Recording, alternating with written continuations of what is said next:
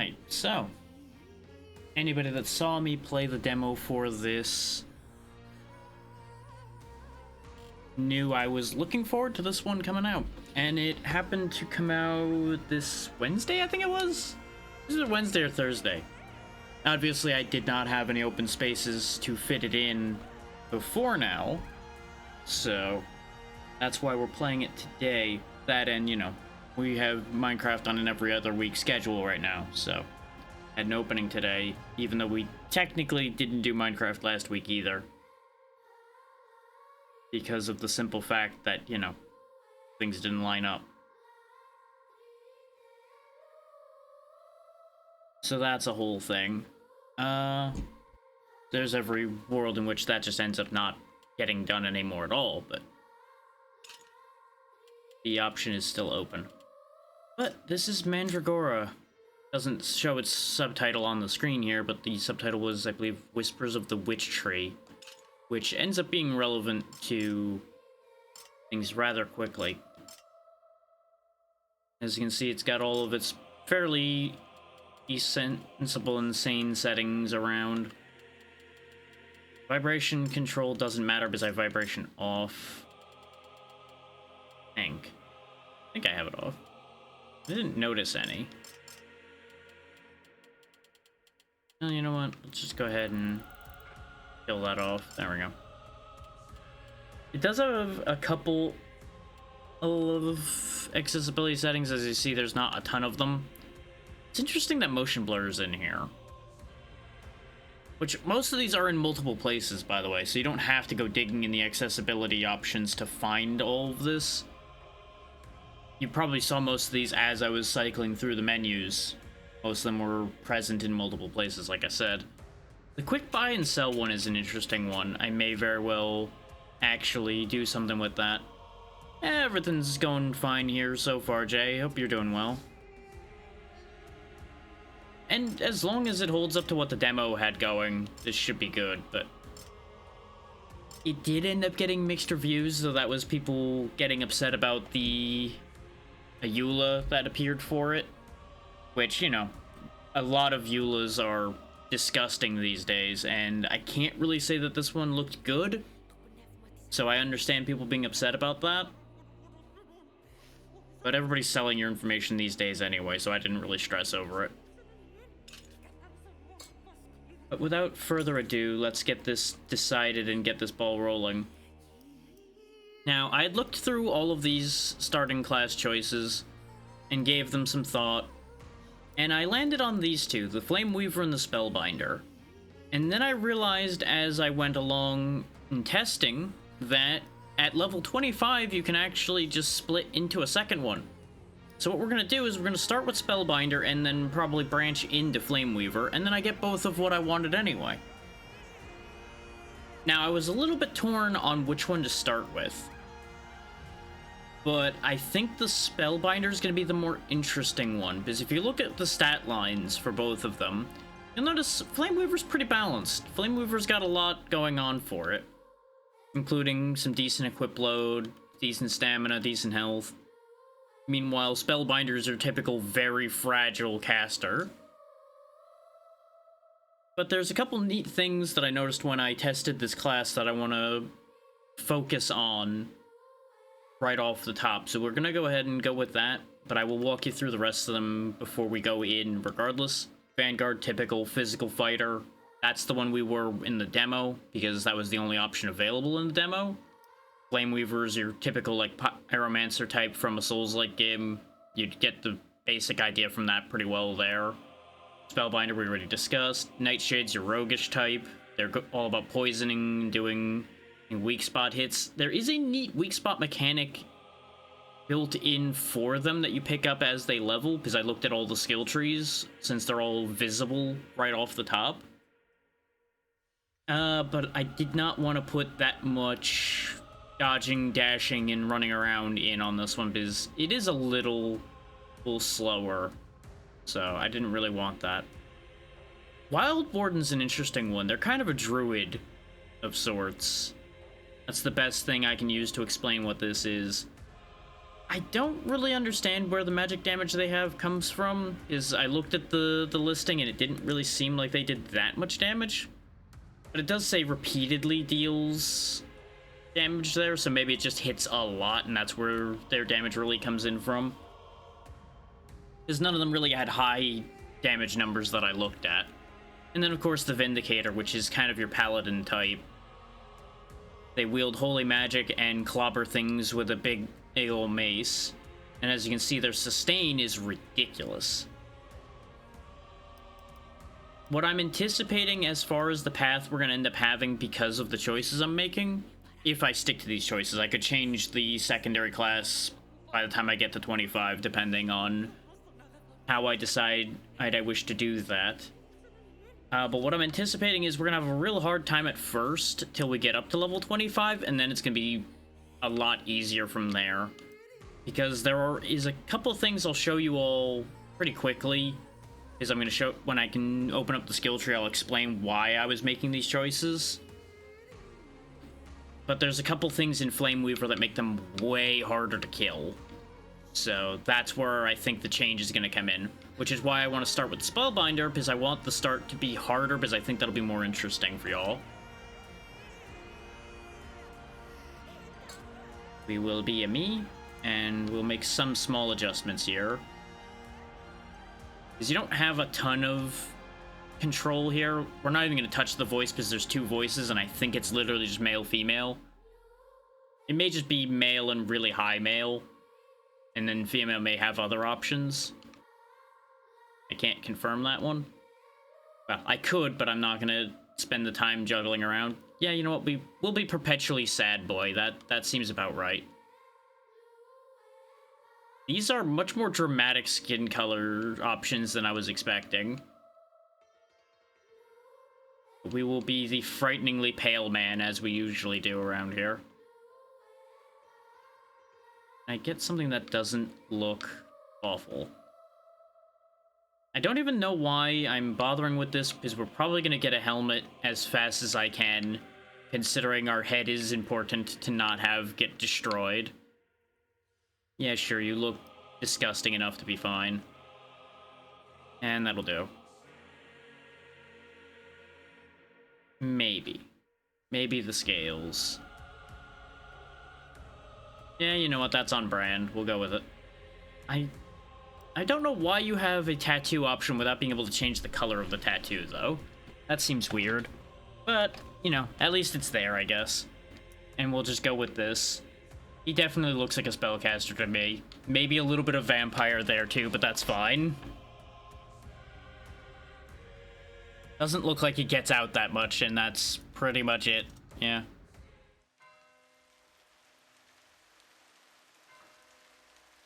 I was raised on the streets of Crimson City and would have died on them had I not displayed the ability to wield the arcane arts. Word of my powers spread, and I was taken from my mother to be trained as an inquisitor. What happened to her, I still don't know. Probably death. Sometimes I have a dream of being born. The rain splashing, my mother's labored breathing, the sound of a mandrake screaming. That doesn't seem like a good omen. No, mandrake screams usually mean death. We serve him through serving you. We serve him through serving you. We serve him through serving you. We serve him through serving you. We serve him through serving you. He is the world's salvation, as I am yours. And forever shall be. What's in there? You're all wondering. Ominous, isn't it? We all know why the walls around our capital exist. This world fell to the forces of darkness before many of you were even born. I'm sure that's fine. They're just a little weird looking. Maybe they're a bit hungry too. Only here, in Crimson City, with our faith in the Divine One and the power he bestows on me, can we thrive in a corrupt world. You don't look that much better than the monsters. Its light is replaced by shadows and the terrors that lurk within them. We all fear the night, but what if it had a face? Abominations, apostates, sorcery, famine, disease. There is a root from which all evil springs, blighting the lands with monstrosities and cursing us all. Our greatest foe, unseen to most, until now.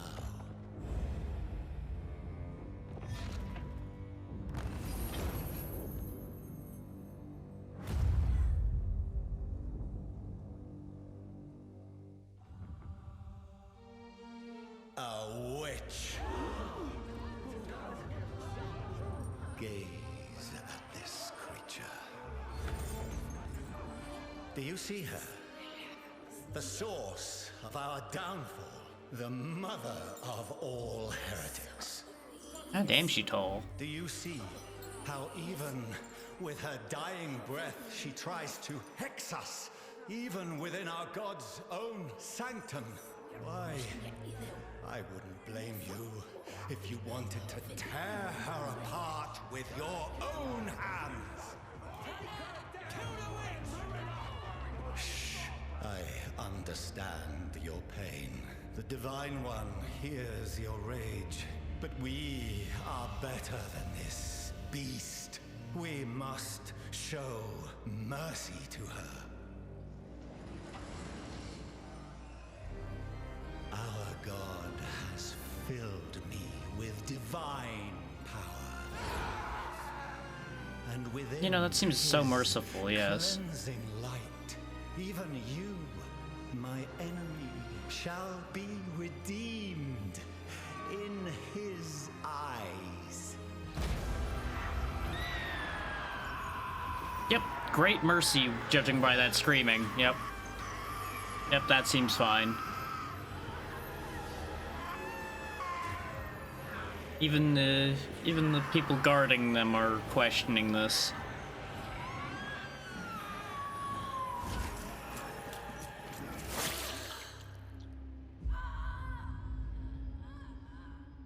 Yeah, probably for the best. Considering that seemed not much better than torture at that point.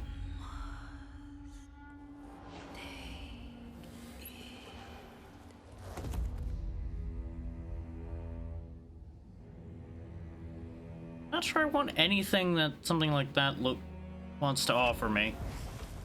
But, well, guess they're taking it.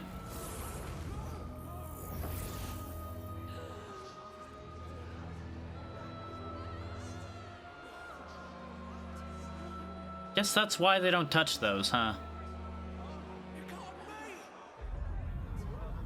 The witch corrupts the king's inquisitor. You are mistaken. This is a gift. The Divine One has blessed this Inquisitor with his power. And all things from our God have a purpose. Now go, my blessed subject. Go into the streets and tell everyone how our faith has triumphed over true evil. Let it be a lesson to all the heretics and liars that slander my good name and sow the seeds of chaos in our kingdom. You know what? Good enough spin for that. A word in private. Definitely tell the tone change there, so whoever's voicing the King Priest is doing a solid job. There was even a little bit of a change in how he was making his speech when he was desperately trying to fix that situation. You ruined my ceremony with that surprise of yours. If I had left it to the crowd, you'd be swinging from a rope outside the city. I want you to remember what I did for you in there. Because quite frankly, I don't know what your powers or potential are, But you are one of my weapons, and I would rather wield you than break you. I live to serve, my lord. Oh, you do, and don't forget it. No matter what power you manifest, you wield it in my service. That witch did not die with her secrets. It took days to break her. Most spirited animal I've ever seen tamed. I thought her screams would wake the dead. There's another out there. She was on her way to meet her sister somewhere around Wickham. You and the other Inquisitors will have the honor of tracking her down and bringing her here. Just to You this want spot? me to confront another witch? Yes. And do not kill this one. Report to the Chief Inquisitor and then be on your way. Oh, and child, the witch will tempt you with words. The lies that birth heretics. And you know what we do with those, don't you?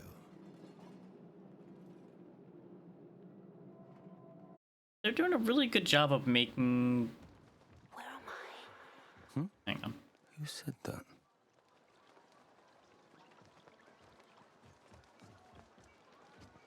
You okay?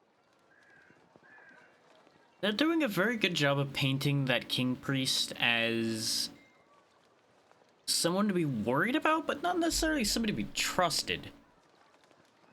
Considering he laid it completely out where we stand, right off the top. Like, hey, you're only alive because you're useful. Fuck that up and you're dead. So that's grand. That's a great moment to have right off the top, huh?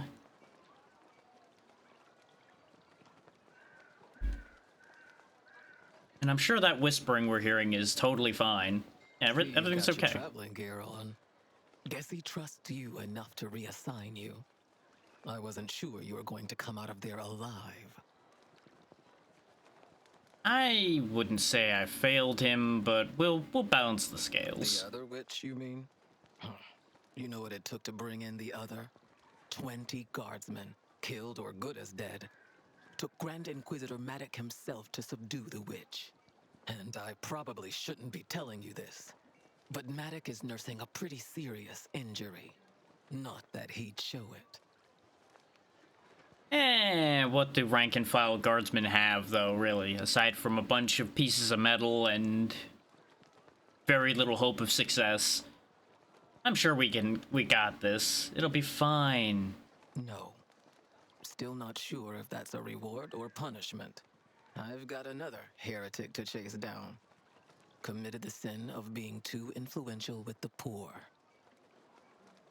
Cat here doesn't sound like they really believe in the cause here, and I can't blame them for that. It's jarring to me, by the way, that nobody's mouths move. I think I commented on that when we were playing the demo as well, but I was theorizing that that would change. But everything else about these portraits moves. But when people talk, their mouths don't move. Are we just like a community of psychics? What is going on with that? Forget I said it. Good luck on the witch hunt. And do try to come back alive. If I have to bury one more true friend, well, I guess that's the last I'll have to do any shoveling, huh? Yeah, that's one way to look at it. Got no more friends left to bury, you got no more people to bury. Inquisitor. This voice. Am I hallucinating? Nah, I think we've got a witch living in our head now. But I can quickly explain a couple of the things. Take note of the damage scaling on this violet blade. This was one of the interesting things I noted about the various classes and wanted to highlight. Rather than a lot of games which give you a starting class that just has a basic weapon without anything too remarkable about it, we actually have a split scaling weapon right off the top. Something that actually leverages our stats instead of our basic melee weapon being useless because of being a caster type. This actually works with us reasonably well straight off the bat. doing primarily magic damage. So that's useful. And this keystone is what is tied to that other ability you saw on the bottom left, next to the spell I explained that we started with. This charges up over time as we're fighting, and we can occasionally just set it off, like a bomb, more or less. And of course, everybody starts with Inquisitor traveling gear, and a couple potions of varying flavors. You'll notice we have some menus we can't access yet. We'll get to those later. There's the Chaos Beam that we start with. It's just a full forward channeled beam of damage, essentially. And there's the relics of all the other classes. Which you'll notice, basic combat skills, we do still have light attack just like anybody else would. I do appreciate that it actually has a specific thing for daggers as well. Which I only noticed that now. I didn't actually look at the basic combo till now. Yeah, you can do downward striking with any class. You generate adrenaline with any class. Though I don't think we get anything to use adrenaline unless we are specific things. Yeah. We just gotta make our way through town. Now, see how it's telling us to destroy this pottery? Notice we can just walk past this, but watch what happens if I break it. My apologies, Inquisitor. Praise His Holiness. Yeah, people are terrified of the Inquisition, as they should be, because, you know. Genuine beef, guaranteed. I really doubt that. Bastard wouldn't have prime rib from dog cutlets. You do realize I didn't go very far, right? I could just burn your stall to the ground right now. You, why don't you talk some sense in your friend here and tell him not to talk bad about the Inquisition when they're a foot away? Wait till I walk a little further off. For the love of God, people. Empty again. Something upstream must be eating them. That could be a lot of things. That's wine from Skitos. Ordered by His Majesty himself. Do you know how much it costs? Your men must have dropped them. Not my problem. It is your problem, and I demand compensation. Let's see. 2, 3, 4... No. 500 gold pieces. Or I will report you to the guards. Do you hear me? How about 100? 400. Never. I'm not leaving until I get my money. To be fair, I'm a member of the guild. Report me, and no one will sell you so much as a grape. it really does seem like it was shoddy work on this crane here that caused this disaster for the barrels. So all in all, he probably should pay up, otherwise he might not be working for the guild for too long. Inquisitor, here's to you. Brother's out there, swinging from his neck, thinking about what he's done. You set him right. Bless you. Bless you. That second bless you doesn't sound like he believes it. I think he's actually a little upset. You showed mercy when you killed that witch. I should have been in your place. I would have let her burn to ashes. I've never seen a more disappointed crowd, even when it's their own fathers being hung. You're not fit to hunt witches. You aren't even strong enough to beat me, and I'll prove it. To the soldiers gathered, I challenge this Inquisitor to a duel. No one will interfere until one of us yields. Show him the light, Kazka. Know your place, Inquisitor. You fight with ill intention. I will test this one's devotion to the cause. Yes, Maddock. Inquisitor, make ready. Now remember, we were told that Maddock has an injury. Yes, teach them. But he will stand as our tutorial fight, teaching us to use our basic mechanics and how to dodge through opponents. Sparring with an injured man really just doesn't feel fair, though.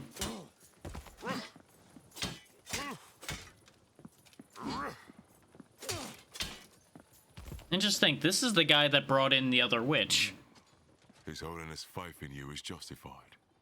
Still, if this power you have manifested is used in anything but his service, I will hunt you down, same as any. As will I. I'm better than you. And I'll turn that witch in before you're even out of the city limits. Uh-huh. You'll see. Inquisitors, we have orders to find and apprehend a witch. We will search the areas around Wickham. Keska, Gloomroot, Olin, Ravenholm Woods, and you. Graveseep Swamp. Sir. Worth a look. You all have your orders. Hunt well. I wonder if he's gonna question why we just kind of chimed in with that idea. Probably not. We all have our ways, you know? But I get the same feeling from that Keska. You deserve better for what you did to that witch, but it's all we've got to spare. Considering he said is deserve better, I don't know if he actually means that in a positive sense or not. I feel like some people actually are okay with showing the witches mercy, and some of them probably aren't. But what I was gonna get at with Keska is I get the same feel from them Didn't heretics live here? that I got from that rival we had in Bullet Chimera. I forget their name already, but the one that actually turned out to be mostly good, but just fanatically devoted to opposing anything they didn't like. Even for an Inquisitor, that's... I suppose it's not my place to say. Best of luck to you. I'll be fine. Yeah, I just get that same feel in general from this Inquisition as I did from that Holy Palace. This lot. Basically...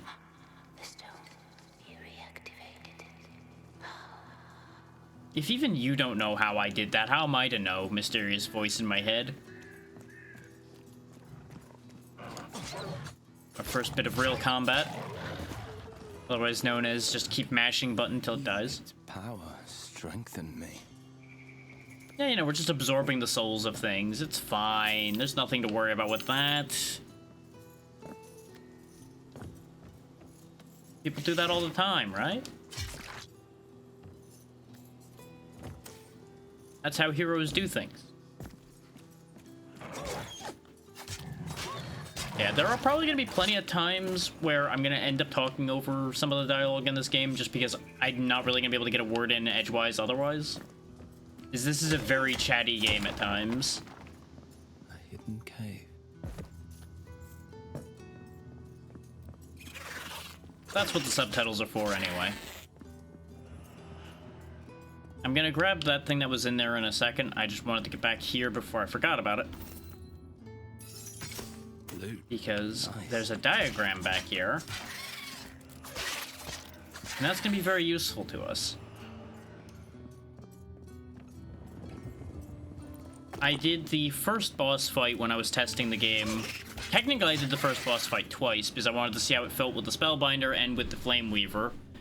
And then I committed to what I was talking about before with that. And now here we are. Our first boss will be coming up here soon. As you can hear, things have gone awry with this caravan here. Oh, the caravan of one. She's gone. Ooh. My Finn. The wolves came out of nowhere, scared her so much she broke her reins and ran off with them on her heels. Without her, my cart's not going far, and there's nothing I can do. You know, you really do seem like you just bench press a wolf, my dude. I don't really know if you need me. Down the road. I just hope they haven't caught her. Yeah, see? Exactly. Please, just find Finn. They chased her down the road, and I doubt they would just stop with her. Hey, and in case the wolves attack, here's a sharpening stone for your weapon.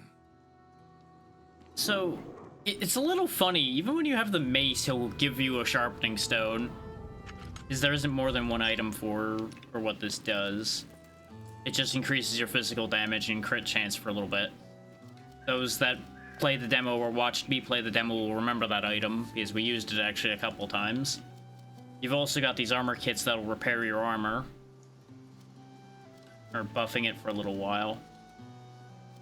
Once again reminded of the fact that this game's nice enough to tell you where things come from, which is good. Another checkpoint. These work like the bonfires in any standard Souls-like game. You rest at these, everything will come back. I do believe, and you get all of your stuff back. We can't level up at them yet. We'll be doing that after this.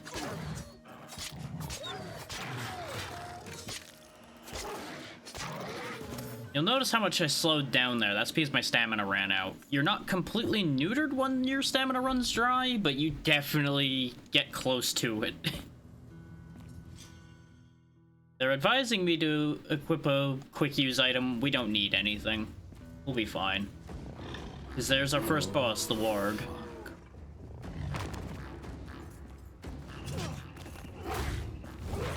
Now is when we're actually going to make use of our Chaos Beam a bit more. I did not know I could aim that beam. That's the first time that happened. Watch out for this attack, because he actually attacks the ground with his howl there, which is very interesting. You can actually bait him, by the way, to slam into the wall when he does those charges. I did it once before, and I'm actually purposely waiting to try to get him to do that again.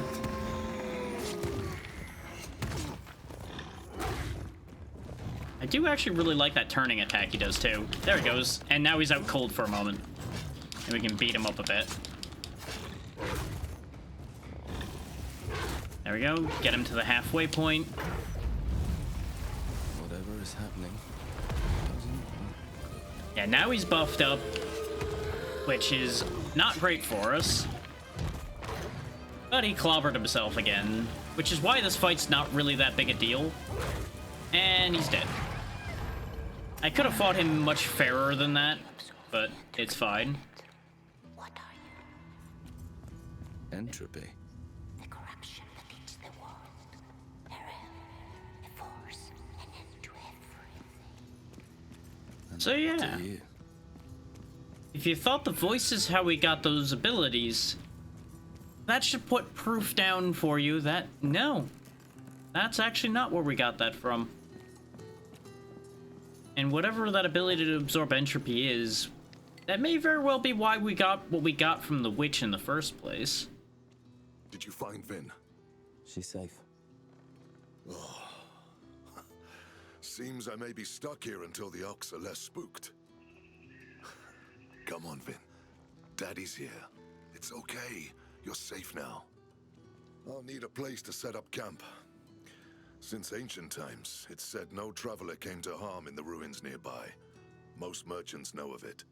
I'll take you there. Now, maybe I was blind because I was too busy paying attention to the fight, but I did not see that ox anywhere on that screen any of the times I did this. So maybe they were in the background somewhere. I followed the blacksmith along a well-worn trail, hoping the sun would hold out until we reached our destination. Ulfar was as strong as one of his oxen, but the man seemed like he wouldn't even split a log without apologizing to it first. As dusk faded, we entered a campsite under a gnarled ancient tree that I could swear was watching us. He breathed a sigh of relief, made a sign to God I did not know, and spoke.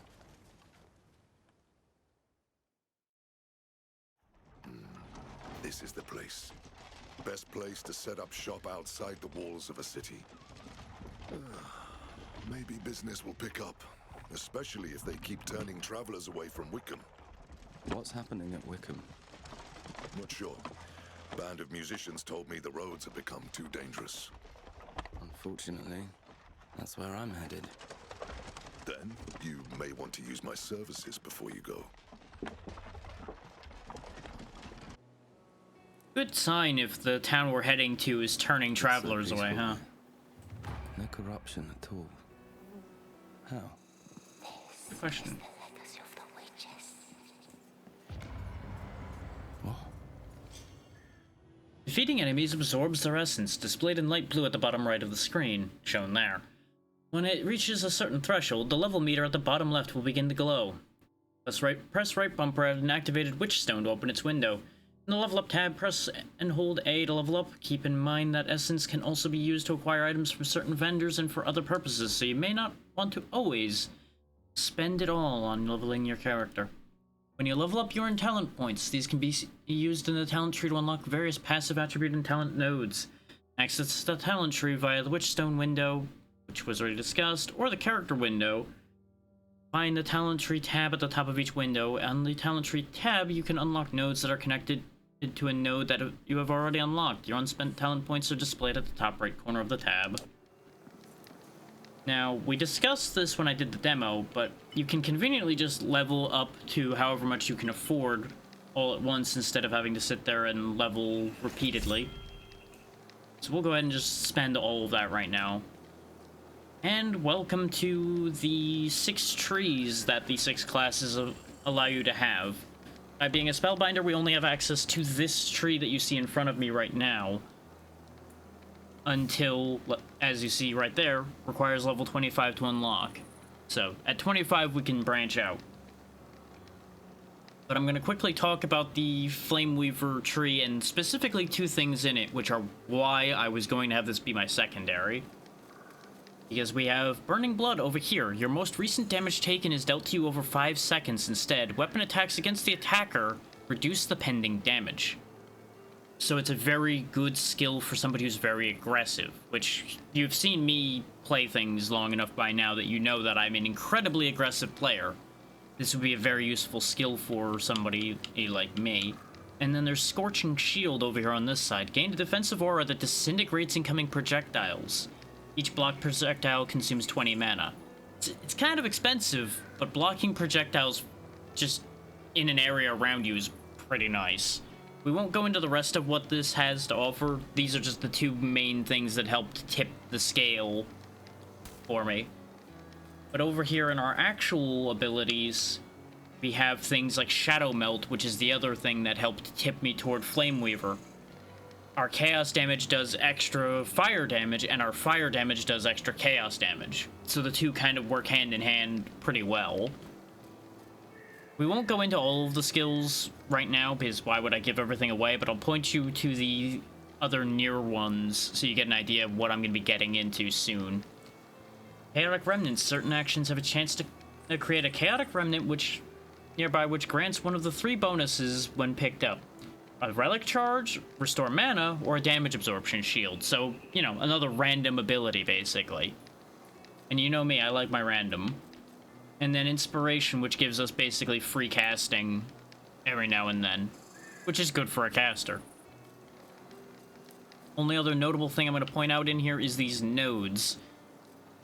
Instead of getting a specific attribute from one of these circles, you actually get to pick one based on the type of node that it is. Offensive, I don't actually know what gives. I've only prompted the defensive one, which was Constitution, Defense, and Vigor, I believe, were the 3 choices for that one. But we're gonna go over here and grab this offensive node first and foremost. Gets us a bit more power, and we get the choice of 1% weakness chance. Oh no, that's the final bonus. Strength, Dexterity, Power, and Spirit. You'll notice we start with 0 strength and 0 dexterity, which is not great. And you might think that that's a big problem, and it is, but it isn't, if that makes sense. We'll get into why it's not as big a problem as it could be soon, TM. But we are going to grab 1 point of strength here, which may not be the most efficient choice, but it'll be a thing. And these nodes allow you to get 3 choices per node, which it's always going to be these same choices, but you can double up, I would assume. And once you get all of those, that's what gets you the full unlock bonus you see at the bottom of it. Now, you might be wondering, why'd you grab that 1 strength? Specifically for equip load, is my biggest fear with choosing Spellbinder is not being able to equip anything. That's the first thing I noticed as a potential problem. Is if you look, our equip load is 9... was 9, but is now 9.25. I really don't want to end up putting on like 2 pieces of gear and then not being able to do anything. That's my concern on that. And a little bit of strength doesn't help our weapon at all because it's dexterity and magic, but it'll be fine. Equip load, though, comes up immediately because we'll be making some work with our blacksmith friend here before we go anywhere else. He sells copper ore and coal at the moment. We can sell anything we want to him, but he can also make us more armor. Now, this right here is why the strength and dexterity is not actually that big a problem, because you get stats from your armor. So we can kind of balance out our weaknesses a little bit by wearing the right armor for what we need. And you'll notice that Ulfar himself gains experience. We can actually speed that up by giving him the diagram we have. That'll give him more experience immediately, and it will teach him the recipe that it has, because you'll see he can't make us a weapon right now. If I gave him the diagram, he'd gain the ability to make that sword. But I think I'm not gonna do that, because obviously he's gonna show up again at some point.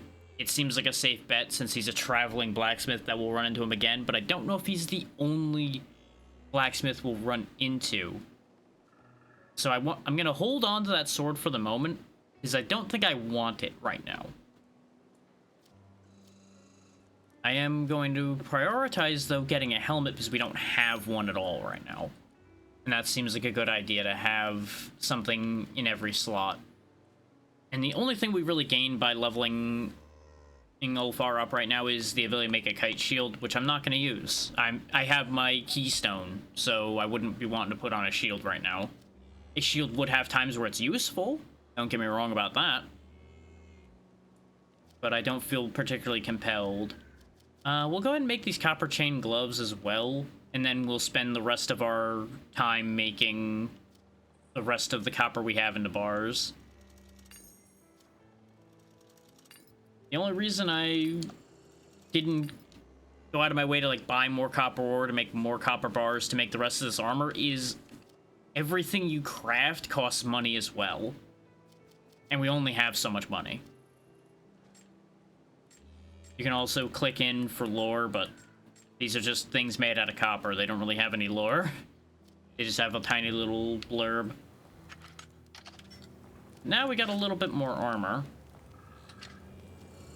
And you'll note immediately that the equip load is becoming an issue, which is why I wanted to have a solution for that.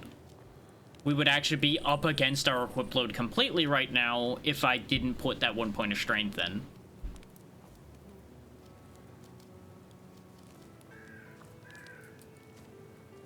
Instead, we got 3% of leeway space, and I don't think we'd be able to put anything on with that leeway. And it changes your model, too, so you'll notice we just have an orange bucket on our head now, with a little bit of hood on it. And that should help keep us alive a little bit better. I don't think I really want to ask him that many questions. So, yeah, I am curious about this place, What I know though. is that it's ancient. Some say it's protected by an old god. Others claim the tree is the body of a witch whose magic defends travelers. Maybe it's best not to question the miraculous, as long as it's saving your skin. As long as you don't expect that miraculous thing not to turn against you. You should at least question it to the point where you know it's safe. And then don't worry about it further from there. We have a third resource, though, and I don't know what that resource is yet. Because if you look in the bottom right, you'll see gold, then essence, then that greenish yellow stuff. I don't know what that is. We'll figure it out. This road leads to Crimson City. I don't think I'm going back there anytime soon.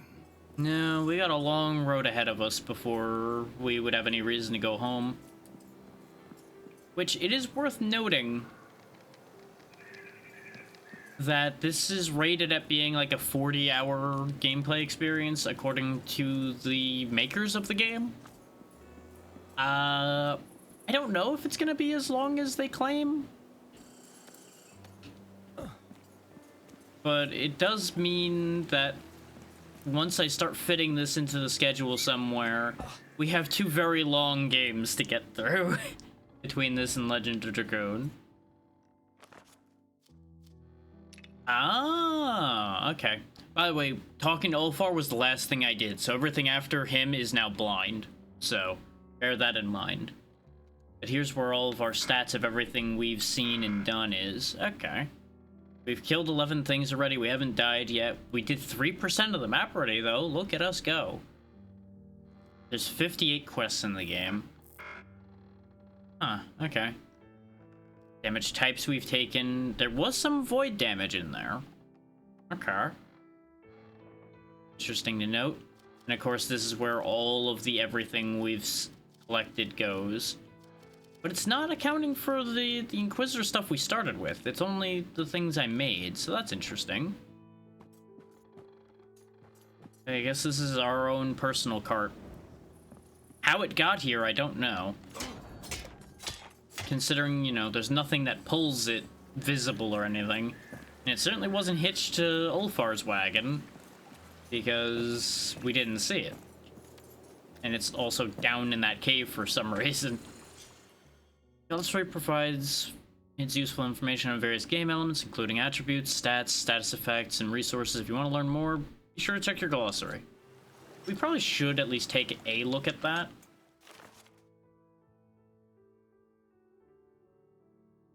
Okay, yeah, it is telling the basic things. This is what I'm the most interested in, is what the stats themselves do. Dexterity increases physical damage of dexterity scaling weapons. Skills and effects increases frost and bleed resist. Endurance increases max stamina and fire and bleed resist. Defense increases just resistances. That makes sense. Burn can be applied when dealing direct fire damage. It does fire... It does fire and whatever that electric is? I'm assuming fire and magic damage, probably. Burn effects do not stack. Why is this split up? Oh, it's alphabetical, that's why. Okay. I was confused why the stats weren't all together in the glossary. Constitution increases maximum health, gives you bleed and poison resist. I'm gonna have to cycle around looking for the other stats then. Knowledge increases max mana, gives you frost and void resist. Okay, yeah, 70% to 100% equip load, there's no penalties or bonuses. If we were under 70%, we could roll fast. And then anything over 100% is miserable. Keep that in mind then. Yeah, you'll notice that that lightning bolt... Oh, okay. The power is the lightning bolt symbol, so it's fire power damage. So I guess, like, it would scale with power, then? Is what they're implying? But yeah, your damage types are Astral, Chaos, Fire, Frost, Void, and Wild. Okay. And then, of course, like we were saying, power increases power scaling weapons, increases fire resist. Poison deals... can be applied by direct physical damage and deals poison with dexterity scaling damage over a long duration. Multiple poison effects can stack on a target up to a maximum limit. Poise is a concept for staggering, so we'll need to keep that in mind.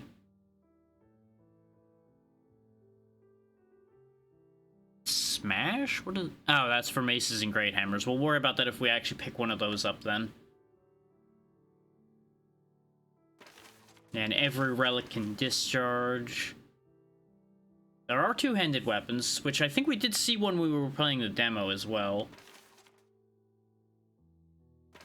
Did I miss a stat somewhere? There's the scaling. Okay, there's rooting as well, which only wild damage does root, so that's useful information to have as well. Ah, there we go. I almost missed Spirit. Spirit increases magic damage of spirit scaling weapons and provides wild and void resist. Status effects. Okay, there's the cleaner version of where the status effects come from. Physical damage can do bleed or poison. Fire does burn. Chaos does weakness, Astral does light brand, and Wild does root. Which weakness... Why do they call it weakness when it's a slow? It does make our chaos damage scale against that target, though, so that'll be handy. And of course, strength makes physical damage scaling weapons go higher and increases equip load and gives you wild and poison resist. Vigor is purely for equip load and does poison resist. And we got a neat little map here. This is a fairly small map in some ways. Tarcosa and Marquez are marked on the other side of the water, though, so I wonder if we're ever going to end up over there. Because you wouldn't think it'd be marked without it being relevant in some way, right? Right. But this looks to be where we're going.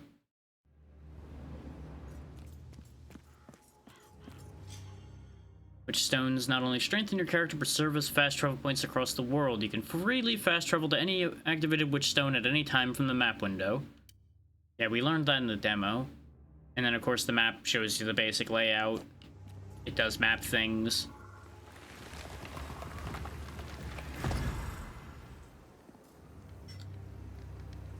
Now that we have access to it. Okay, so this is leading back to where we were. Sort of. This is where we fought the warg boss, but we couldn't jump high enough to get up into wherever this is up here. Seems I'm really on my own now. Let the adventure begin. Seems very excited to be off on his own little adventure, huh? Yeah, this is where the demo picked up. Right after that intro sequence, it seems. I need to be careful. I can't. Okay, this is just here and we can't do anything with it yet. Interesting. We'll have to keep in mind that that's a thing.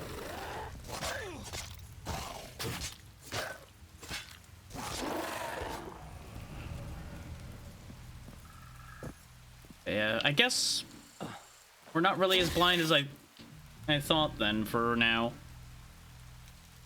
I thought there was going to be more of a gap before the part where the demo took place based on the way the main game started. I'll be the first to say that I don't remember all of this. So you can definitely consider it partially blind.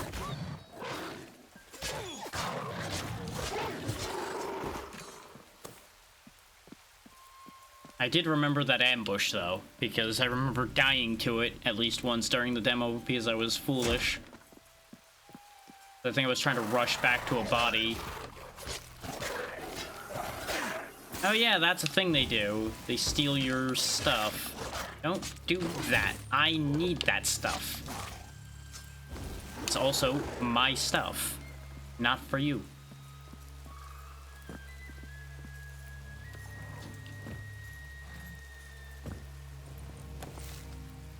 Egg. I want that thing that's up there, but I don't think I'm getting there. Or what's left of it. It definitely looks old, that's for sure. Fall damage is a thing, by the way. In case people didn't remember that from the incidents that occurred to us when we played the demo. And our healing potions do get restored when we rest, I do believe, so I can freely use those. The mana, however, I don't think does. Which is going to be one thing that's going to make being a caster a little bit scuffed. Is when I checked the discussions, I did see people complaining about that as an issue they were running into.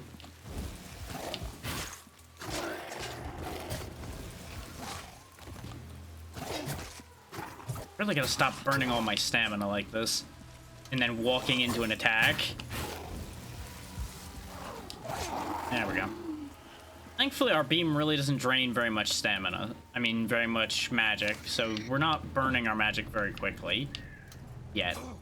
Oh, this is just open. I thought I had to break that open. Linen cloth. It's blocked from this side. We have magic. Just blast the damn door down. just as much of an excuse for being able to pass a door as bashing it down was when I talked about that during the demo. Oh, that was not real, as it turns out. I think I fell for that when I played the demo too, didn't I? Because that looked like it jutted out far enough that I'm like, yeah, that's real. I can land on that. Splat. Oh yeah, we have that extra talent point we got. I should spend that before I forget that I have it. I don't really need Shadow Melt right now. Where do I want to head? I suppose I'll head up and around for Chaotic Remnants for fun. Knowledge will increase our max mana anyway, which is probably something I want.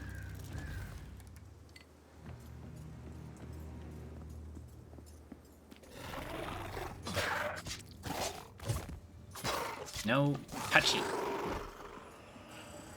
I really should probably be grabbing power to make our sword a little more useful. Because right now, it does take an entire bar of stamina to deal with even a basic mook. So, it's not great. Okay, and I can't redo the offerings, which is probably for the best because of the fact that, you know, that offering gave us a talent point.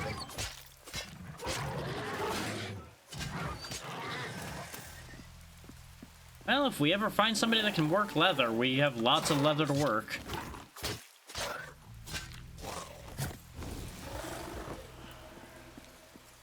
Yeah, I don't really need to be burning my mana potions anyway, because we have a decent amount of mana, and we do get our mana when we rest. We just don't get our mana potions when we rest. Or I'll lose everything because I got staggered at exactly the wrong time. I got greedy there. I should have just rolled out of that before committing, but I thought I could hit him before he hit me. But remember what I said about the fact that our early game is going to be the difficult part for us. Especially since I'm not just magicking everything to death.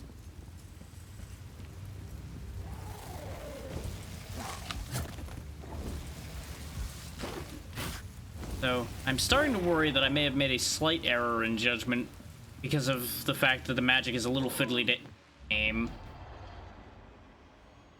Kind of expected him to grab that ledge on the way down, I'm not gonna lie to you. Well, from 1 death to 3 already. This is an auspicious start, isn't it? But I suppose that's what I get for not having to worry about my items that were left on the other body anymore, because I presume they disappear after you die a second time.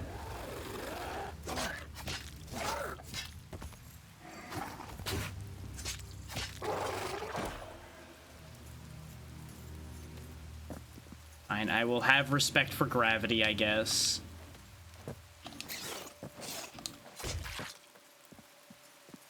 Definitely not gonna be breaking any records for deaths, that's for sure. Aside from the record for highest, perhaps.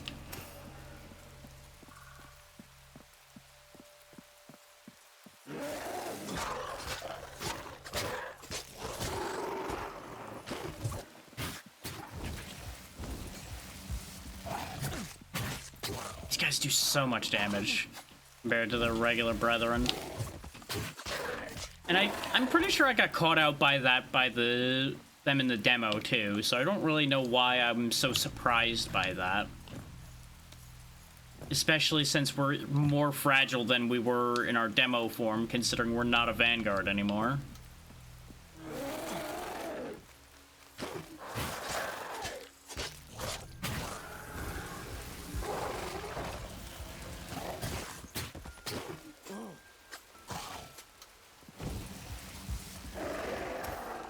Start having some respect for our enemies now. Instead of just, it'll be fine.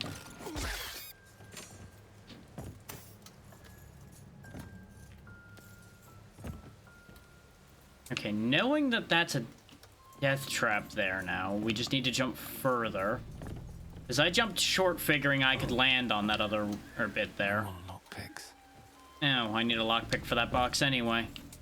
Well, that's a shame. And there was a checkpoint right here. Yep, that's about right. That's about right for how these things go. And we can't afford to level up. We probably could have if I hadn't thrown a bunch of essence away. But, you know. Learning process. Hey, where do you think you're going? Give you a choice, head or guts. I'll take your head. Goodbye. Oh, that was easy. I think I'll take this. Thanks for the pants, buddy. Since these guys approach really cautiously, the magic is way more effective against them than it was against the more aggressive guys. Now this door does open. It's locked. Okay, I guess it doesn't open. Never mind. These are heavier is the only problem. They're too heavy for me right now. Unless the vigor gives us enough equipment. It does! There we go! Aha! We can run off with our stolen pants on. And do these guys immediately respawn? They do. I did remember right. Hooray for free essence. Oh no, I took an arrow to the forehead as that man got vaporized. Ah, pheasant meat. Just goes to show they are actually doing something other than hunting me.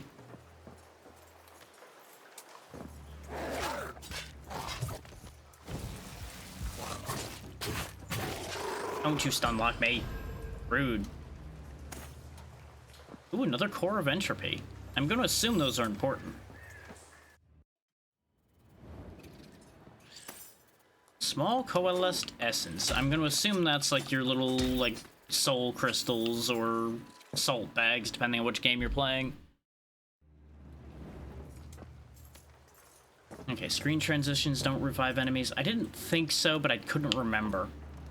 And that's something I want to note, by the way. You can either right bumper to grab or just pressing up grabs ladders. I appreciate when both are an option. It'll be quick.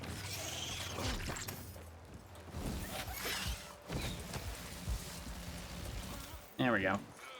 Because I can just jump to the ladder and grab it in a more natural way instead of, oh, I have to remember to hit right bumper or I'm gonna fall to my death. Because that usually gets frustrating with these types of things. But if I can just jump toward a ladder and hold up, that's a lot easier for me, at least. This is more akin to what I'm used to. Speaking of things I'm used to, this is familiar right here. This pit full of spikes. I don't know if I can make that jump. Oh. Nothing ventured, nothing gained. Ah! Nope. Turns out you can't make that jump.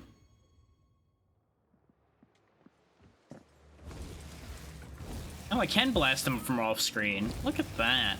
As long as the beam range reaches. Because the beam does have a limited range. It just has a pretty long range. Shiny. Stole another pair of pants. Apparently that's just my role in this world now, is the pant bandit. The pant bandit outband its pants. Try saying that 3 times fast. I couldn't even say it once slow. Now that we have a lockpick, we could go back for that chest that was in the busted up house. Oh, anima cores are not immediately useful. Okay.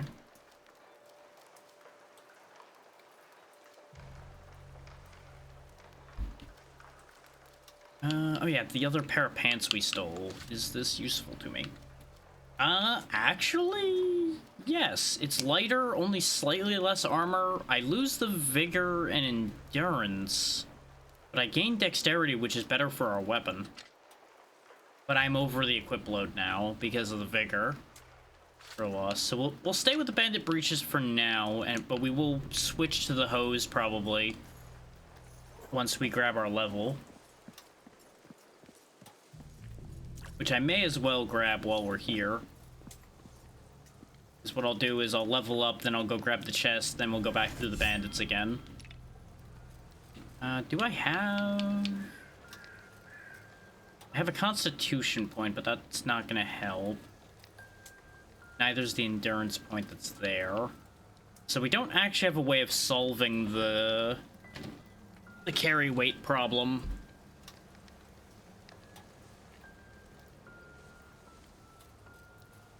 So that is decidedly inconvenient, because I don't think there's what I need in here either, right? No. Thankfully, you're not locked in when you choose one of those. Okay.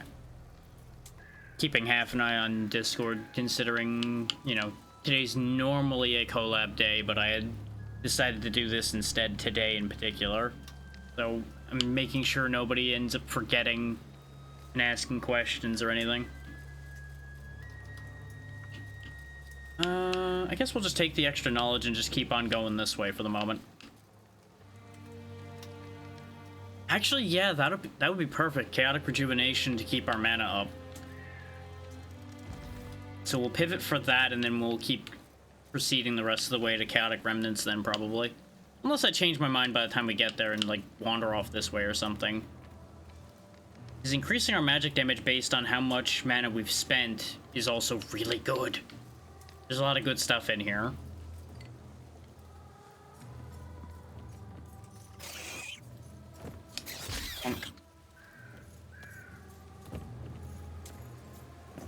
We can never have too many things. What's in the box? I think I'll take this. Ring of Energy, bunch of resources, and some mana potions. So yes, that was definitely worth opening.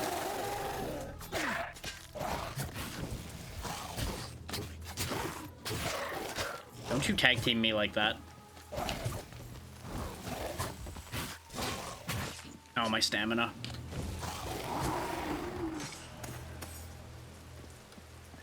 We can literally just build a small hut out of leather at this rate.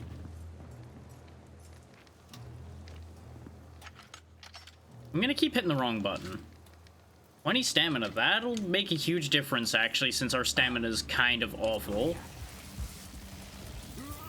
20 more stamina will mean a few more swings for us. Which could be the difference between life or death for us, for sure. Oh, he had some cheese. He probably was going to use that coal to cook his cheese, and now I've just stolen everything from him. We really are the real little bandit around here, aren't we? Bye. Let's go see if he lived. Nope, he sure didn't. He sure didn't.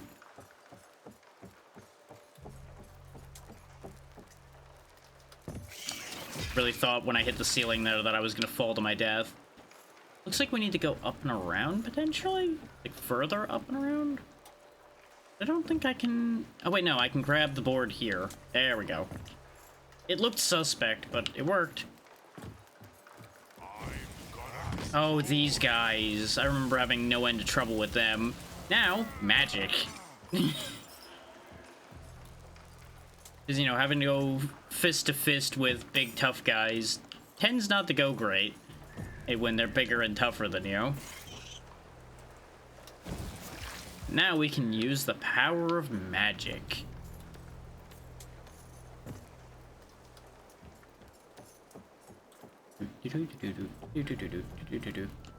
Ooh, goodies. Money. We're gonna miss things in there, though, if I go this way. So let's go back for a second and go down into that hole. If I drop down over here... We aggro another bat, but that's fine. Those are easily disposed of. Oh, this is gonna hurt, though, isn't it? A little bit. And there's the spike pit we died in, but we can make the jump going this way. We just couldn't make the jump going the other way. So that solves that problem. Now we just gotta climb back up and around. If you were thinking that I was gonna miss that jump and go flying past the climbing point, don't worry. So was I.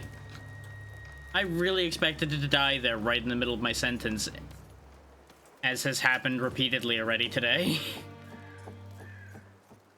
To be fair, if that had happened, it would have been really funny. Especially since I hadn't touched this checkpoint. I was gonna be right here again. It is slightly annoying to have to tap it again in order to rest when you make a new checkpoint, but it's fine.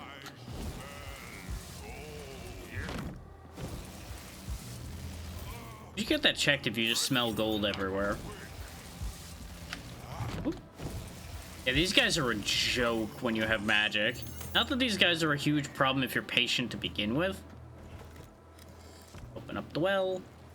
Whee! We died down here a bunch, I remember.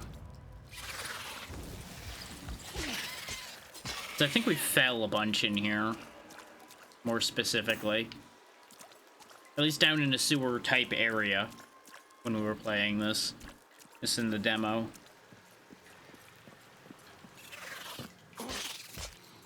Smells in here. Shocking, the sewer stinks. Can't imagine why that would be the case. No mobile Discord, that's not what I'm trying to do. Thank you. Get rid of the notification.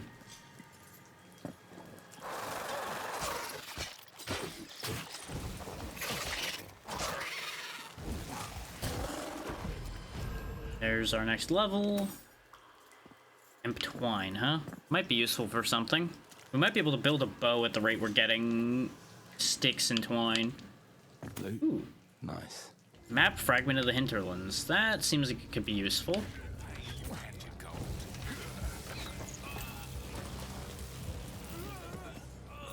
Shiny.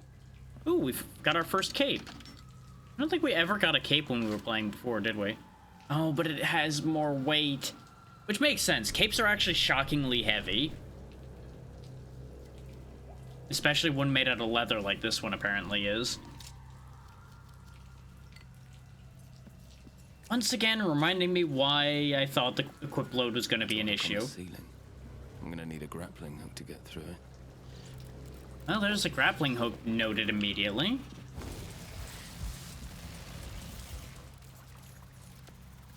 Okay, I did hit them. Or one of them, anyway.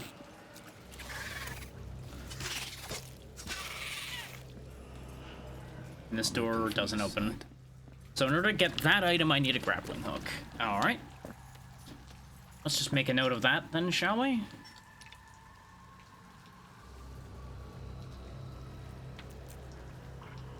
How do I put this marker? There we go. We'll just put a gem marker there. I don't have a good marker for what a grappling hook would be. So I'll just mark that there's an item there. And I'll figure that out in the future. Because at the very least for today, I'll remember, or for the most part. That's a death pit. That guy would have just pushed you right into the death pit if you jumped across blindly.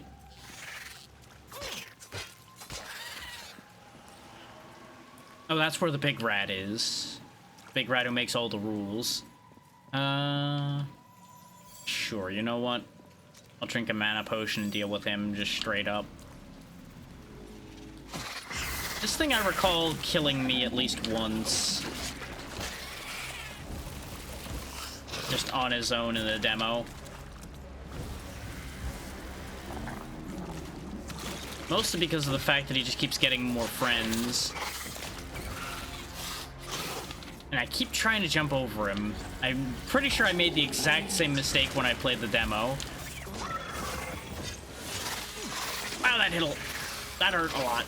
No, no, no, no, no, no, no, no, no, no.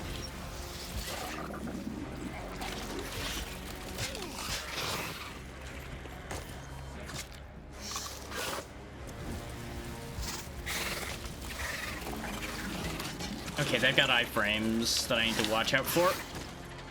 Yeah, the goo he throws is the thing that hurts them most, it seems. Oh, he got too close. Look. I noticed that I could pull that lever without having won the fight. Magic's not as effective against him as I would like it to be. So that's gonna cause a complication there. I also just was completely unprepared for how much damage his ground damage would be doing to me. Because you may have noticed that I just spontaneously kind of started dying. that was me touching the pool he left on the ground, and it does like 40 a tick to me. It was brutal. Fortunately, though, all of our stuff's down there. Bye. Just not dealing with them a second time right now. That is going to potentially cause complications when I go to come back up, though. I'm going to pop out of the hole into them, and it's going to be a whole thing. But we'll cross that bridge when we come to it. I want to get my stuff back before I make a stupid move against the big guys and die a stupid death.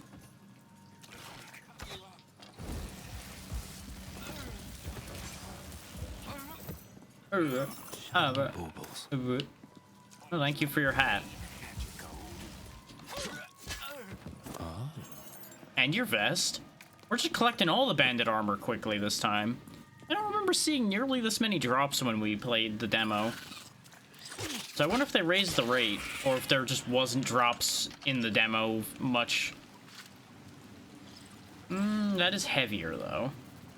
It does give extra vigor and extra health, though, so there's an argument to be made there. I wonder, can I cheese this? No, doesn't look like I can. Makes sense, it would be immune to damage until you're locked into its arena. Nope, too slow. Because you better believe that I'm going to try to cheese out getting the ladder opened. Nope, it's not working this time. We had a moment for it, and that moment has passed.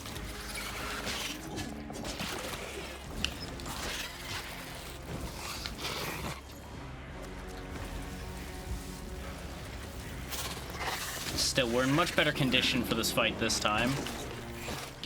It would help if I didn't hit the wrong button fishing for my magic potions, though.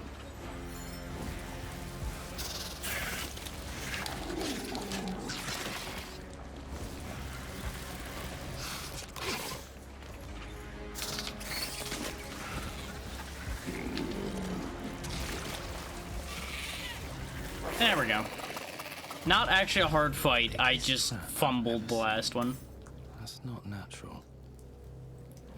I mean, I'm sure all the glowing bits on it totally didn't tip anybody off that wasn't a natural rat.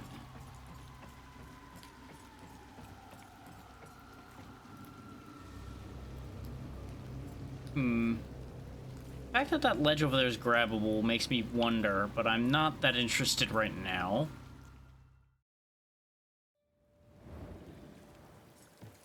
Oh yeah, that spits me out over here. I remember from the demo now. Because we had ended up figuring that out the hard way before.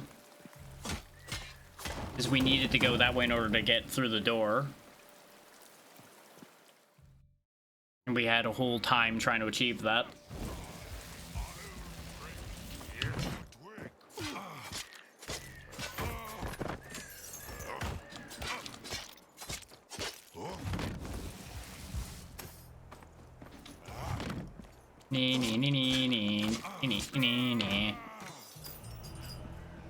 I want to touch the checkpoint that's over there, but if I do that, these guys can be back. It's still better than risking moving forward and potentially getting killed. Especially since we can snag 2 more levels.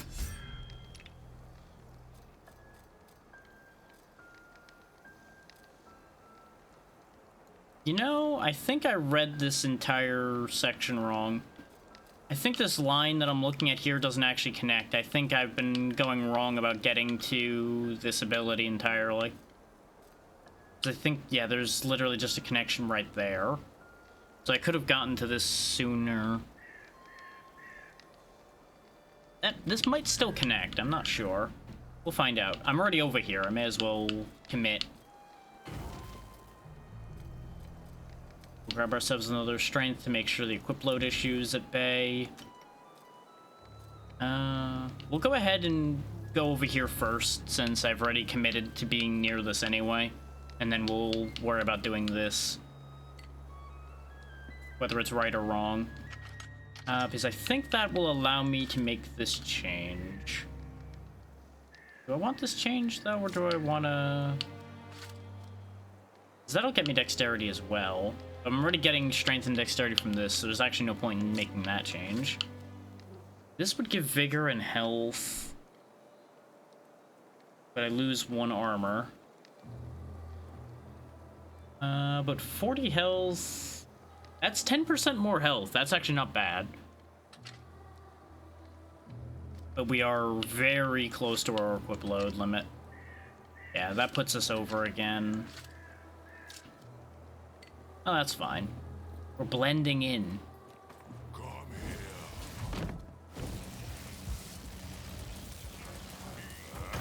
Sometimes you just gotta pretend to be a part of what's happening here, so no one suspects your true intentions.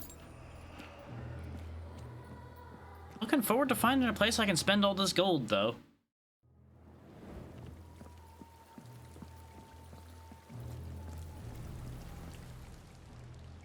Which I think we'll be finding soon, if I remember. All the time they do. This one must have been ripped straight from his mother's tit before they slapped the helmet on him. What's this? I thought they stopped trying to get the bodies. No matter. Let's get you some company, boy.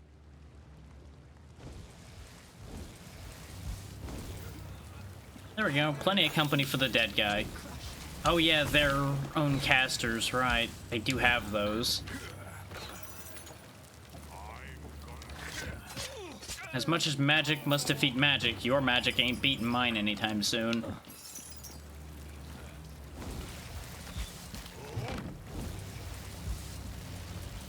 There we go.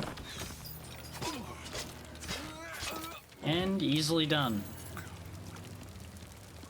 I think once we get past the blockade here, I think we do get into town. You're right, it will be very quick. Your death. There we go. Thank you for your cheese. Act the bear traps. I forgot about them because the other ones were background. Look at you, hiding behind the ledge. Knock knock.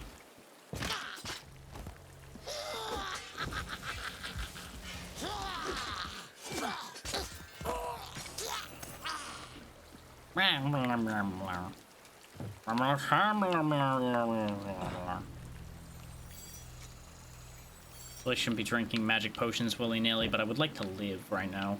Oh, there's a checkpoint right there. Well, that's a shame. Guess we just won't use this checkpoint. We'll just activate it.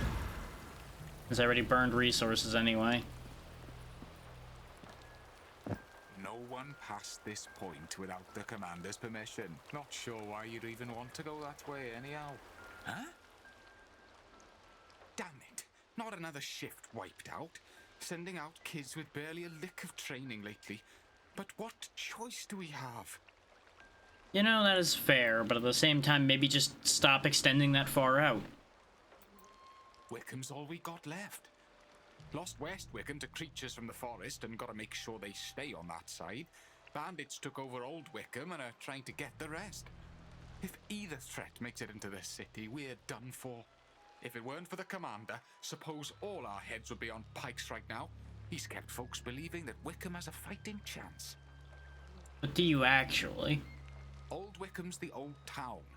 The merchants and nobles that later built Wickham left it outside the walls of the new city. In better times, patrols kept the roads safe. But trade's all dried up since we lost West Wickham. Makes sense. People would start losing faith in this place once part of it fell. The monastery's been out of use for ages. Aside from bandits taking refuge there, let me tell you, there are places past the cemetery I wouldn't even go in the light of day. Whatever's coming up that way can't be good. Commander can give you a pass to get through, but why would you walk so willingly to your own death? I'm an inquisitor, which means I have to walk to my own death. It's part of my job. It's in the job description to go to places nobody has any business going. Say, you looking for a guide to Wickham? I'm your guy. Gerald Burrough, adventurer extraordinaire at your service. Not cheap, but worth every penny. I'm currently banned from this city. You're misunderstanding in a dice game. And in Miller's daughter. But if you could put in a good word with Commander Claiborne, I'm your guy. Why would I want a guide to a city that's banned from the city you're trying to guide me about? See, the thing about that is that I left my purse in the tavern when they took it from me for repeatedly not paying my tab, so I'm kind of temporarily not wealthy, but that can all change if you do me this favour. Just remember the name, Gerald Burrow. But if anyone asks, please don't tell them where to find me. It's not like you're making yourself hard to find sitting right outside the city, bud. Not really sure I'm that convinced to give the good word for him. Especially considering he can't pay me. We kind of have bigger problems than Gerald anyway. I should probably run it by the commander, but I'd rather you just announced yourself. Gotta save my energy for the second shift. Fair enough. That appears to be the inn. Saw it. Beast.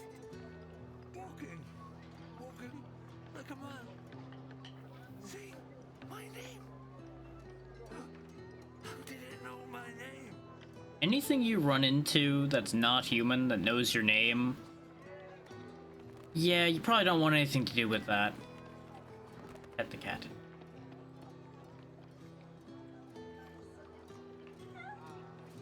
Good cat.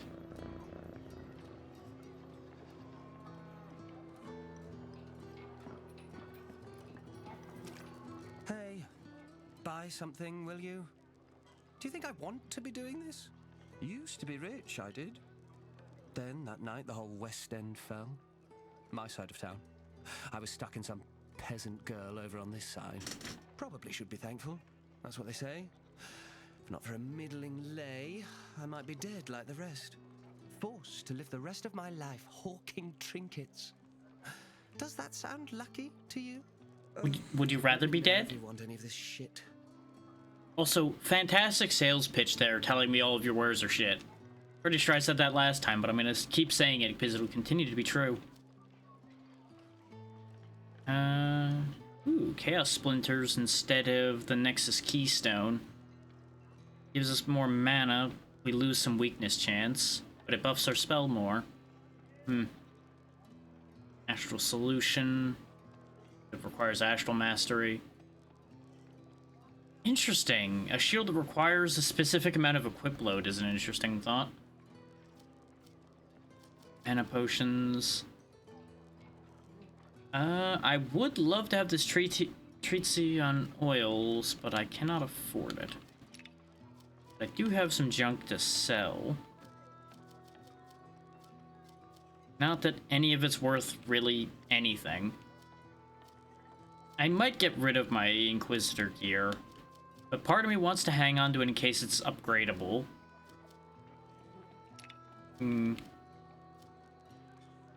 I'll get back to you on that. I think she also sells stuff. In Wickham. An interesting development, but none of this humble tailor's business. When you see Claiborne, do as he asks or you won't get what you came here for. He's fair, but does not take kindly to demands. That makes sense. This is an important question to ask. There is one thing you can do for me. Always the way. Wickham is no longer safe for me to operate out of. I was wondering if a kind word from an Inquisitor could help speed up the vendor permit process in Crimson City.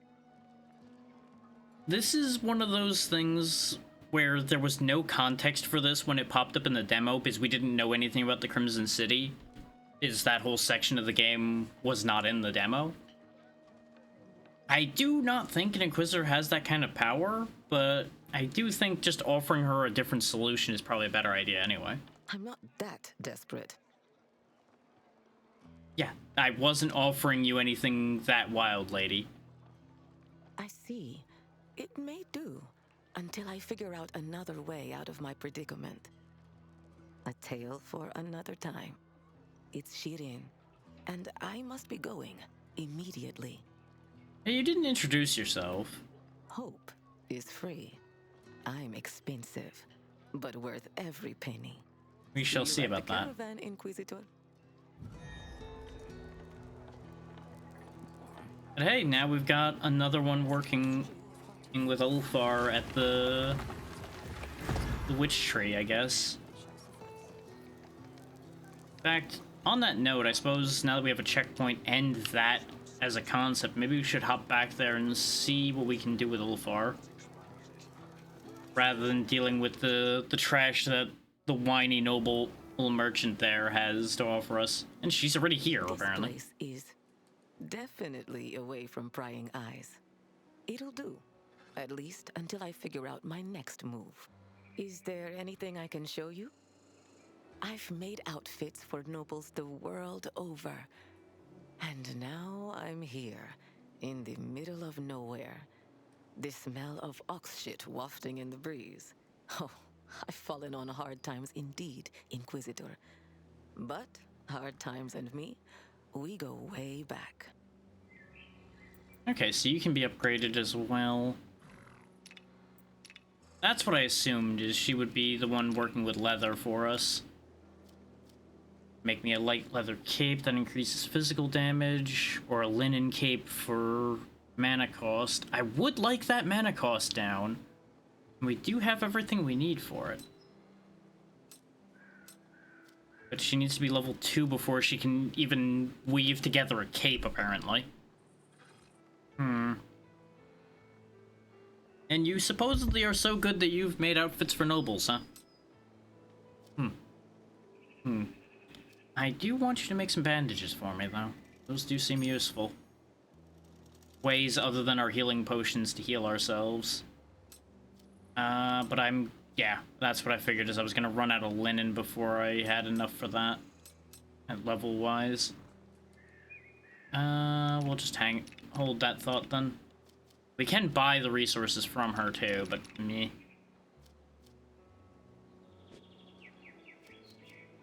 Okay, we can make it look like things we've already had. Is technically we had this ceremonial armor as well, so we could technically make things look like that. But why would I? Just accept the fate we have right now.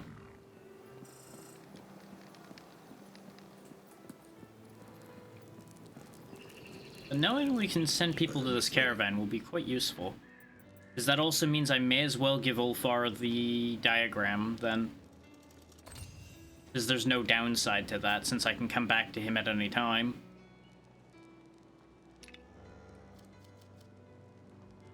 So if I wanted a strength weapon, I could get the copper straight sword, which is why I didn't bother getting it as soon as I could, in case people were wondering about that. Because it's not scaled for me. It does technically do more damage by 5. And it is a little faster. But it is heavier. And costs more stamina. So I don't know if that's something I want. The copper chain leggings would be an improvement over the brigand breeches, but they're heavier. Chain vest has the same... Actually, no, the chain vest is lighter. I could gain strength and constitution that way, but I'd lose the vigor and the health. I think I'm better off with what I have. Oh, he can start learning tin once he hits level 3. Okay. Well, let's go ahead and make all the copper bars we can. As worst case, we can sell those. I believe those sell for a decent amount. Yeah, 35. So I think we're making a profit when we make those. Yeah, we make a 10 profit when we sell the bars instead of the copper itself. Which, if we sold the copper and the coal, it would only be a 5 profit for the bars instead. That's worth keeping in mind. We would need to get a bunch of copper ore to upgrade him to level 3. That would also put us closer to the card upgrade that makes him cheaper.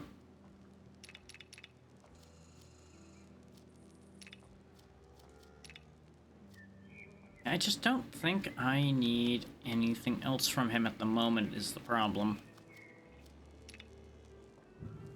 Hey, does he have any dialogue based on the fact that we brought... Yeah. Good to have a tailor here. Sheeran took one look at my pieces and said I wasn't half bad. Got an eye for the finer things, I guess. Okay. That's a positive. At least they'll get along. Well enough, anyway. I suspect her answer will be a bit different, but I'm not worried about that right now. Now that we know how that plays out at the second, we can get back to business over here.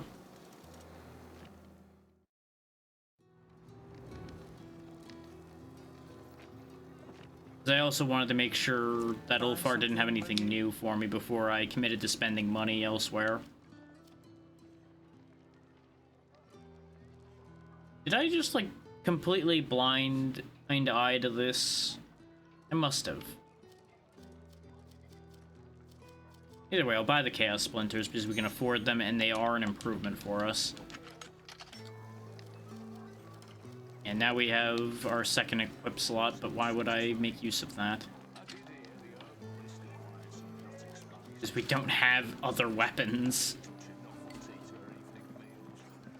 We could buy them, but why would I when this is better for us? I suppose. It's not raining. I suppose rain is somewhat better for fishing, isn't it? What if I just keep poking the door, though?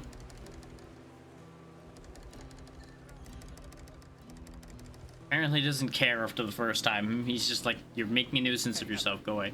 You know why I don't trust trees? They're a little shady. Oh, Dad, you're so bad at jokes. And you already said that one. So tempting to just punt that man into the water for that. So tempting. Commander's in here, I presume. To announce yourself, Inquisitor. Go on in. I don't really want to announce myself, more get the lay of the land, but either one works. I suppose I have to let the commander know that I exist. Let's pretend I have time for you, Inquisitor. I've no allegiance to Crimson City, but you made it through Old Wickham alone. So you've no doubt got some pressing business. Let's hear it. Aye, you've thinned the numbers of the bandits, I hear. And that's why we're speaking. But I'm fighting for the city on two fronts, and can't help but use my leverage to ask for your assistance. That makes sense. He needs all the help he can get, and we've proven to be able to clear our way through problems. The West fell in the night some months ago. Something killed the good lords and ladies. All of them trapped by the massive gate separating them from the riffraff. What a shame. Then bandits took over Old Wickham to the east, all but cutting off our supply chain. They've been raiding our stocks, coming up through the old ruins beneath the city. I suspect your liege leaves you no choice but to get your errand done, no matter the cost. Passage to the underground's back the way you came. For my sake, best of luck, Inquisitor. Hey, no, not for my sake at all. You're only worried about yours, which makes sense. You have no attachment to me at all. Inquisitor. One quick second.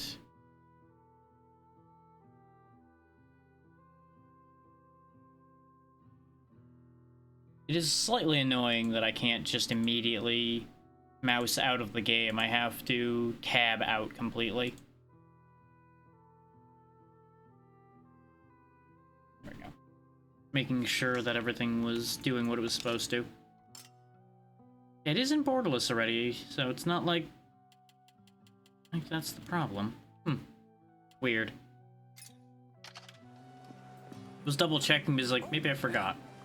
No one allowed through the West Gate, sorry. Fair enough. West Wickham's gone, more or less, so it makes sense that nobody's allowed through that gate.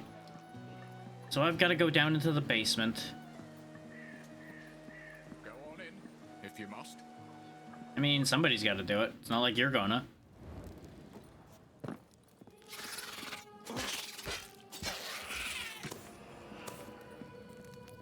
I could use these small coalesced essences to level up again, probably, but not in any hurry about that right now. Nope, other side. 'Cause that was a no long enough fall already. If I had jumped down the other end, I would have fallen all the way down. Jumped to that for wood, huh? Probably wasn't worth that, but we have it anyway. Goodbye, knees.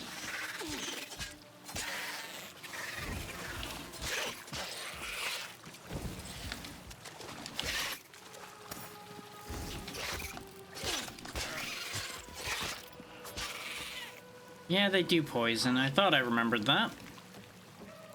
Even if I didn't, all the green pustules and such would probably give that one away, wouldn't it? Inner mana potion. Doesn't open from here. Of course it doesn't, because it's a shortcut for the rest of this place.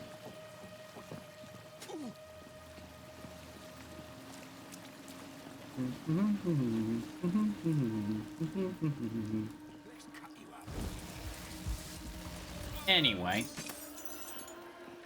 Oh yeah, we need to collect their ears to prove that we killed them. Right, the classic. It's hard to duck and cast that in any reasonable way. Just me.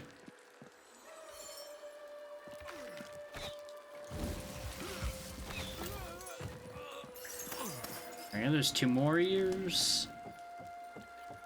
Yeah, it's just as well that we can cut those ears off so easily, huh?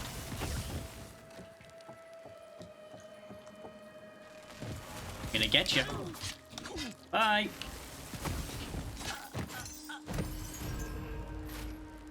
It's 4 out of the 7 ears we need already.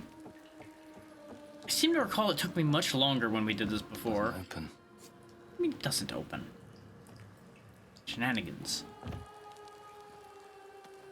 Actually, there's a reason why something won't open. Apparently that one just doesn't need a reason. Map fragment of Wickham.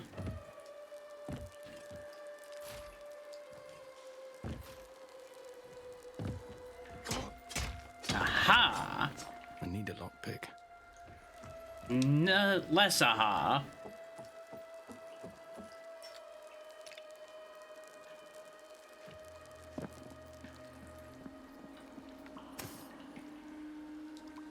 I wonder if he thinks I don't see him. Like, he just thinks he's so clever, just chilling up there. He's invisible. Oh, interesting. Standing where he landed freaked out his animation real bad. Real shame for him. Some more copper ore. I don't know how we just disassemble ore nodes like that just by touching them. I suppose it's all part of the magic powers we have, huh? Oh, this door opens, right. This goes to the lower level, I remember now.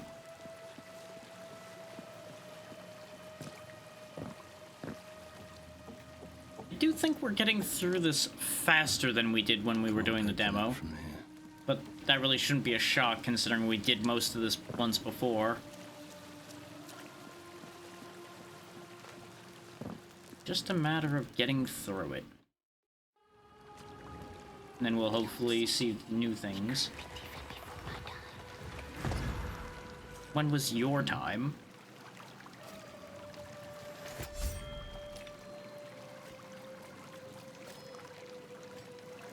There we go, now we have the chance of getting free magic back, which should help significantly towards keeping us going.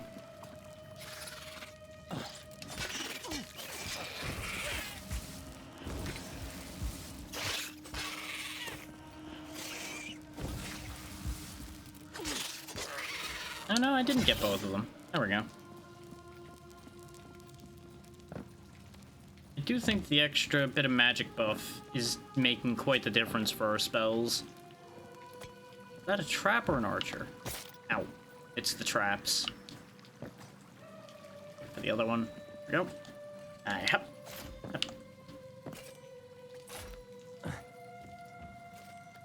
Ow, my butt. No shield for you.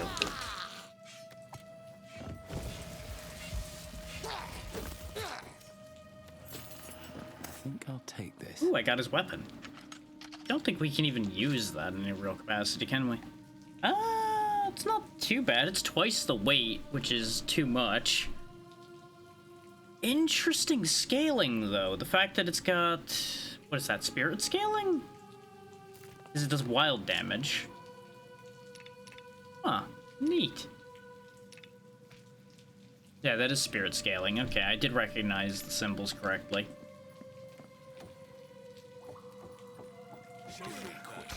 Ow, rude.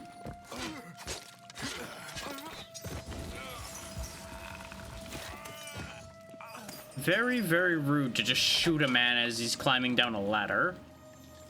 I suppose it's much the same as shooting a man as he climbs up a ladder, huh? Oh no, I remember you. You are a bastard. You are a bastard, man. You die from range. I'm not dealing with you. Okay, so Claiborne's request is done already. Nice and easy. So let's go ahead and pop back up and turn that in before we delve any further in there.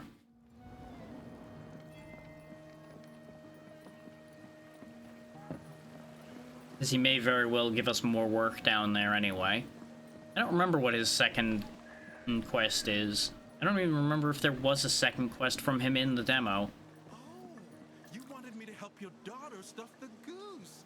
I think I stuffed the wrong bird. Pepper's always good for a laugh. Oh yeah, this guy wasn't here before. Hello. Just heard you braved Old Wickham. Would you be willing to return? I can certainly make you worth the trip. I'm listening. Well, I didn't always make my home here. Grew up in Old Wickham. Still have the key to the old place. But it's too dangerous to go back myself, obviously. There's something I need, not valuable except for sentimental reasons. You take this key and have a look. It's in my bedroom, under the floorboard. You'll know it when you see it. Yeah, sure. Just Fair let enough. me know when you found it. I'll make sure you walk out of here with a full purse. Full of gold or full of lead? One way or the other, it's an easy job. I'm not too worried about it. A reputation, you inquisitors. Not a sterling one, but your skills definitely live up to their notoriety. I sent word. My men have cleared a path for you to the monastery. Go through there and the old cemetery, and path will lead you to the swamp. The west gate is open to you as well. I honor my debts. Should you find your way around these parts again, a pair of skilled hands is much needed these nights. Best of luck with your witch hunt, Inquisitor. You know, we may as well mention Gerald one way or the other. I expelled him for his own safety. There are several husbands and fathers that would like to string him up, and I can't protect him. Tell him to find another town to make into his personal brothel. That's more or less what I remembered this lining up to be, that he's in trouble because of banging most of the women of the town.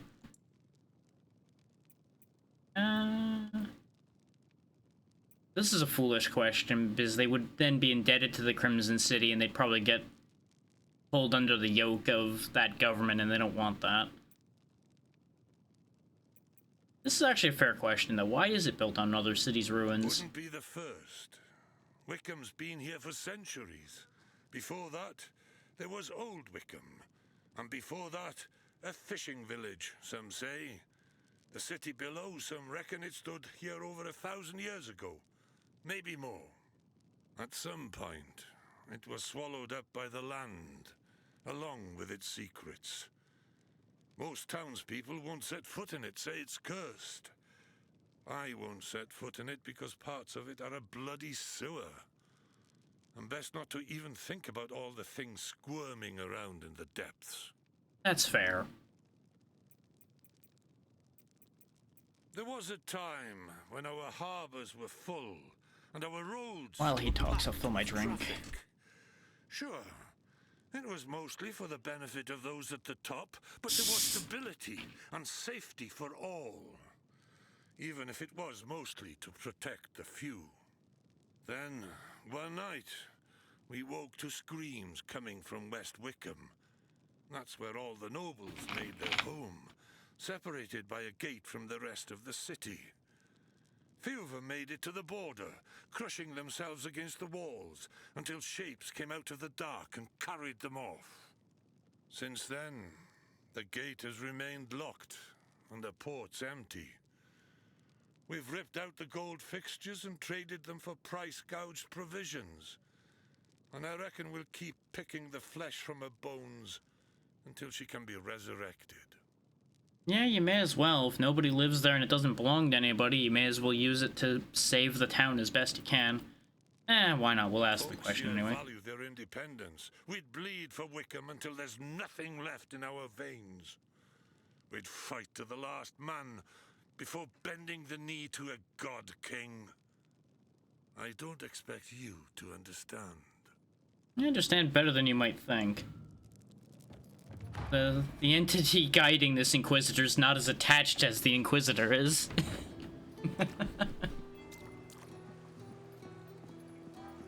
Emma, you know what one wall says to the other wall? I'll meet you at the... So we can either go down below again, or we can actually move our way onward. I am curious if there's anything else of value down below. Want any of this shit? Can't afford diagram still. Oh right, I have 1,400 of the green stuff, not 1,400 gold. That's why that doesn't make sense. Let's see. Let's go ahead and have a look for Pepper's item while I have it on my mind. Because it's just this door here, I think. After we dispose of this guy. Yeah, that's what I figured.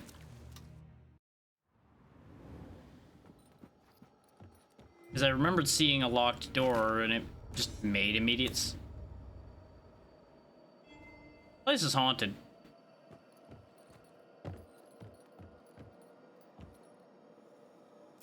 Well, the mirror looks okay.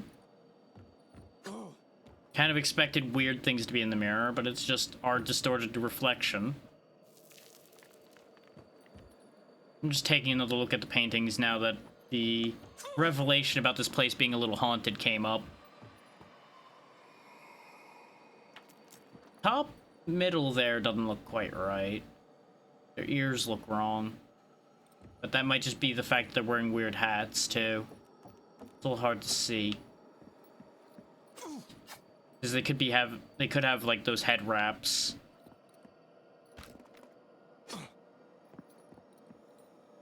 Okay. The fact that everything in here is breaking just on its own is a little odd. Oh, we actually have block pushing. Look at that.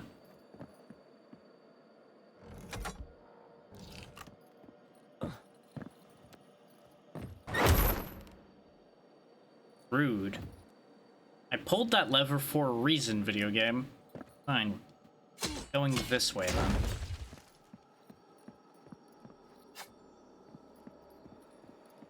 Great. Diagram of the Illuminator. Okay. Presumably that's useful. Now, is this timed, or is that whatever's haunting this place messing with me? That is an important question. First, that diagram. Ah, the occult diagram of the astral relic. Okay, so not useful immediately to me.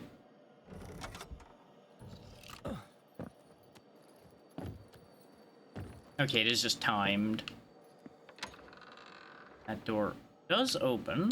Okay. And the hatch didn't close a second time, so either it just doesn't close once you've passed it, or... Come on in. Ah. Good. Good.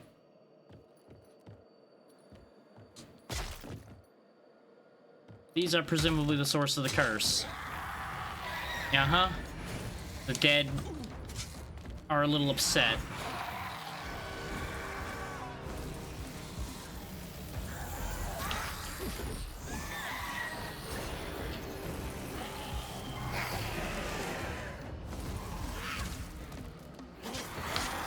I assume they're upset at me because I'm disturbing them.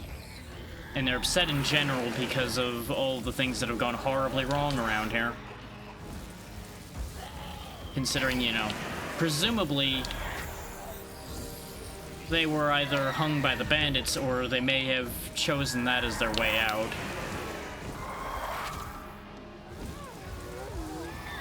Could really go either way on that one.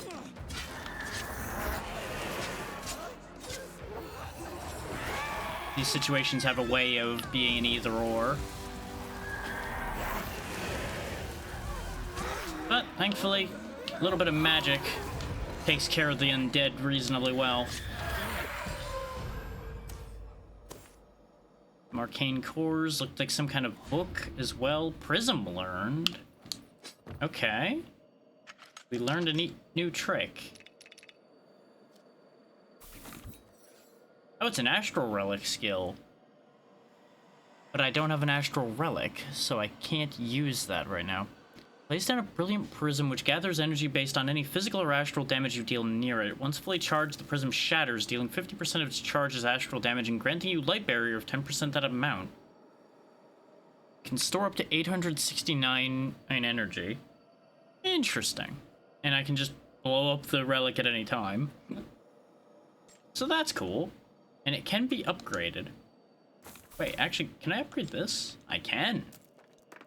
Oh, that's what the yellowish green stuff's for. Okay. That's neat. I was getting a little worried about the fact that our abilities are a little boring. Because we just have sword and beam. Sword does not upgrade. Sad.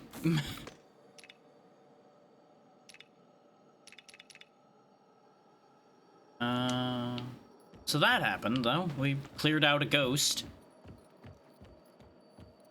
Interesting that there was one wraith when there's 3 bodies. Makes you wonder if that wraith was like a combination of the 3 people, or if that was just the strongest personality there was there. And there's Pepper's teddy bear. But I guess that might be part of why Pepper didn't want to come back here. Not just the bandits, but the haunting of the people he left behind, who would more than likely have a bit extra against him if he left them behind, rather than... There's 2 realities that could be true here. Either A, he was a kid when this all happened, and he just couldn't do anything, so he left. Or he was an adult, small that he is, and abandoned everything here, which would have infuriated the spirits further. I could see either or being true. I'm sure Pepper will enlighten us more about the situation once we get back to him.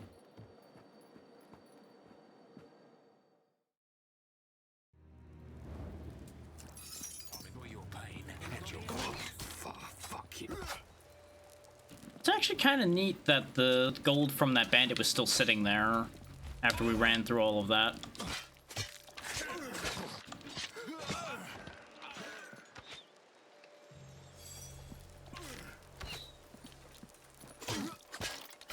I need to remember that discharge stun is a thing. Mostly because I forgot that it would stun them when I used that. Only 1 level, but 1 level will be good enough. I mean, we get Constitution either way. Let's prove if we can reach down from here. We can. Okay, so this works either way. So actually, I can stick to thinking that my plan is working then, because it gets us Chaotic Rejuvenation and then we get Chaotic Remnants from there. And the line is coming from the top anyway, so it's technically similar distance. Because it would have taken 1, 2, 3, 4, 5 points to get there going around this way. Our path took more points, but we got more out of it. Because it's 1, 2, 3, 4, 5, 6, 7, 8, 9 points to get the Chaotic Remnants this way around. Which, with a detour to Chaotic Rejuvenation, which makes it 11 points. Which we're getting close to that with being only level 9 because of the extra point from the offering we made. Yeah, Yeah, I also want to fast travel away from here. This is where we need to be going, but I want to make our delivery first.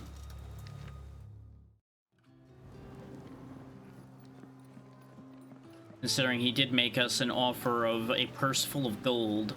Or a full purse. He never said what it was going to be full of. Be full of dung for all I know. What do you get when you cross a snowman and a vampire? Frostbite. God damn it. I don't know why I stopped to hear that. Ah, what brings you back? You found it? I didn't think you'd find it. Take this for your trouble. You wanted me to die. Or you just didn't expect me to actually follow through. One of the two. Lockpicks. That was awkward. A little bit, yeah. We're going right back to that place then. Because I want what's in that box. And there was another box that we needed a lockpick for. You know what? I just realized there's a third reality that could exist. Pepper could be a thief. And he happened across that haunted house after finding the key. And he didn't want anything to do with it. And just passed on the key to some other poor sucker. Pretending to be a relation. That is always a possibility as well. Let's go get us a prize. That'll hopefully have made this whole trip worth our while. Come to my bag. Briar set, potions, flawed sapphire, and silver ore. Yeah, I'd say that's worth it. Any diagrams I can get my grubby hands on are worth it, I would say. The more diagrams, the merrier, after all. Okay, I can travel at any time, so I can just travel away. Let's see if the diagrams I have go to either of the NPCs we have. Inquisitor. See, you're fishing through a box, but here, have a diagram. Okay, so that is actually one for her. I presume the Briar set was the one. Yeah. Ooh, actually, that is magic armor. That gives power and spirit. So there's definitely a chance where I might invest in that. And we also know of the Mantle of Resistance and the Mender's Cloak now. Which the stamina regeneration and stamina cost down is also very tempting. All of this seems very good. So getting her to level 3 has suddenly jumped in priority a little bit. But we don't have a good way of doing that. I would need to get more linen cloth, which I could buy from her to then upgrade her. I would just need to buy 7 of them, but that's also very expensive to upgrade her. So I think we're good on that one right now. Now, does Ulfar take the other diagrams we have? Or do I need to find other ones? I wish there'd been another way. Something else you need? Nope, this is not for him. So we must get another NPC that works with occult stuff, which makes sense. Why would an honest blacksmith work with magic doodads? But you never know. It was worth checking.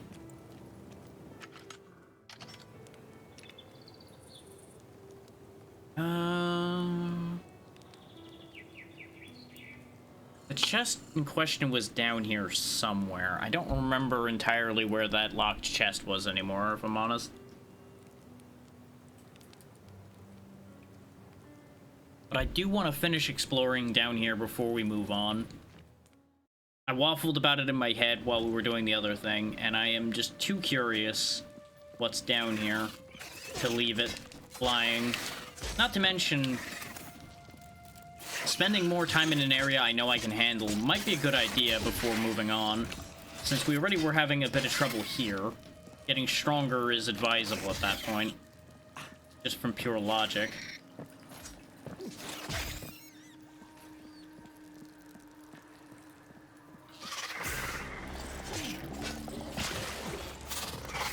You know, when I said things I can handle, this wasn't on the list.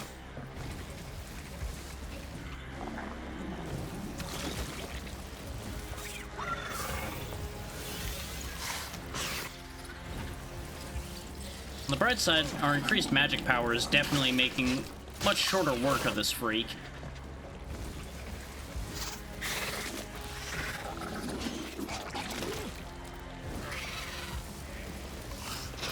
Because he thankfully has this wonderful habit of standing still. There we go. Another awful creature purged. Shadow shards learned. That sounds like a skill for me. It sure is. Release a short-range blast of shadowy shards that deal 115 in power scaling damage that to enemies, then push them back slightly. Causes high stagger. That seems like a useful get-off-my-face move. Can't open from this side. So this was already worth walking a little further down here for. Because we've now gained another move we can use. Not to mention a bunch of free essence. Well, not really free, but didn't cost us anything permanently.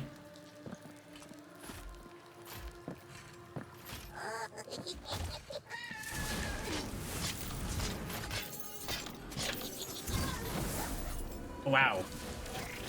Well, we're not catching him because I can't get up there. That's a shame. I wonder if he respawns. Probably doesn't. That seems like one of those one-and-done deals.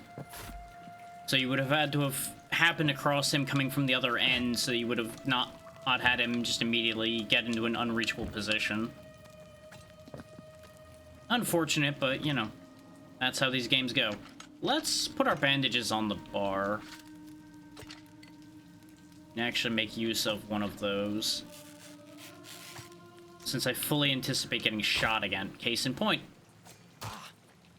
Timing all of these wrong so I just get the shit shot out of me. Apparently those spikes counted even though, like, the back half of my foot maybe touched a pixel of the spike. Or my jump won't jump. Okay.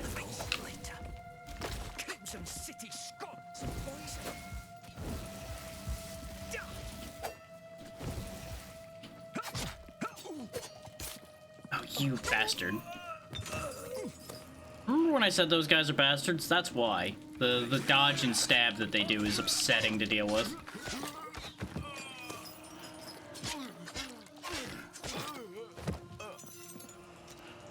So I have no healing left now, other than one bandage, so that's not ideal. Hey, another lockpick. So we could have opened that locked thing if I just walked over there at the right time. Well, that's a shame. I think it was either up here or was on the upper floor. In fact, I think it was on the upper floor, thinking about it more.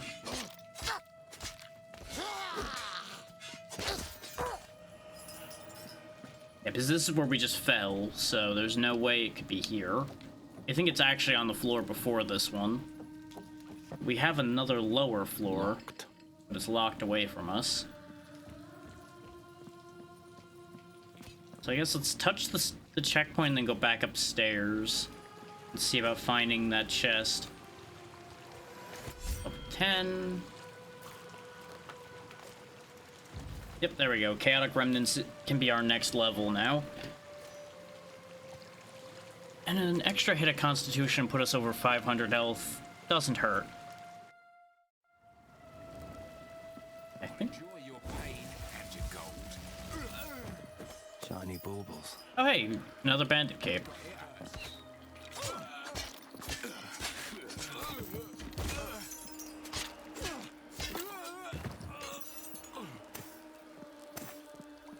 More free copper ore.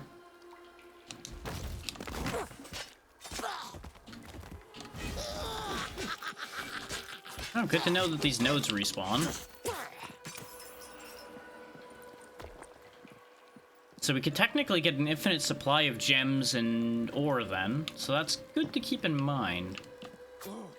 Thought I saw a prompt, but it was just the ladder. There's the chest. Great. Minor stone skin potion. Why was I gonna say scone skin? Why would you want a skin made out of scones? That would just make you tastier to the enemy, and I don't think that helps.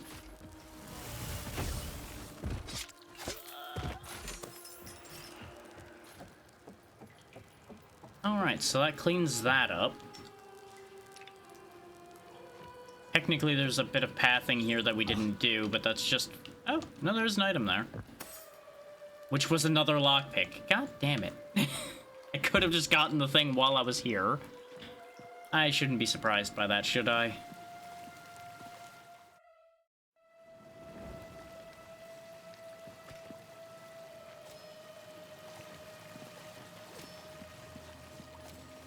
Quickly vaporize the rogue again.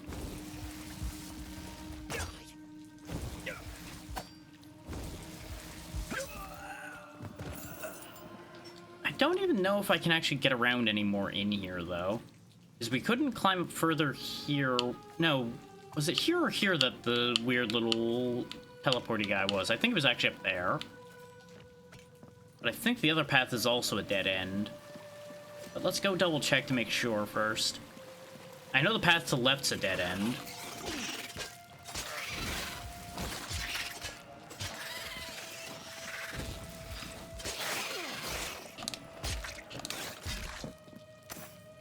Some more leather, some more claws. I'm not sure if I'm gonna have any use for those claws anytime fast, but I presume they'll be for whoever can use those potion diagrams and occult things. I presume all that stuff goes to the same person. Oh yeah, it was this locked gate that opens from the other side. Which is why we went up to where we found the teleporty guy, because I thought we'd be able to go up and over and get there, but we can't yet. So I guess this is a dead end at the moment, then. Yeah, because it almost all looks like we need to be able to go higher to get to, because we need to be able to get up to there, but that's locked. We can't jump high enough to get there that I could tell. And then this was locked. And the door to the lower floor was also locked. Yeah, then that's all accounted for then. Let's pop up to the marketplace quickly to sell the extra cape we have and some other odds and ends. And then we'll move forward. Buy something, will you?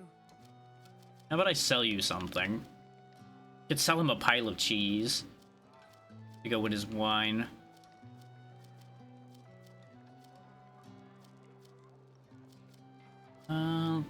Honestly, I wouldn't mind selling a couple of these sharpening stones because I don't really use them. But I won't sell them all because there might come a point where I do actually decide to make use of them. We never did eat the essence things we have either.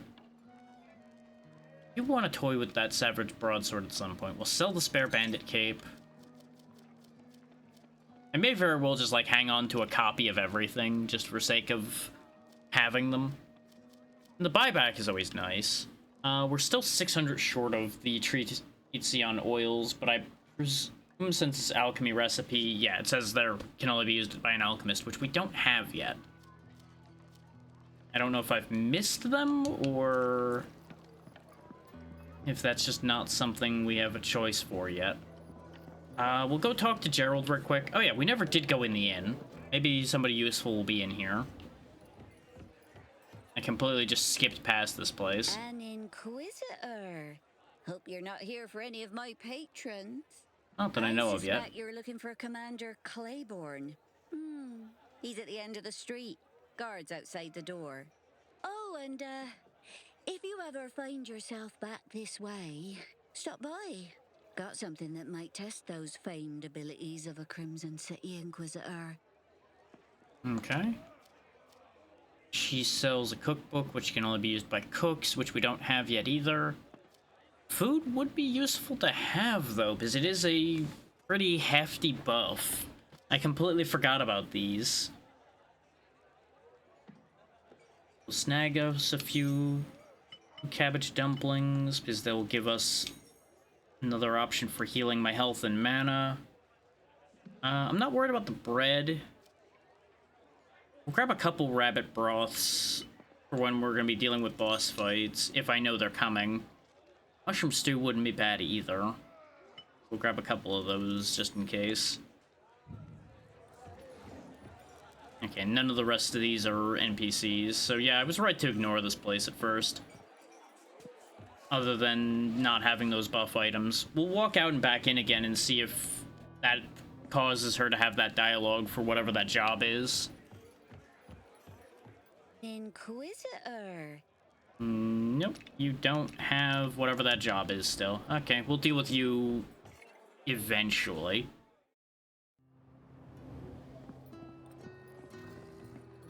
Let's talk to Gerald, since we've already gotten proof that he's not going to be allowed back into the city. And then we'll swing the rest of the way over to the monastery and see how much worse things get for us. I think that's probably the best plan I'm going to have.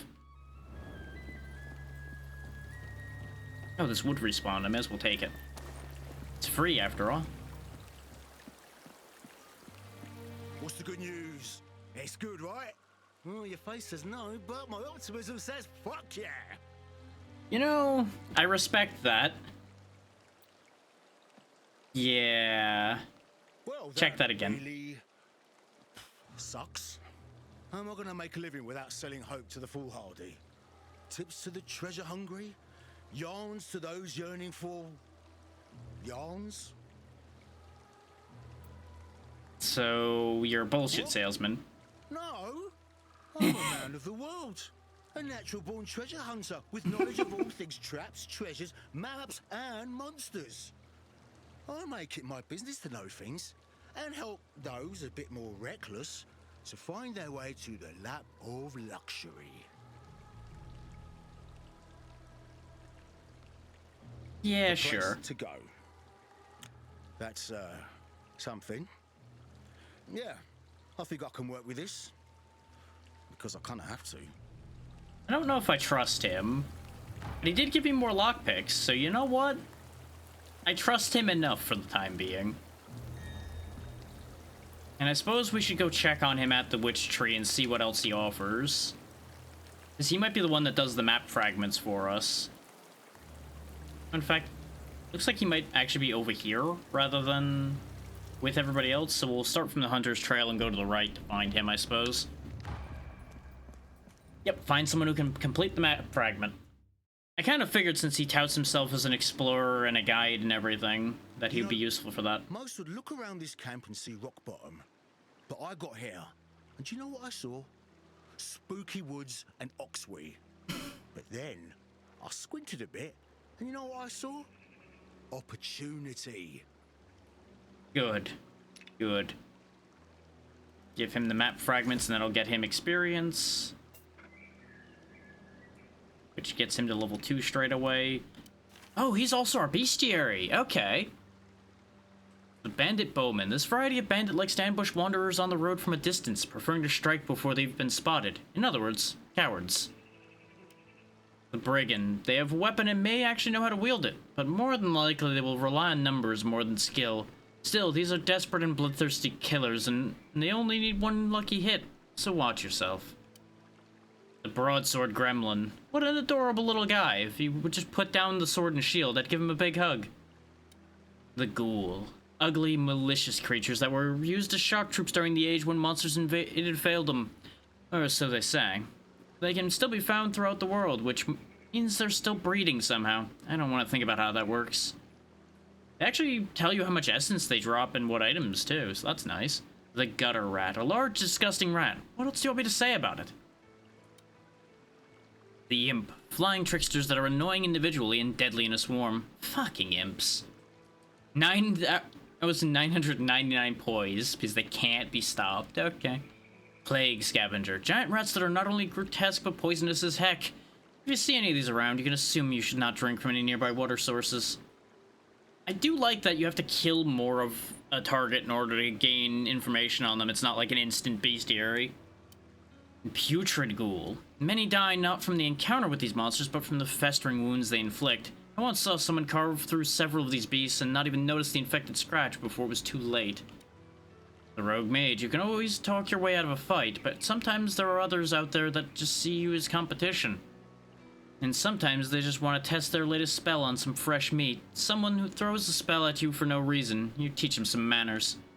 The Terror Wolf. I don't like fighting regular wolves, but this is an even bigger fucking wolf. Better have a small army around if this wolf starts poaching your sheep. And of course the Outlaw Brute, which you'll notice it goes up in category, adding the horns and making the skull more and more terrifying. I presume these are higher rank enemies, essentially. Big and sloppy fighter, but hits hard. Wants your valuables and will end your life to get them. Pretty predictable, but nothing to sneeze at. These bandits are especially violent, mostly to remind their fellows of the pecking order. The swindler. With a silver tongue and a knack for deception, they navigate the world with a sly grin and a pocket full of lies. They remind me of someone, just can't recall who. And Treasure Goblin. There's the guy. Hit him. He's got treasure. He doesn't need it. One of the few creatures I look forward to encountering. Seriously, where did he get all this loot? Technically, we defeated the one we hit, apparently, and it's got 1,400 health. So we'll have to keep that in mind. The corrupted vermin. There's giant rats, and then there's whatever this abomination is. It's like if a bunch of assholes sat around trying to figure out how to make giant rats worse. Do us all a favor and exterminate it. The Wraith. Wraiths are the ghost of those who want vengeance for their death. Wraith is right there in their name, and Wrath is right there in their name, and that's about all they're really about. Supposedly you can't even really kill them because their spirit can't rest. But you can get rid of them at least for a little while. The Warg. Wolf-like creatures with an appetite that is unquenchable. Best to just let it have your horse and walk the rest of the way. Okay, so that's the whole bestiary at the moment. What's he got to sell? Ooh, he's got skill books. Hello. You know what? I'm suddenly much more interested in what this man has to offer. He's got a bunch of meat, he's got lockpicks, he's got books that teach me how to do fun things. He might be my new best friend. But yeah, Chaos Dice. Throw a bouncing die that activates on contact with an enemy and provides one of 3 bonuses when collected. The bonus must be collected before a die can be thrown again. The die can grant you either 1 stack of free cast, 30 relic charge, or an increase of your spell damage by 100%, but your mana cost up by 50% for 10 seconds. So you're saying I could just throw a die and gain double damage occasionally? I'll keep that in mind. That's a very expensive book, though. I could get Enrage, which doesn't need a specific skill to get.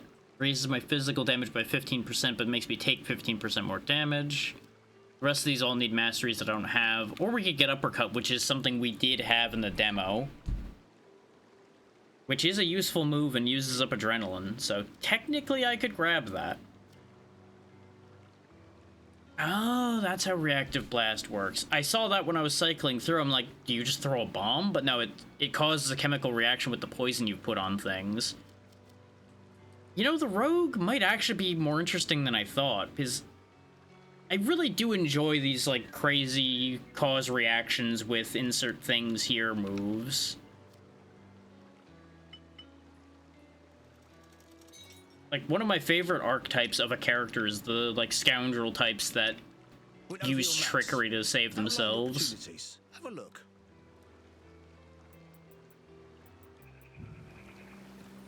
Now we got all the lockpicks we're gonna need for a bit, I would assume. Is there been any reason for me to check back with y'all right now? Probably not, but I'm gonna do it anyway. Because we can at least stop by to make all the copper bars we can. Keep Ulfar's skill levels going. Because we've only gotten more, like, alchemical stuff. Something I can assist with?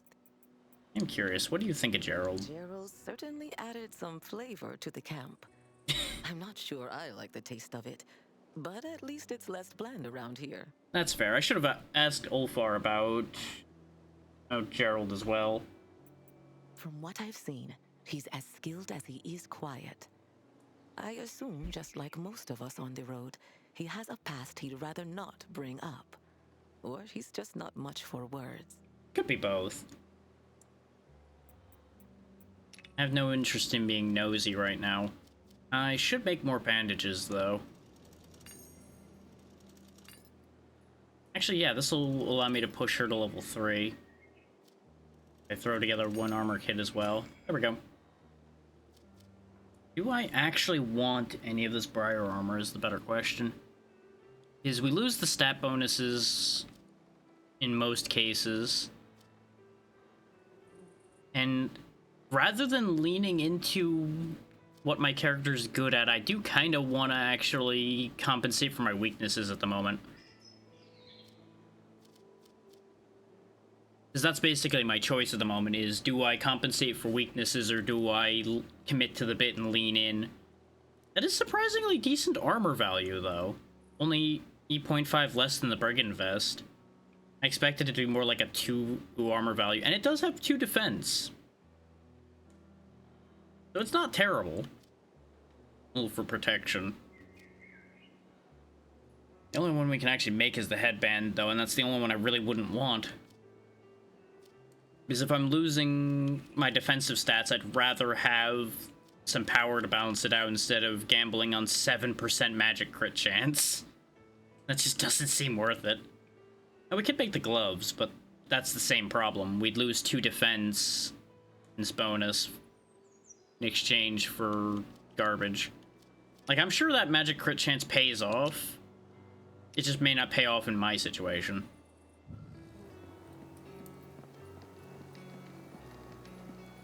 Whereas I can guarantee you those bandages will pay off, because we're gonna need them.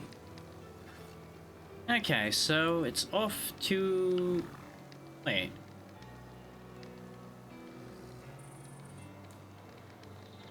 The map changed. The map has color now.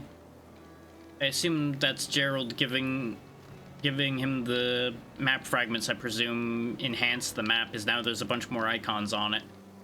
I don't know why I didn't notice the sudden doors. Like, I saw them and I'm like, oh yeah, doors, they were there before. No, they weren't. So, Gerald is definitely useful. He's made the map more detailed, which is great. An informative map can save your life. Hey, I didn't buy the dice. I was about to switch to it. Go ahead, huh? Okay, he doesn't have anything new to say. I wanted to see if he had a reaction to the fact that we can go through, like, you fool, why are you doing this? Tinstone is here. Okay, so I can start making tin items. Well, I can see why nobody wants to go here.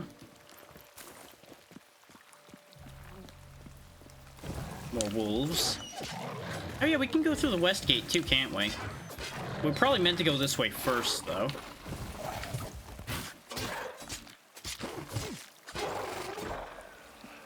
Okay, so far this isn't too bad. I may have overestimated how dangerous this was going to be. And if you're wondering, yes, I am quite aware that that's famous last words, and I've definitely jinxed myself. But sometimes you gotta jinx yourself. Oh, that is a mandrake root. I looked at that when he was struggling to pull it up, and I'm like, that's gonna scream at me, isn't it? Because we knew mandrakes existed in this world since they were referenced earlier. And, you know, with a game called Mandragora, I would certainly expect that to be a thing. Looks like there's connecting points here. So that's interesting. Yeah, real shame if just somebody blasts you from across a pit of spikes.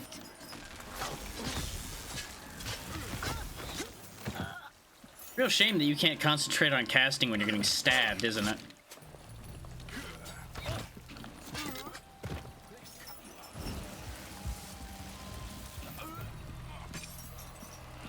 That's why you gotta be careful as a battle mage, not to get your face smashed in. More so than your average person. Because at least your average person just has to worry about getting their weapon back around. You miscast a spell, you might blow your own arm off. Be a real mess there. Oh, I got his shield. I'm never gonna use it, but I got it.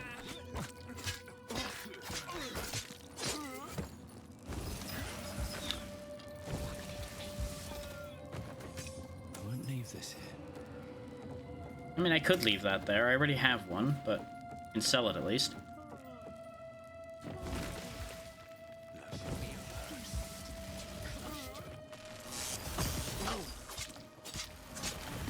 It'd be nice if I could steal that lightning spell from them.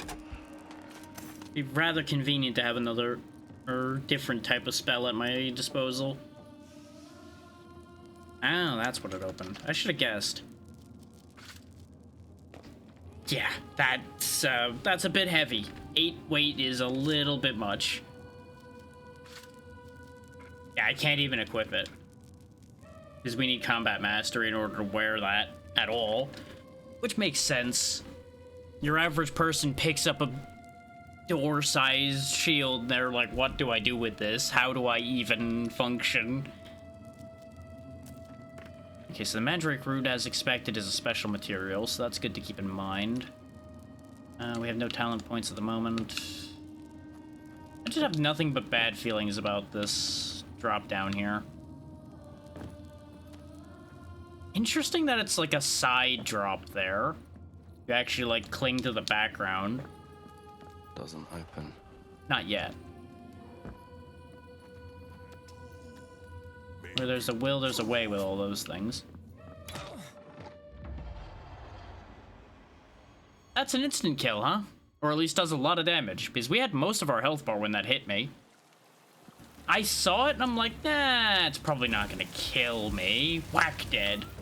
Because I was curious to see what that trap was.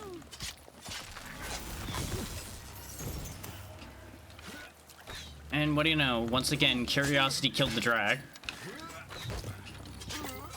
Great. Oh, we got gloves now. I don't think we got those gloves before. So we could get some more dexterity. That would make our sword stronger. And I think that gives us enough equip weight for this? No. Not enough still. I would have to swap down to like one of the bandit coifs probably. Can I fit this in yet? No, that's actually even heavier. Not enough power. You know, I don't even need to deal with that guy. But with how short those capes are in their bags, I wonder why they're so heavy. There we go. I may have made a mistake, but I recovered from the mistake just fine.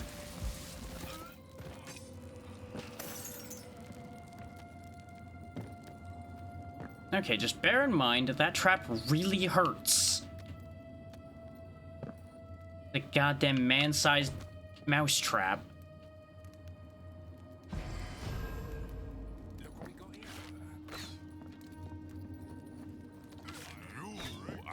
Oh, I hate this. Hate everything about this situation.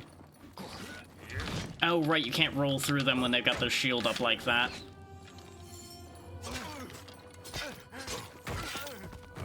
There we go. Get rid of the archer. Now I can deal with these two at my leisure. There we go. I hear somebody muttering around here. Presumably further this way. Bear trap. No, not bear trap. Pit trap. Nice.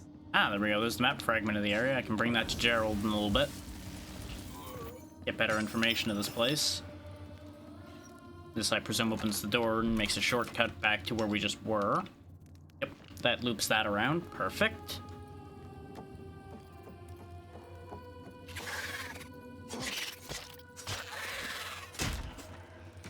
And there's the lever to open the hole. Trapdoor. That was the word I was looking for that whole time. For some reason, brain forgot trapdoor. It remembered trap, but couldn't remember the fact that it was a trapdoor, not like a pit trap of misery and pain. Okay, you have throwing knives. And bear traps, okay. Okay, I was not expecting him to clear the room with that teleport. I was just waiting him out, figuring he'd teleport part of the way, and then I would get around him. He doesn't seem that dangerous, though. He just caught me when I had no mana to deal with him with. But that shortcut will make short work of that problem. Don't even need to deal with any of you lot. Look what we got here. Your death. Yes, we do have that here. Yeah, now we can go pretty much straight to that fight. And that'll make my life infinitely easier. Hi, big guy. Bye, big guy. Don't need to deal with you. Stamina come back. Okay. Too early.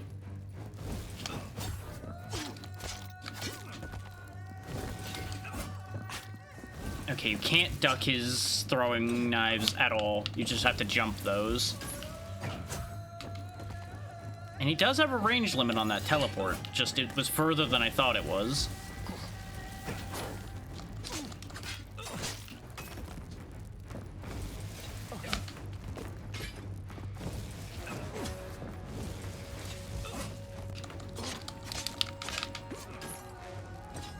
Heal just to make sure I don't die before he does. There we go. The poison might kill me before or anything else does, though. Now we learned how to throw bear traps. I think the bandage will keep me alive. Blood emeralds. Diagram signet of the wolf. That sounds useful because it's a ring. Might be able to give that to Ulfar. He might make rings.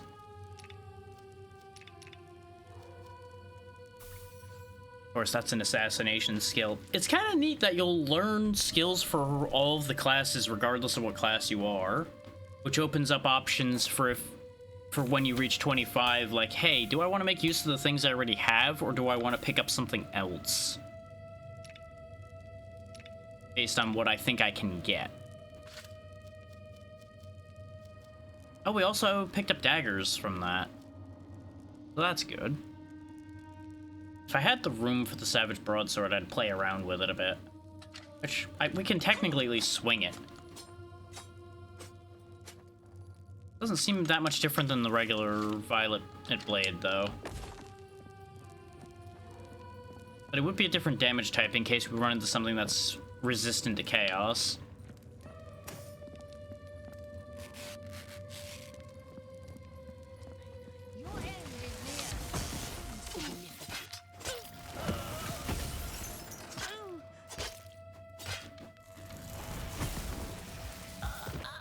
There we go. Hi, what are you in for? You're not one of them. An Inquisitor. I'm no friend of Crimson City. But if you leave me here, they're going to kill me. That sounds like a you problem. But what can you do for me to make it not a you problem anymore? If I had anything left, think I'd be in here? Well, they would have killed you if you had nothing. Me, and I can figure out why. Entropy is within you. What's a little entropy between friends? If you don't want to wind up in my condition, best let me out. Yeah, sure, you know what? I scried a place of sanctuary you use. I will meet you there. We will figure out Entropy's hold on you. Hopefully, I can free you the same as you did me. I feel like mine's gonna be a bit more complicated than opening a door, but sure.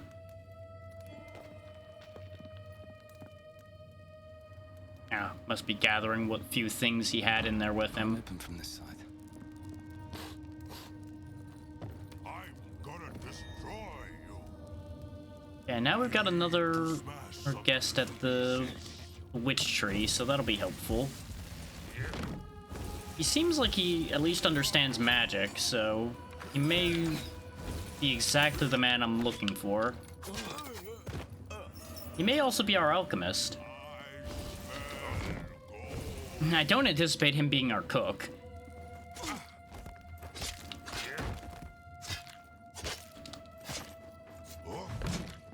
At the very least, he seems a bit ill, so I don't know if I'd want him cooking anything.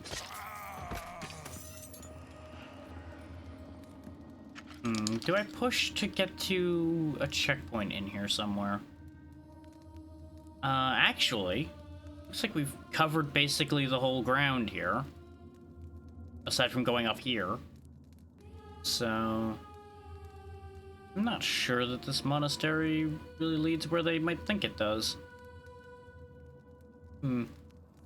Oh, you know what it might be? I think these are overlaying over each other. I think there's actually an exit here that may not lead to the same place that this is. I think this is just weird map layering.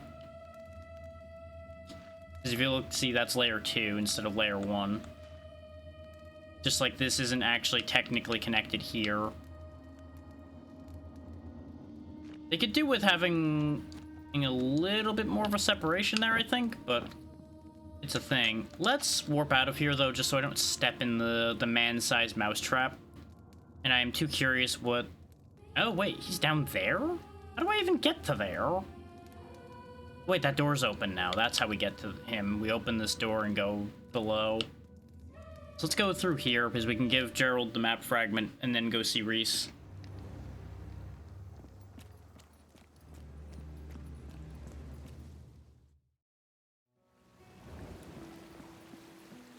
Ready if you are? There you go. Learn things. No idea if that map fragment's actually useful, but he has it now. Wait, there's a bounty board. 12 terror wolves, 10 rogue mages, and 10 black tentacles, which is, I presume, the tentacle we saw. Can't hurt to pick those up, considering we're gonna be doing killing all the time anyway. May as well get paid for it, right?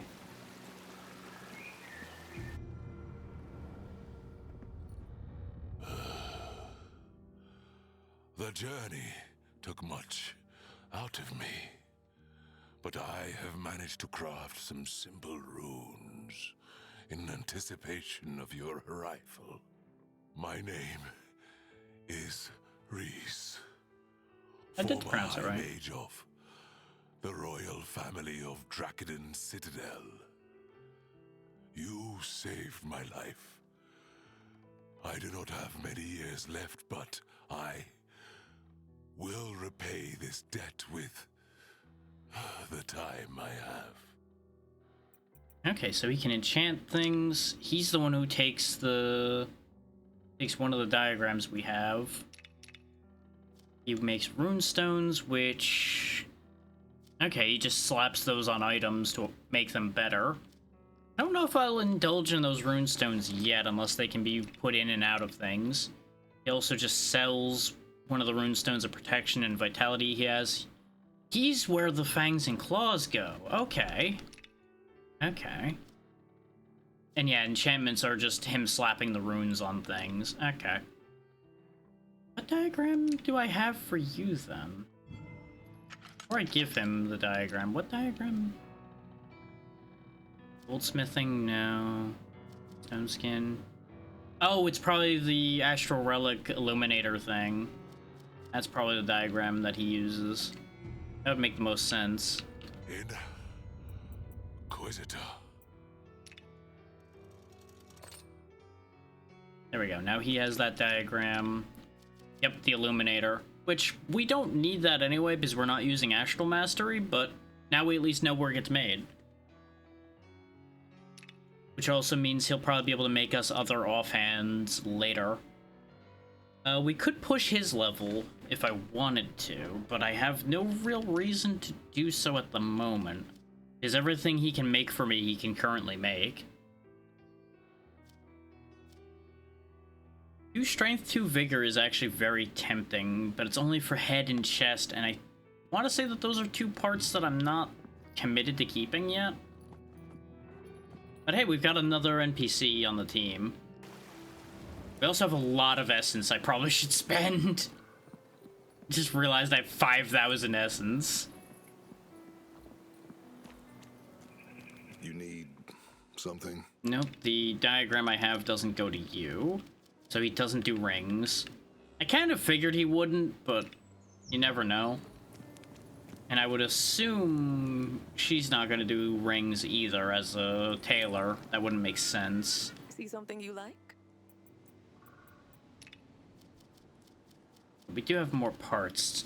Did I want to actually make this change since I had pushed myself back on that thought a bit? No, I think we'll keep.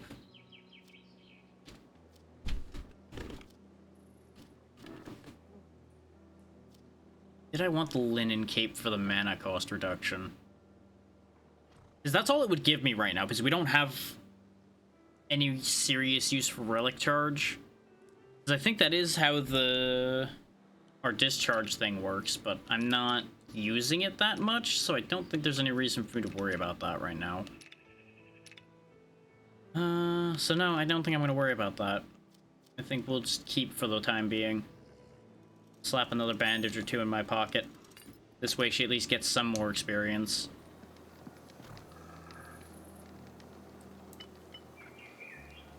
We'll go to level 12. We'll hang on to a little bit, perhaps. No. I don't want to risk dying with it and losing it. There's chaotic remnants. Now, what do I want to do from here becomes the question. What does this utility get? Endurance, knowledge, and constitution. No. Defensive is constitution, defense, and vigor. A point of vigor wouldn't be bad. But do I want to go this way becomes the more important question. Infliction catalyst. More status effects they have, they take more damage, and they pass on their status effects when they die. Re-inflicting weakness on something makes them explode. That's pretty fun. Casting a chaos spell has a 20% chance to spawn tentacles behind the nearest enemy that pull them and deal damage. Now let's grab Power Vacuum. Or at least head towards grabbing Power Vacuum. Even though I don't particularly want any of these points that badly. It does get us more mana, and I really do think that Power Vacuum is going to be useful. Dealing more damage based on having less mana left is pretty much right up my alley, because I'm going to be burning mana like it's going out of style. We do have enough money to go buy the alchemy book if I want to, but we don't have an alchemist still, so I think I'm not going to bother with that idea yet. Ignoring the fact that I'm most likely going to forget that that exists by the time I come back around to that idea. And yeah, see, this is clearer now. Showing where the boss was, where another door is, where that was.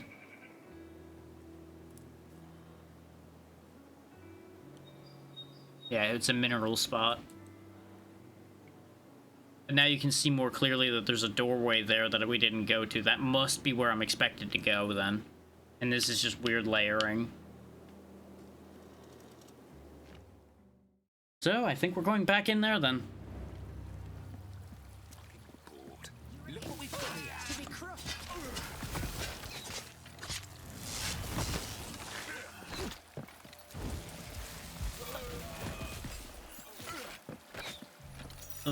The chaos modes seem to be different colors, so I wonder if those are actually like directly indicative of what type of mode it is, or if they're just random colors for fun.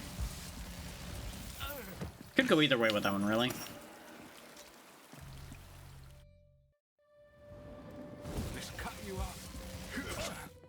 Look at you surviving long enough to hit me. Look at you. Rude one he is. Nothing but problems. I've chosen poorly for getting there as well. The other way would be better. Because dropping down is almost always easier than climbing up. I say almost always because there's times where you can't actually reach the ledge you want to get to, but this makes more sense at this exact moment. Aside from having to go through this mess, but we have solutions for these problems. Because we certainly have more than enough magic to just cook through these guys. Without even needing to dip into the potions. And the path I want is just right here. Aha! The skeleton key we picked up is what was used for this door. Yeah, because we had seen that door before and couldn't open it initially. Oh, you can just hit me on a ladder when you're doing that, huh? Okay, lady, you need to knock it off.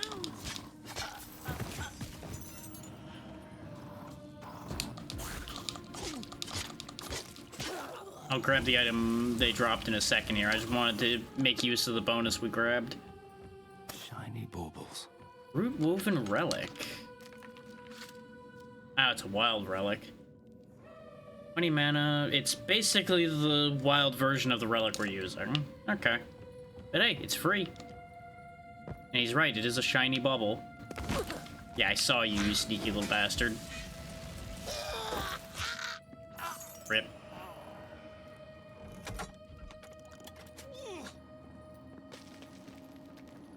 You know, a smarter man would probably heal right about now, but I'm just gonna stubborn out and just use a bandage. This way we can save our potions. I assume the lever opened that door, so I'm gonna go this way first. Aha, this door opens. Keep hitting start. Ah, this connects back to Old Wickham. Okay. This was the door we found when we climbed down here before. It means we can actually use this checkpoint. Make our lives a little simpler. Which means I should have actually just used the regular potion instead of the bandage, but it's fine.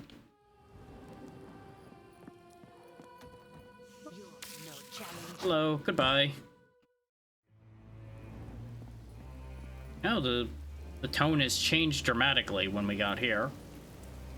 It's also raining now. Not such a lovely day for fishing anymore, is it? A goat. That sure was a goat. Yeah, it just hopped over the background for some reason.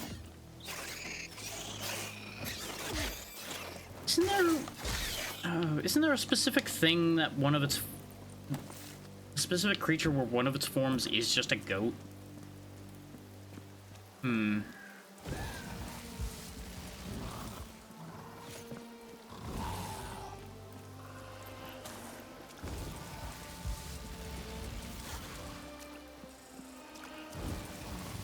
I can't really tell... Okay, that was the shield moat. I see that one. Can't open it from here. I think the purple one might be the damage boosting one. The purple one might also be the mana. No, the purple one definitely isn't mana. No, purple is definitely the damage boosting one. Considering we just started chewing through that guy after we picked it up. Definitely in the old graveyard. I don't know if I wanted to walk in here yet. Servant, grant me passage. I have business with your creator. I don't think that's gonna work. No. You know, gotta respect the balls that takes.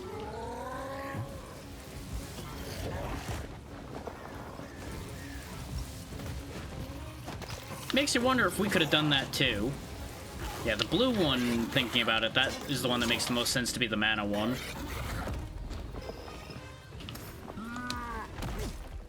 Okay, he doesn't get stunned by the blast. He is staticky, so I assume he is slowed. Else we'd probably be dead right about now.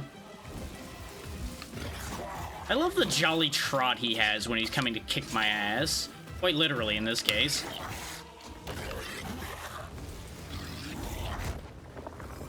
His pattern's not too bad, at least. Especially if I can just keep baiting him to do big boots at me. His scariest move is actually that shockwave he does, at least for me, since I fight from a distance.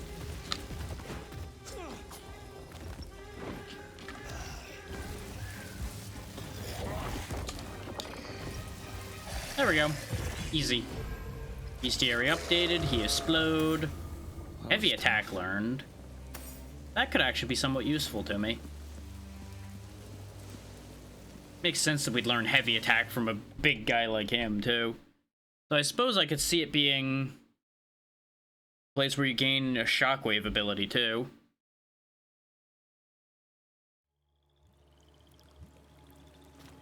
Hello. I killed the thing you walked past. Oh, you startled me. If you're here to rob me, I'm afraid I don't have anything you'd find valuable. I don't have a weapon. They're attack dogs. Show it no fear or aggression, and they will let you pass. I assume you use a different strategy against it. You could say that, yeah.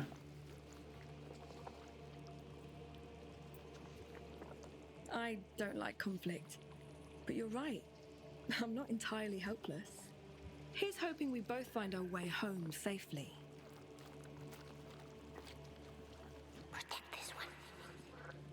I didn't want to mention witches to her because I have a feeling... I don't think she's a witch, but she may have a connection to them. Because remember, we were told that the witch in question was going to be meeting her sister in this area. And considering she at least understands something about creatures like that, considering she was able to just tell it to piss off and get away with that. And the witch voice in our head is also telling us to protect her, which is also kind of a hint, I would say.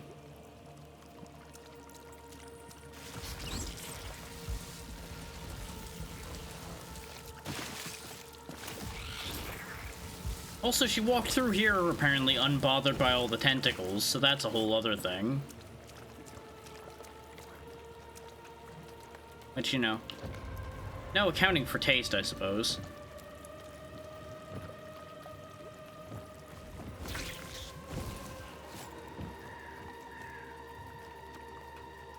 We saw a floating eye like that over by where the treasure goblin got away.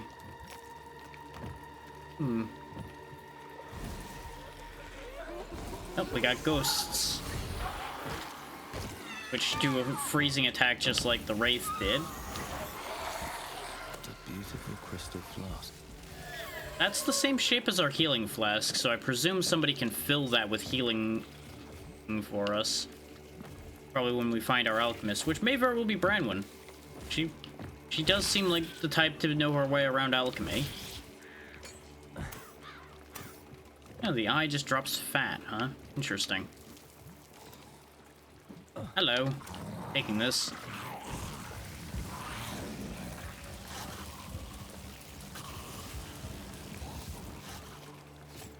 Well, that sorts that out. Let's look this way first. No, this isn't a death pit, it's just a mandrake. No, it's bogberries. Never mind. Looked like a mandrake. Just didn't quack like a mandrake. So when did mandrakes quack? Don't worry about it. Details. Damn rain. Now my feet are wet too. Your feet only just now got wet after... You know what? Never mind. We totally didn't stomp through knee-deep water at any point or anything that should have ended up soaking through the boots or anything. Hello there. You're different. Such a beautiful evening to pick flowers, don't you think? Is this where you pull a knife on me? Out here, at this time of night. When do they get any sleep? They don't. You know, this is a very valid response, but I'm gonna play nice. Shh. Let me ask you something. It may be the most important question you ever answer. Do you like jewels? You know, shiny, lots of colours. You know, like People the like to wear 30 in of them rings that on their she's hands, wearing. really danglers. Fingers, that's the word. Let's try a different approach. If I were a gem, would you trade something of equal value for me? And then put me in a bag, and then take me somewhere else, and then dump me out, and then perhaps when your back is turned, a crow steals me. Or maybe a duck. That would be unexpected, wouldn't it? But Was I not clear? I sell jewelry. Want to buy some? you really weren't very clear before. I kind of figured you were the jeweler, but I caught her meaning, but she was also very roundabout about getting to it. I don't really get many customers now that you mention it. Lots of frogs. Most of them don't buy anything. Most of them? Really? You're inviting me? Well, now there's nothing stopping me from setting up shop there. I might have invited a lunatic, but we've already got quite the motley assortment of people there already anyway. I'm sure she'll fit in perfectly fine.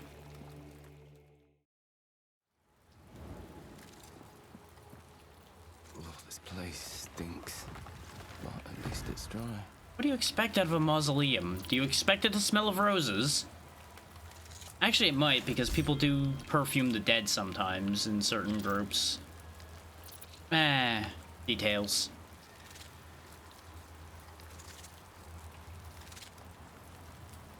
What do I want? I wouldn't mind the inspiration bonus at this point.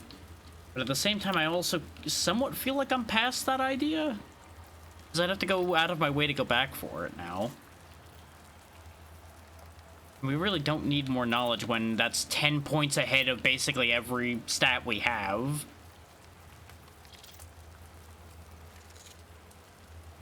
Ooh, actually making discharge do more damage isn't the worst idea. But we would gain it a lot slower. Well, one way or the other, I have to go this way to get to any of that. So I guess we'll grab this for now, and then we'll figure out what I want from there. That's as good an answer as any. This way I don't sit there and stare at that the whole time. Can I fit in switching this now? Yes, I can. In fact, I might... No, I can't fit that. Something else I wanted to change, wasn't there? No. It was just that in the cape. But now we have more dexterity, so our sword will hit harder. Not greatly harder, considering it's only the secondary stat it has, but better than nothing. Part of me does want to go back to see our new jeweler, her friend. But I also don't want to be running back to camp constantly. I've already been doing a lot of that. Which I know, to a certain degree, that's just what you do in these, but I don't think it's that interesting for y'all to see me run back to there every few minutes. Get back here. No, you are not opening that gate.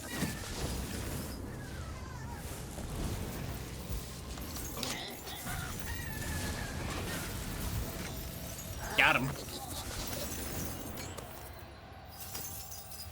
Ooh, just a bunch of cut gems. Okay. You know what? Worth it. He also showed me where a chest is, but we need to get at it from the other side. Understood. Understood. I will say, I don't know if the game's gotten easier or if the character class choice is actually working better for me.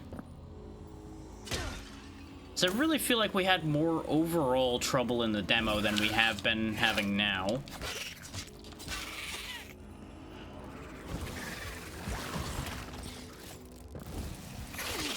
And obviously, having the power of range at my disposal definitely makes a massive difference. I'm not gonna doubt that in the slightest.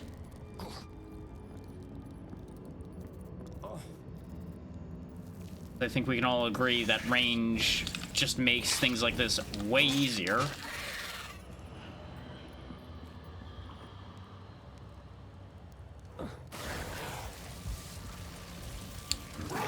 Oh, he was a lot slower about that than I thought he was going to be. I was expecting like a fast forward charge. Well, that's upsetting. See, sir, usually things I die stay dead, and I don't appreciate the fact that you're not doing that.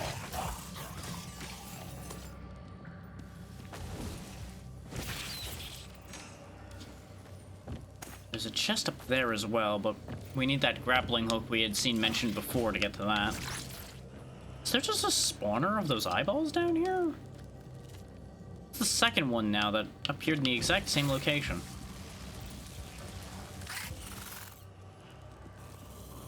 Oh, speaking of the second one of something.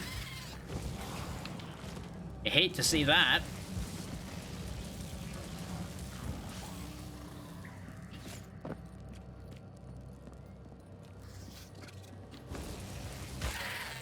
Of course he managed to hit me before he got obliterated completely. Why wouldn't he? You're gonna explode, aren't you? That's gonna be your whole thing. Yep. Exploding. And skeleton crossbowmen. Oh, they shoot more than once. You know what? Enough out of you. Deal with you later. Don't like that. Speaking of things I don't like.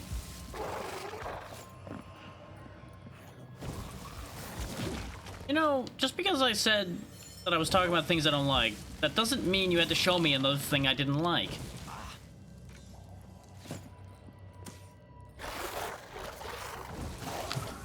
I like this less. I like this even less. I expected him to stay stunned longer. That was completely my own fault. Hate that though. Hate that. Also, I just realized those portraits in the circles are people that have something new for you. I didn't even think about that till now. Just really haven't been paying attention to that as a concept. Okay, so we died all the way down there. We gotta get back there alive. Which is gonna be somewhat tricky. Thankfully, only somewhat. Because we don't have to cover all of the ground we covered. Just some of it.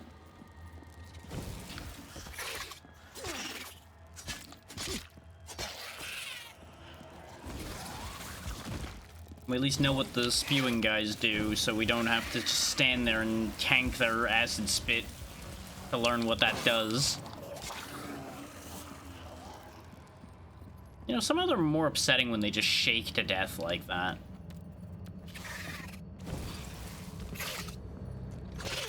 We also don't have to waste a bunch of magic fighting a skeleton. I'm very curious what's over there, but I'll deal with that later. I want my things back first. Sir, not now. I got bigger fish to fry than you. Ow. Oh, there just was two of them over here. Okay, that makes more sense.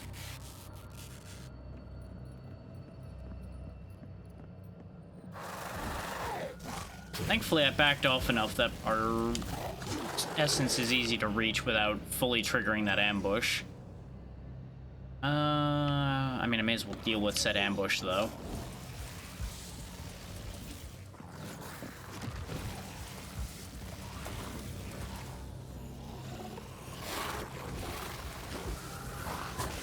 Like, it's kind of unnecessary to deal with the ambush to a certain degree. But you know me, I am spiteful. That's reason enough for me to come back to fight this bastard. Oh, that was a different one. No wonder he was worse. I thought he was just the same one that siphoned our essence before. Huh. Interesting. Also, never even thought about looking at Heavy Strike. Charge up a powerful full strike that deals up to 300% weapon damage and generates up to 40 adrenaline based on time spent charging. We could just replace our basic attack with that. Ah, yeah. That might be really funny, actually, just to... No more basic attacking, just... lasers and big swings. Ow.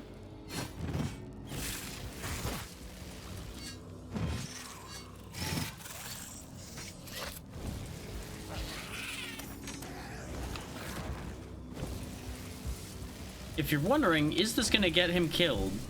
The answer to your question is yes. But it'll be funny.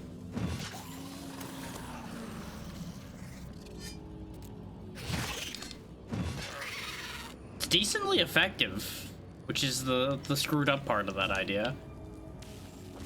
Oh yeah, this is Bomber Alley over here again.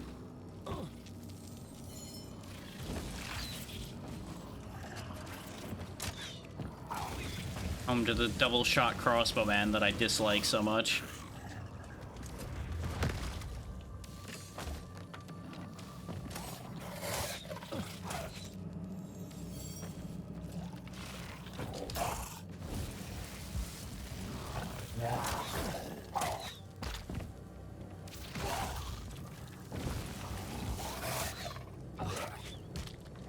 Wow, those bolts hit really hard too.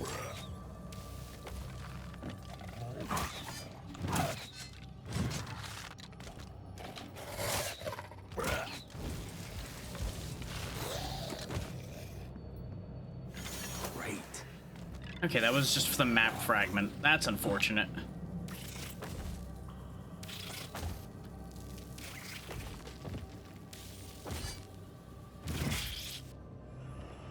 Okay.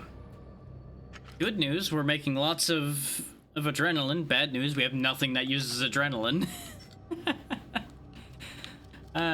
Things I didn't think through completely for 500. Answer that. We also didn't even use any of our food yet.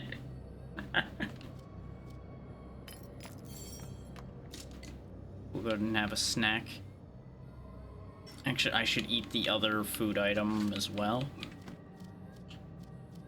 Oh, wait, no, this is health and mana. Never mind. That is exactly what I wanted to do. This feels like a boss fight's gonna be over here. Let's not. It's a mild waste of the food, but I may actually just run for my life. Which, wasting the food is only a waste of like 30 gold, so I'm not that concerned about that idea. I am far more concerned about the idea of losing what I've gained. So yeah, I think we're gonna go find out what our crazy jeweler friend has to offer us instead. And then we'll go into that room with a fresh set of resources. Oh, you just brought your whole cart over here. This is exciting. This place crackles with ancient magic. I've never been allowed in to start my own shop before. I was just explaining to someone that looked a lot like you that I sell jewelry. Are you at all interested in gems? I have red ones and green ones, clear ones, all kinds of different shapes. This may come as a surprise to you, but I am in fact the same person. See? I've fashioned them into rings and necklaces and other trinkets in such a way that the magics within them are bestowed upon the wearer. My customers much prefer that to imbibing them as a powdery gem tea. Much less bleeding, too. I have concerns about the fact that people were drinking gem tea that was causing bleeding. But at the same time, I feel like I shouldn't be surprised by that. And it looks like she'll take the flask and do something with it. Wolf Signet is 5% extra health. Okay. Yeah, and she is the goldsmith, as expected. Sells copper ore and hemp twine at the moment. Less exciting than I would have hoped, but hey, I have a fancy I flask. can do something extra special with this. Do you want me to? Yes? Okay.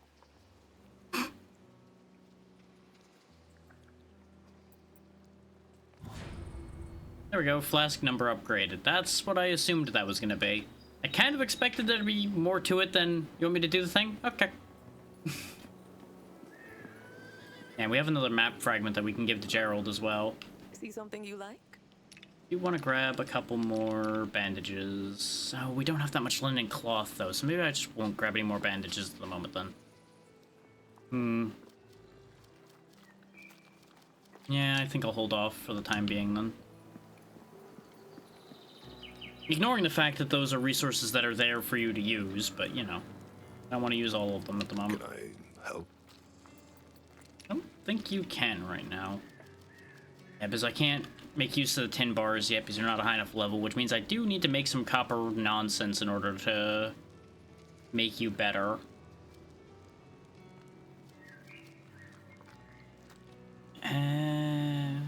Just need to find things that aren't that expensive that'll get him enough experience to make it worth my while.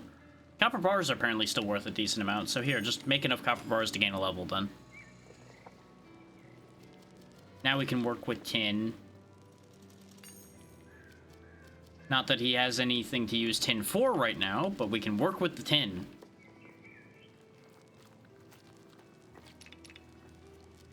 And he also sells tin now. Okay. Good. Keep thinking about buying the copper straight sword, just so I have more weapons. But I probably will never use it. Like, that's the unfortunate part, is I probably just won't use it, so why would I ever make it?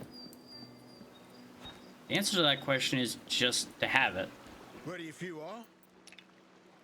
Go ahead and get Gerald another level, because we have another map fragment. See if that gives him anything useful. Cleansing potions to get rid of status effects. The immunity part is an idea. It really is unfortunate that he only has one chaos skill. He has 2 for everything else, but only 1 chaos skill. But maybe he would have a second one if you didn't already have a chaos skill? Maybe that's the thing? Or maybe chaos just gets the short end of the stick. Who knows? I think I am going to grab a couple throwing knives, because these might be handy to have. 125 damage when thrown, and it not costing me magic to use that, might actually be handy in a pinch. No, I don't think I have any reason to check in with Reese right now. I was debating actually slapping something on my sword, but we've been using it for so long, but even then I'm still reticent about actually upgrading it. Because I feel like, as usual, the second I upgrade it, we're going to find a replacement. Oh wait, yeah. There was one other thing I wanted to do. Specifically, I needed to look at why I couldn't make those rings, and I think it's because I have to make the settings that she crafts in order to make them. Oh yeah, it does. She needs to be level 2 before she can make any of this anyway. So she's gonna have to spend some time making random nonsense. I see why people compared this to MMO crafting now, because it is exactly the you have to waste your time making random gubbins and nonsense in order to be able to do anything. Let's go ahead and get the weakening stone, because raising our weakening chance will help us. Yeah. As much as I would love that Signet of the Wolf, we are not getting her to level 4 right now to get that. Lead chance, I don't really need. So I guess, yeah, I guess the Weakening Stone is the only one that benefits us right now, then. Maybe I can get her up to being able to make that. Feels like this is gonna be super wasteful. But then again, we're not using the copper bars for anything else anyway. There you go. And now she can work with silver, or once she hits level 5. But we get 5% more health, which is much more important to me than anything else. So at least she's useful. These don't take any weight, so I just get free stat increases. The 5%'s not huge, but 25 more health will potentially at some point make the difference between living and dying. Why is your horse here in particular? I just realized that. Because if you look at it wrong, it looks like it's just floating. It's on that little stone shelf there, but really just looks like it's levitating behind her cart, her little tent there.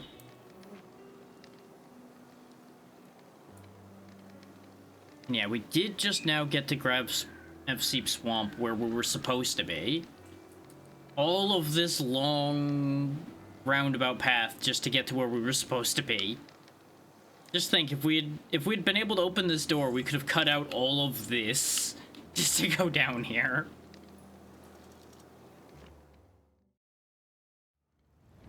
Funny how these things work out sometimes, isn't it?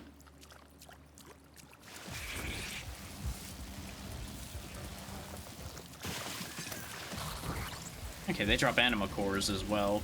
I didn't look at the bestiary to see what new information we had. And for like drop rates, well, drops in general really, because drop rates weren't really discussed at all.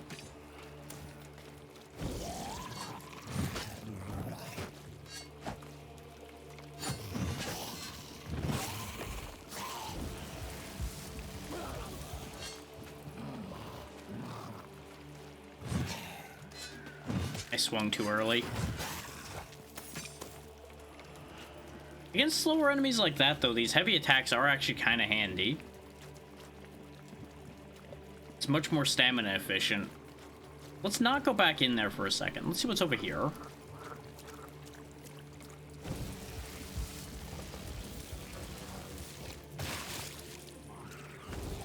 I regret seeing what's over here.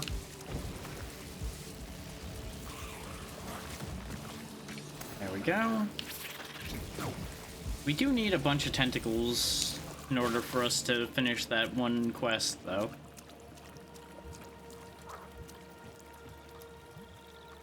Walking around out here is at least beneficial for that. Oh, this is unfortunate. That the bomber happened to be the thing I ended up setting up the heavy swing against.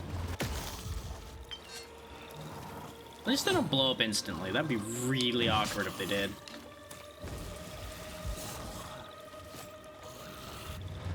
Kaboom. Ooh, Deadly Nightshade. That could be useful for many things, mostly dangerous.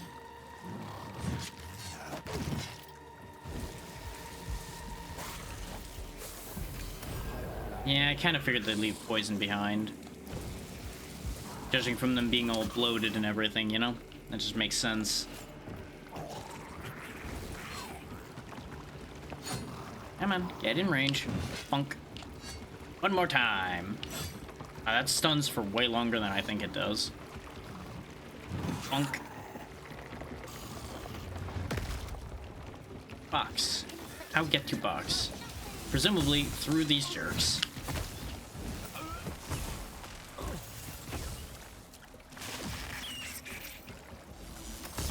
Take this. Ooh, diagram for mushroom stew that I won't be able to use because I don't have a cook still. Oh, this is an awkward trap indeed. This is an awkward trap indeed. I hate it here. We're dead. I couldn't get rid of the poison fast enough. Because I already went down to like 40 health from the initial hit and there just wasn't time to do anything about that. I didn't expect that trap to be that nasty. I figured, oh, it's just gonna be like a couple tentacles are gonna pop up and I'm gonna have to deal with those on top of what I was already dealing with. Nope, there was also a spitter.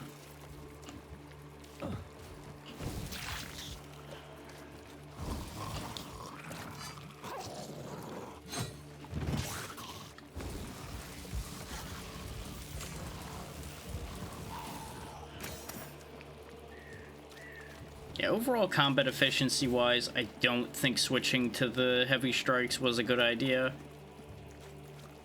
But it does at least change up the gameplay a bit, which is nice.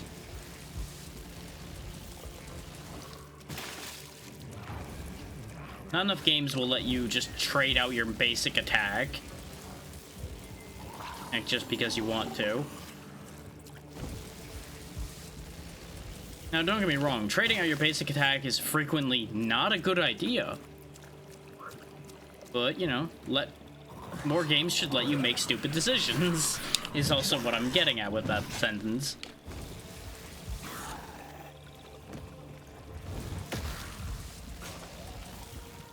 There we go.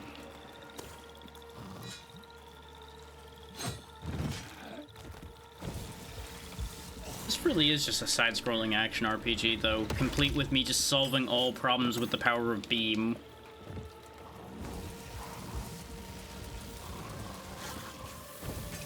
At least as long as my mana lasts.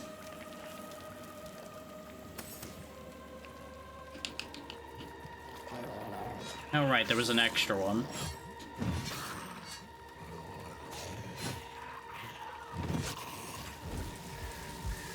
There's no explode on my face. Goodbye.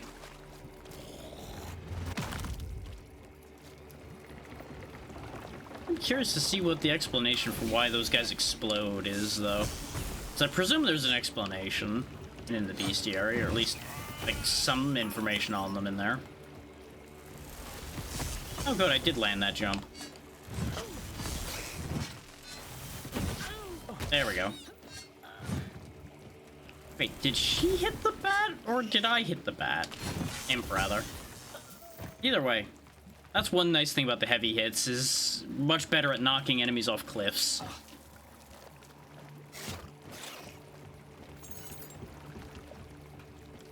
Oh, this just opens. I was expecting that to be locked. Kind of wishing it was locked right about now. Woo! Miss me.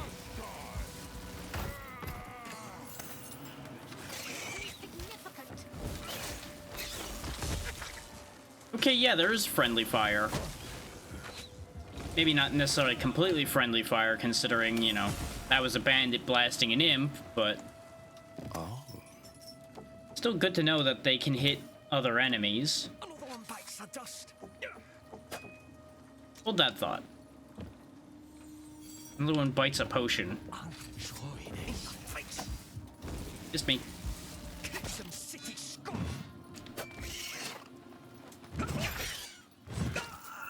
There we go. Just bash him into oblivion. There we go. Nice and easy. No problems detected. Even more map fragments. Hold that thought. There we go. Hey, free bandage. Always good. And almost enough cloth to make another bandage, too, which is extra convenient, really. Oh, there's something over here. Wait. That looks like a dead spot. I didn't die here. Oh, it's lining up with where we died in the other place is the thing. That's why. This just happens to line up with where we died in the other layer, in the mausoleum place.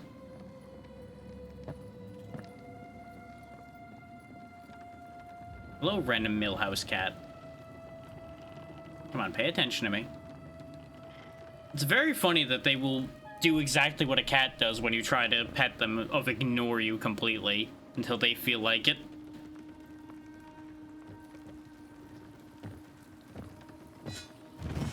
Okay, I can't, like, disrupt the mill. Not that I have any reason to do so. Wait. We need either, like, higher jumping or something to get there. So we'll be back to this later, almost certainly. I mean, I guess I may as well go turn in the fact that I destroyed those tentacles just so that icon goes away.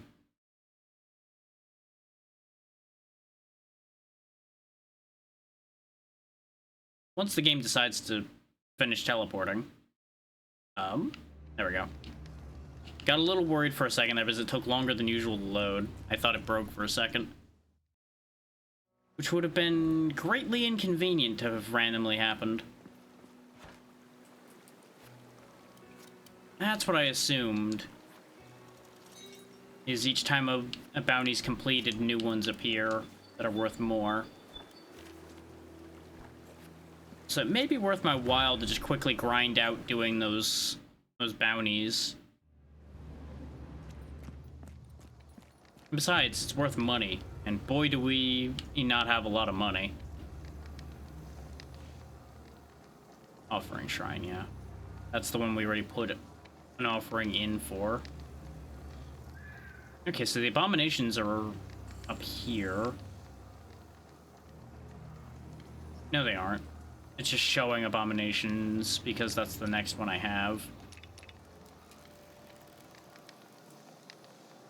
Okay, yeah, and if I just press Y, I go there immediately. Right.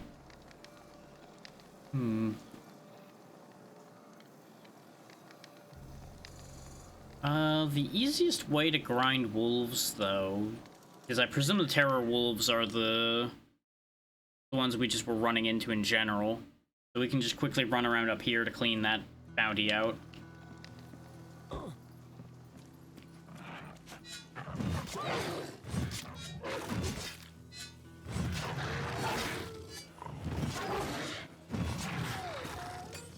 Assuming these are the correct wolves. Let's quickly check that to make sure I'm not wasting my time here. Yep, 2 out of 12 terror wolves. Because we grabbed that after we passed the spot where a couple of them were. Bosses don't respawn in this game, right? Nope. So the interesting, like, spooky gate reappeared, so that's a thing. So maybe boss refighting is a thing, and you just have to engage with that later.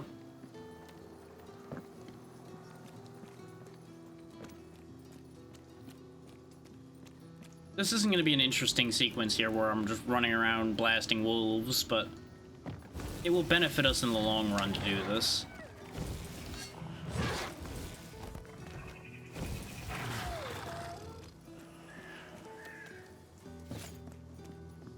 Because what I'm going to do is just run back and forth to the checkpoint a couple times to get them cleared out. Because it'll be much easier than going and tracking down individual wolves.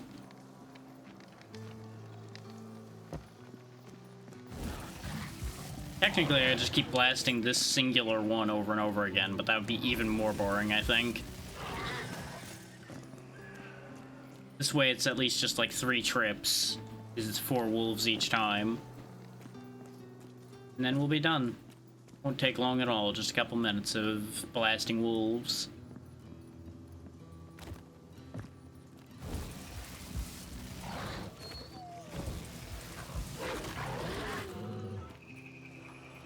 Got a bee flying around in the room, it looks like. Either that or a really big fly. Which is inconvenient either way. Just cruising around. But I think it's a bee, because usually flies are a lot quicker about it.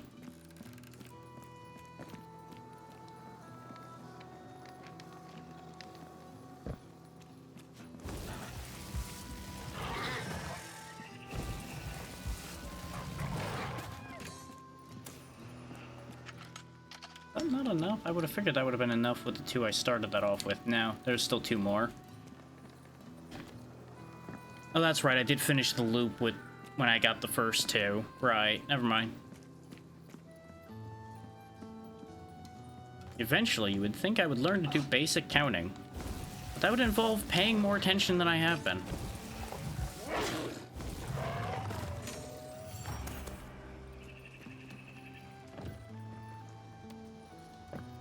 That will not be the first potion and I waste, and it won't be the last.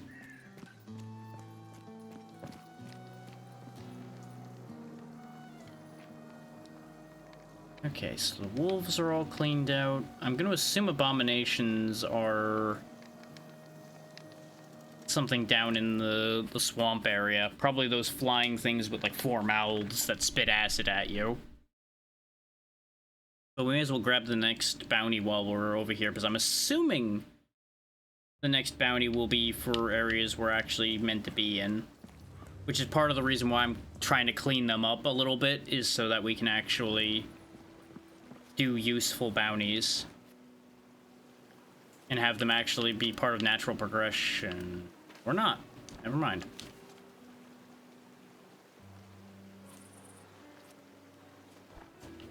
Anything interesting? And here's your map fragment as well. Which helps clean up our knowledge of the area. I mean, I have a lot of money now. Let's go ahead and grab Chaos Dice just so I have the skill. Oh, that jacked his inventory up real bad, though. That's fine. Give me the rest of your lockpicks as well. I have plenty of reasons to have plenty of lockpicks. And even with that, we have about as much money as we had before we did these things. Which is kind of wild. I had a thought and I lost it. No, there's nothing else for me to do here at the second.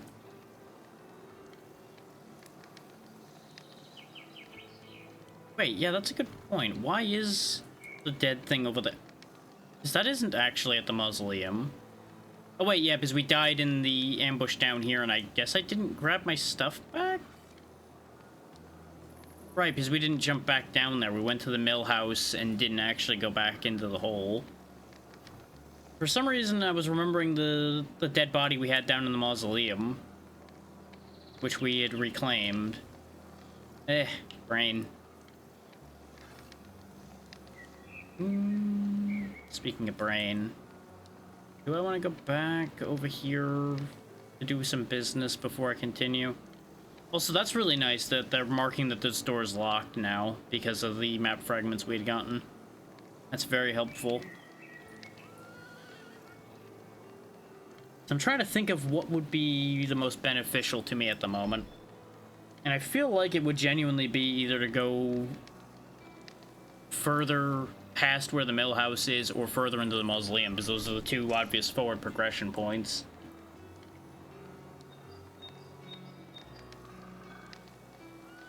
This forward progression has been netting us more NPCs for the caravan. More NPCs for the caravan means more options for us to upgrade ourselves.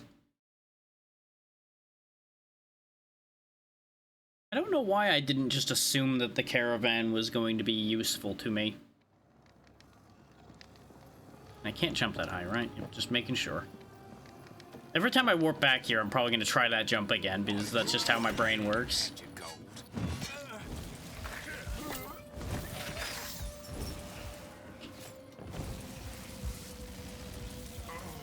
Just chew right on through him. I don't need to deal with you. Just casually walk away from your lightning bolt.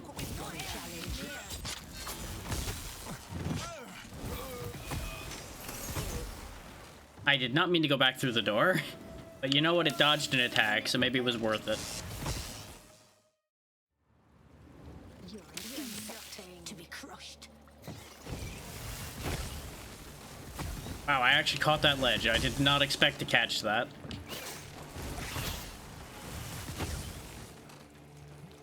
Parkour.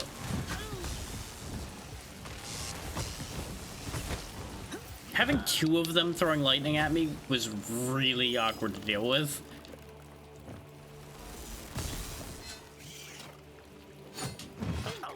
Bye. Okay, that's one problem with the heavy attacks, is you can't attack in the air with them. That might actually give me a very good reason to switch back. I won't leave this here. Another relic, so we can sell that one. We can clear that tentacle from up here. Yeah, before we drop down, let's go ahead and switch back to regular attacks. Unless I want to just have nothing but magic, which would be an awful idea. Wrong button. We'll give Chaos Dice a try, though, because I'm not really using the Shadow Shards, even though they probably are very useful.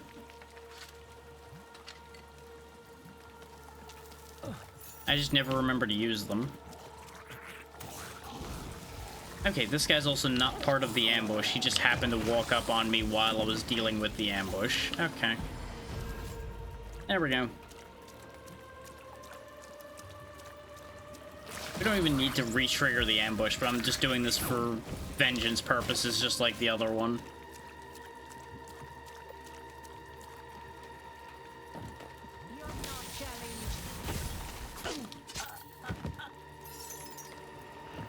There's a big man over there. Is there anything? There is, but I can't get at it. Understood. I'm looking forward to when we gain our little bit more basic mobility that we very clearly are going to gain, considering all these things just out of reach. Another shield that I can sell.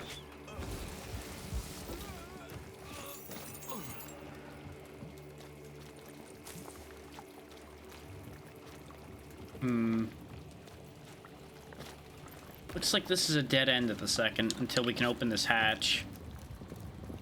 Which I feel like those hatches on the ground might actually be either A, as simple as pulling a lever, or B, as simple as ground slamming into them.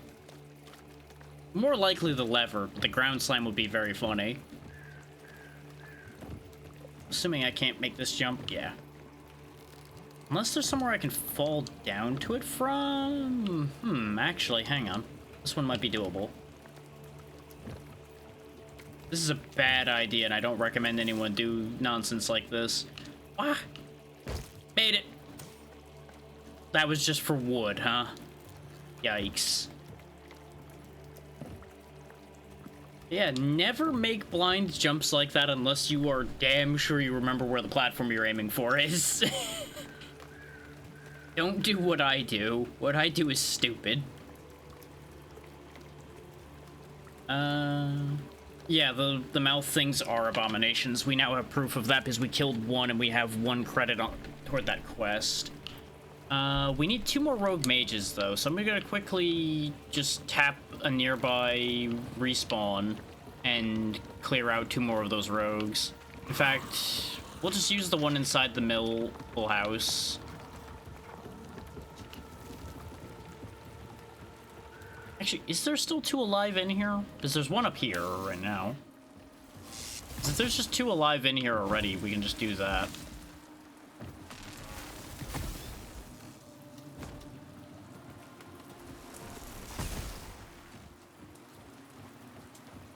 I have to go a long way around to actually deal with her, though, because she keeps hiding.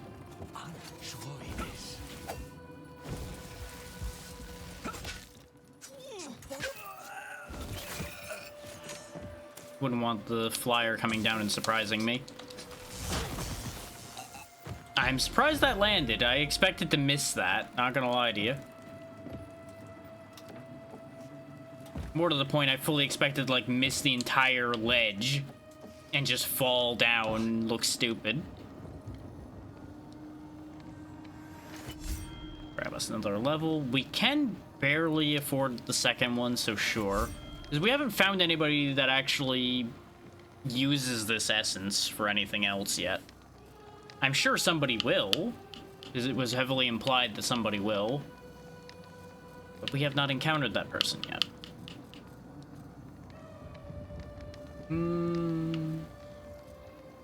The tentacles do seem like they'd be very useful, and Motes of Chaos would also be good. So we'll go this way. Even though the more power would probably be better for me in terms of passive benefits than the more knowledge. But more knowledge means our magic lasts for longer, so it's not a bad choice. Because it means I have to use less mana potions. Though our random MP regen effects are taking care of that to a certain degree already anyway.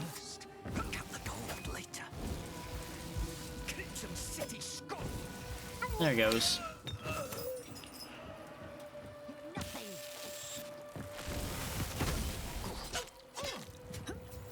And there we go, another quest completed. Now and then you gotta do dull things just to clean up some side quests. That's just the nature of the beast.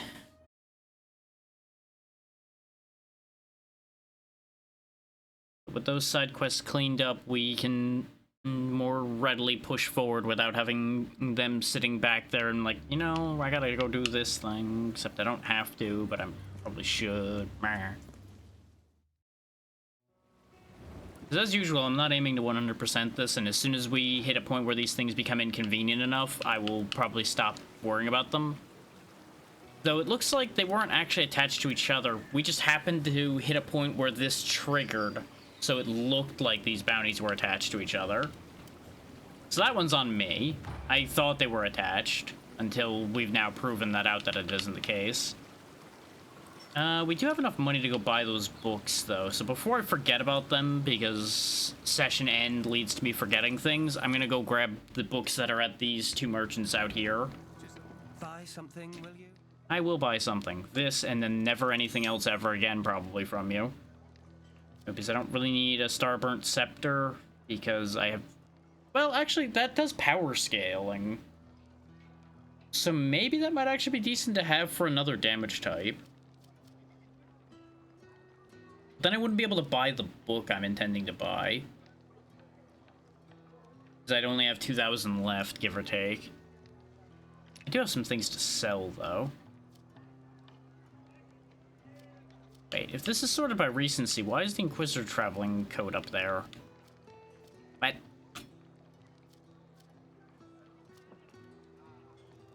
Sell a Pavis, because I don't need 2 of them. Technically, I don't even need 1 of them, but... Like I said, my hoarding instinct is gonna keep that one around. Bandit Tunic is just dexterity, but again, Boarding Instinct. Is there anything worth a decent amount that I've got a bunch of anywhere? Keeping the daggers because they're the only copy of those daggers I have. And I know the collection would still show it, but I like having my collection in my pocket. We may as well sell some of this leather. We don't really need 83 leather.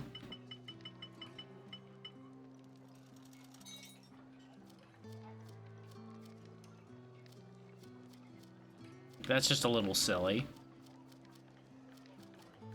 Don't need 2 relics of the same kind. Okay, now I think I can afford to get the mace and get the book. Yeah, there we go. In case I do decide I want to use that mace.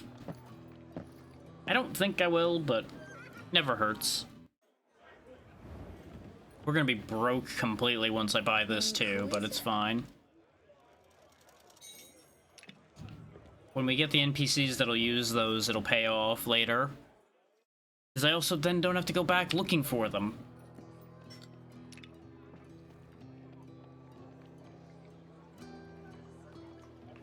Now back to crawling through miserable dead Edland. Probably only going to go for like another hour and change though, in case anybody's planning what they're doing around this still running. Not sure why you'd be doing that, but just in case.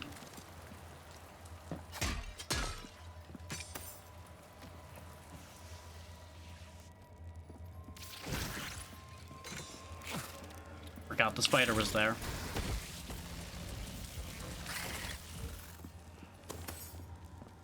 I wanted to double check why we didn't... We? Who are you? Good question. Also, grappling hook spot. That in mind for the future. Which, that is another thing to note, is the next session of this isn't going to be next Saturday. It may actually be more than a week before I continue this, due to schedule availability. But we will discuss that further when I discuss the schedule as a whole. Short version being, I moved a couple things around in order to make a couple more specific things happen. Though I don't have anything locked in for Friday, so I might just do this next Friday. But Thursday and Saturday are both slightly different. This coming week is the short version. Because I need to fit in another thing that I got keys for.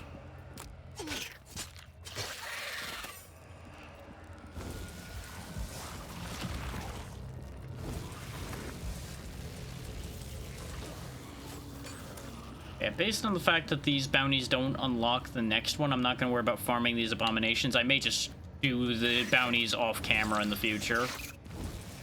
Because y'all don't need to see me standing there killing the same thing a dozen times. You've already watched me do that once. Oh wow, those just kill you and you can't roll through them. Okay. That kind of sucks. Getting Death Gambit vibes from that, and that was one of the things I liked the least about that game, was the ridiculous trap damage there was. As at times.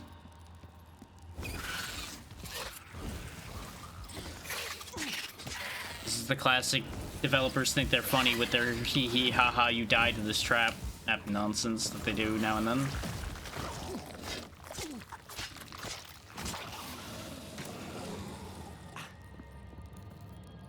The question is, how do we get past that swinging blade then?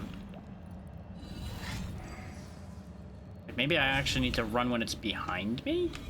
No, because it's too fast. Oh, duh, I'm forgetting that sprinting's a thing. It's the only time I've had to use the... God damn it, game. Because I was about to demonstrate how sprinting worked, but the button to go through doors is also the sprinting button. See? You can sprint. You don't go that much faster, though, so I don't know if it'll work, but it's the only play I've got for that. This is definitely one-shotting me, so it's not like, oh yeah, you just need more health. Unless maybe you do just need, like, 6 plus 100 health or something.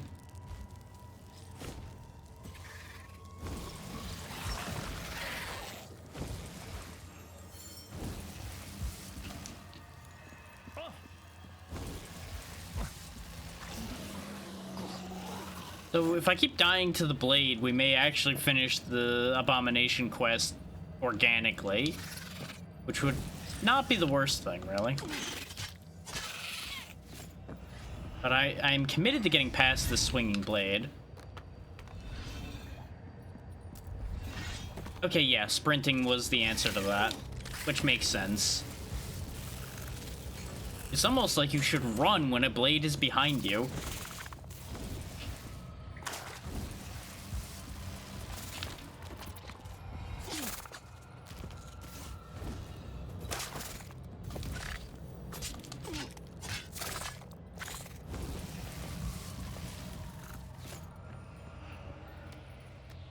Oh, you know, hindsight being 2020, mild arachnophobia warning in this area, because boy oh boy are the spiders getting more common, and there's more types of them, so, you know. If you can't handle that, you might not want to watch right now.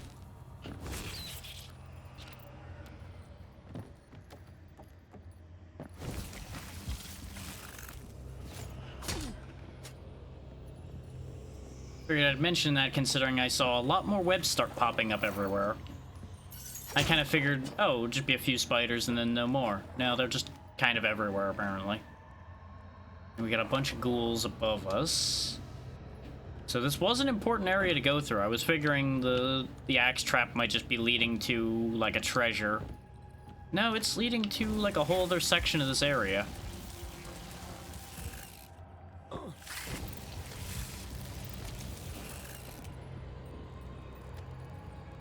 No, it won't open from here. Including another door that I can't open. Wait. That means there must be another access point to this spot from, like, above or something. Is that side's locked and this side's locked? How else do you get there? Right? Right. Huh. So it must be either there's a path up by the ghouls that isn't marked, or there's some shenanigans afoot here.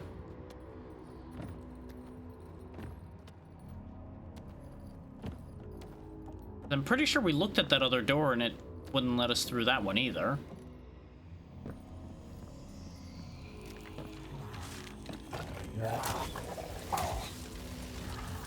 You show that wall who's boss, buddy.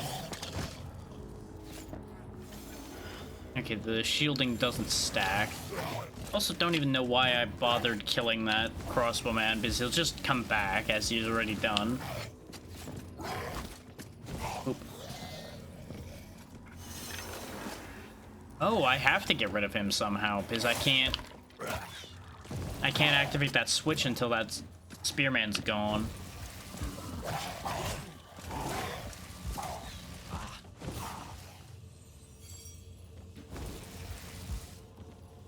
Oh, I guess destroying them twice is what you have to do. Okay. And that brings the ladder down that lets you go somewhere.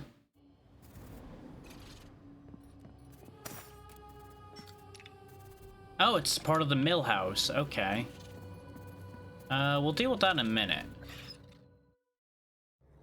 I'm going to assume that figuring out a path like that is how we gain access to that middle section, then. I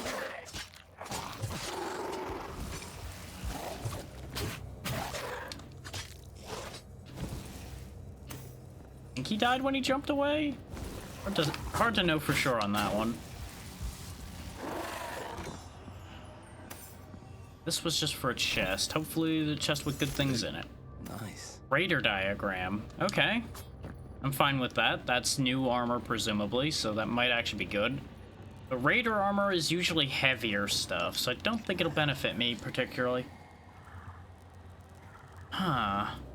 Wait, it's showing that there's a path past where that chest is, though. But I hit that wall and nothing happened. Huh.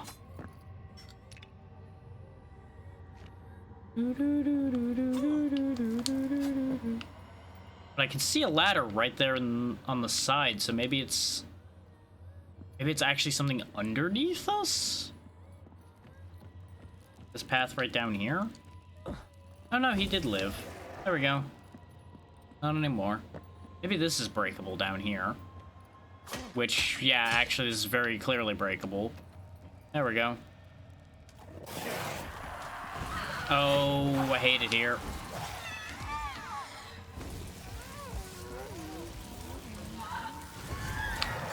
The ghost actually helped a lot there by freezing the skeleton.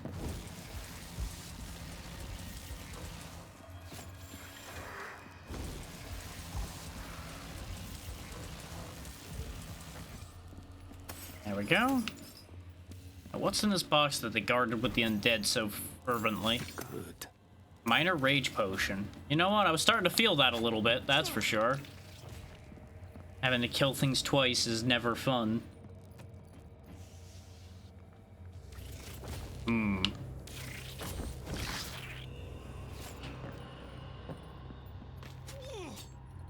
Yeah, that's not breakable, huh? Figured random wall would be a breakable wall, but apparently not so much. No. None of whatever you were going to do, which was more than likely spit web at me.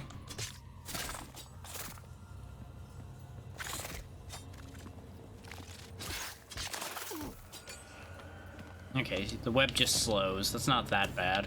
I kind of expected to be, like, stopped from attacking for a moment because I get tangled up or something. And this is how we get to this chest. When we looked at forlornly from the other side of both those doors. The Amberfall set. Very good, very good. And this gives us a nice clean shortcut through this area. Avoiding all of this down here. I'm here! You are here. Please, take pity on a poor soul. I have been cursed. My life stripped from me, but fated to never die. Dark magic has left me here, waiting for the day someone finally passed by. And I appeal to you, kind stranger. Help me. I must be reunited with my bones, and a ritual performed to release me from this living death. I have no idea where they are, but somehow I feel as if they are nearby. Please, find them, and return them to me. Yeah, sure, I'll help you. I beg you, find my bones. You know, what would happen to him if one of his bones was, like, permanently broken, like somebody just ground it into bone meal? Would he be stuck like that permanently? Psychologically, that's how that would work, but what do I know at the end of the day, really? Answer is I don't know anything.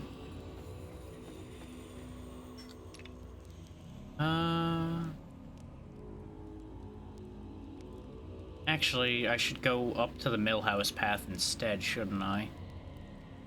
I was going back to the waypoint to leave for a moment here to see about those extra sets, but I guess I'm already basically back, and I keep forgetting I don't need to go to a waypoint to travel.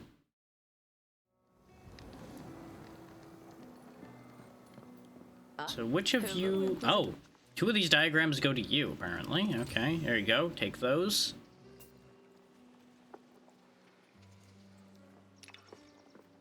Oh, the Raider set is a leather set. Okay. And the Amberfall set is another leather set, which gives knowledge. So I might be somewhat interested in that.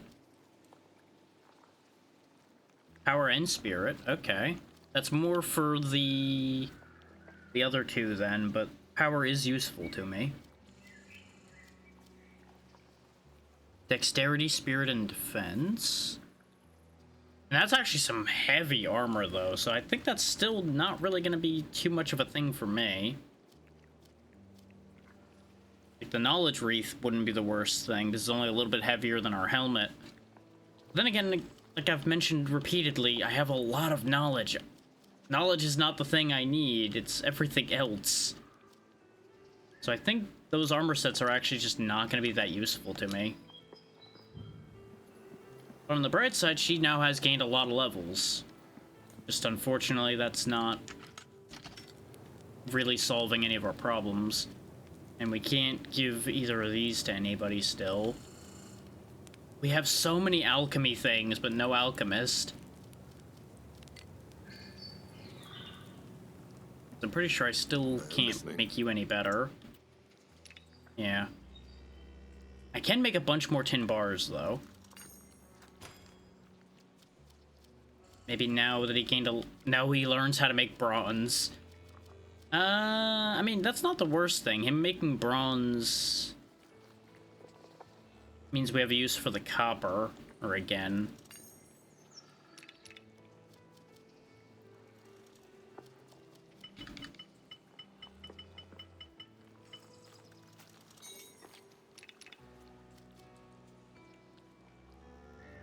He needs another level before he can even start making it, though. I kind of figured there'd be like a couple things made out of tin, though, that he would make. Then again, maybe we just don't have the recipes. Since we have to find the recipes, but also... like, they learn some recipes by leveling. It's hard to guarantee anything. You don't have other customers. Don't you start with me. She needs to be level 5 to be able to start working silver. Which technically I can make happen, but I'm not wasting all of that for that idea. Yeah, we'll come back to those issues later.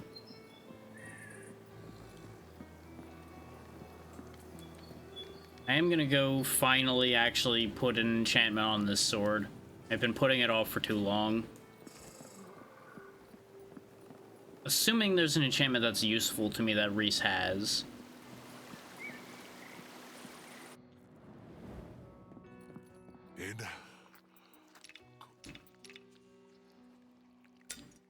Okay, yeah, this costs... Oh, right, I need to make the runestone first. So enchanting costs essence, so we do know that there's something for essence. Is there even one for weapons that we have? No, this discussion was moot. He doesn't even have something for weapons. What? Why do you exist?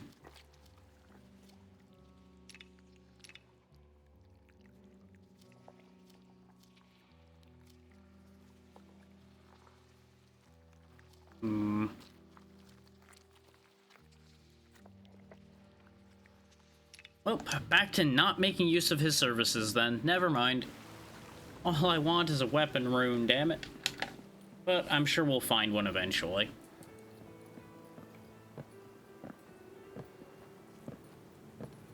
This means I have nothing further to do here because I have no reason to talk to Gerald at the moment. I don't think, because I don't think we got another... No, we don't have any more map fragments, otherwise his head would be floating down there in the bottom left. So I guess it's up to the mill house or down to search for the missing bones. I probably should go find the missing bones before I worry about the mill house, because I'm assuming the mill house is how we make further forward progress. Which was the other reason why I was backtracking.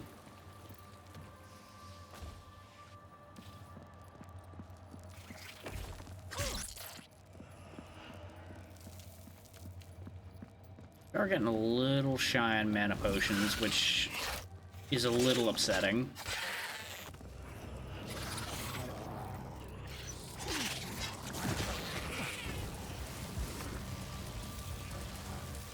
We could try seeing if the mace does more damage to things around here. Thinking about it. Then again, 0.6 more weight I don't think I can wield still. I keep forgetting you need to click the right stick in to look at that. No, we could barely fit in 0.6. stamina cost is higher, though, so I'll need to watch out for that.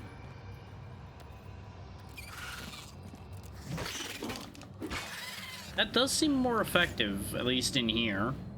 Which fire and magic does seem pretty effective against things that are undead or otherwise of that ilk.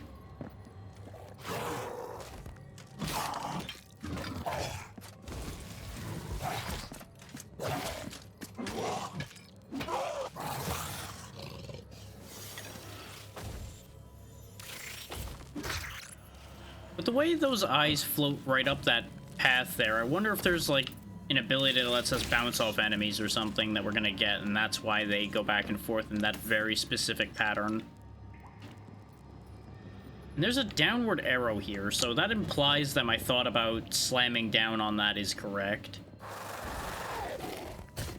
We also can't go this way right now, because this is where the ambush was.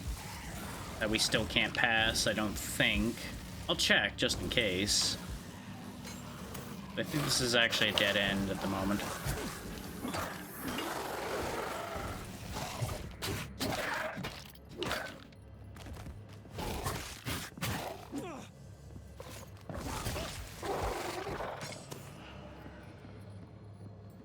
Maybe the situation here has changed, yeah. It is from here, not needs a key.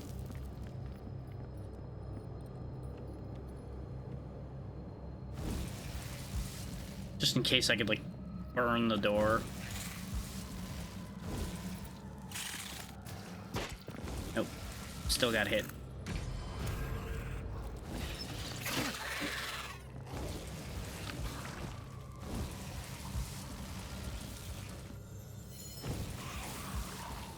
There you go. Purge another abomination.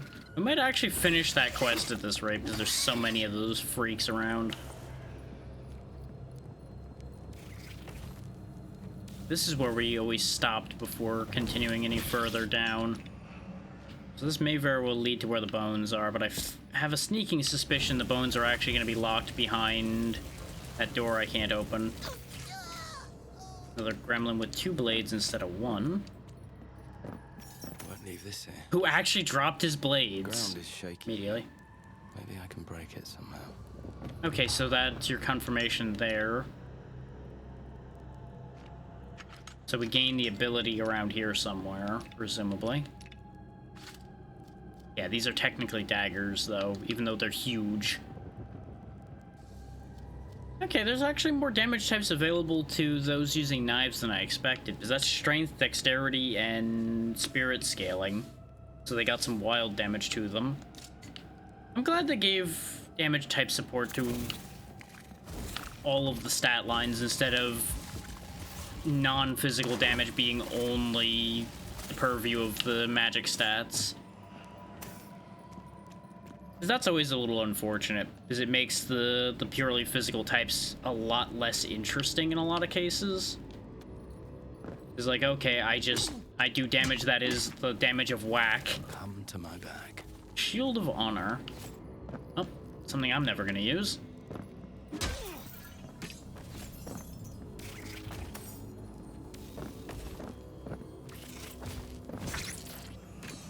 What's in this box? I think I'll take this. 2 diagrams. Okay. Oh, another corrupted vermin fight.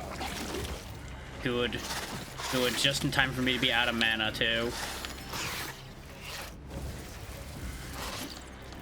I do feel like this fight's a little overused.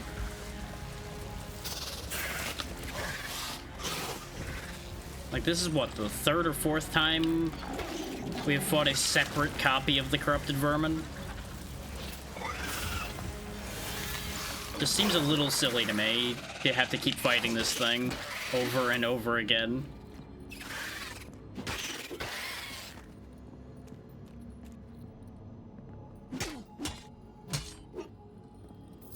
Free money. Box. Nice. Minor magic potion. Well, we still don't have an alchemist to make use of that. Oh, thank God, another checkpoint. We've been going for a bit without a checkpoint down here. Considering, you know, we went from here all the way down all this windy nonsense.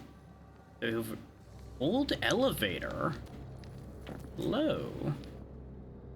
Does it still work? Yep, sure does, and it's leaving without me. Get back down here. I kind of figured this was like an activate the elevator lever, and then you actually use the one in the middle to actually go places. Does this actually lead somewhere significant? It looks like it would lead to a new area, based on the light. We're in a different part of the swamp, it looks like. No, technically part of the monastery.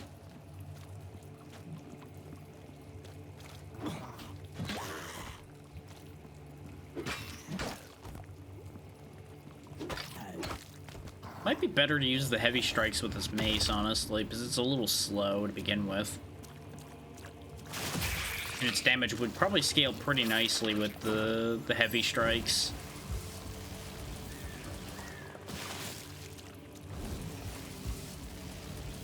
Then again, we will just slow ourselves down so much because of that.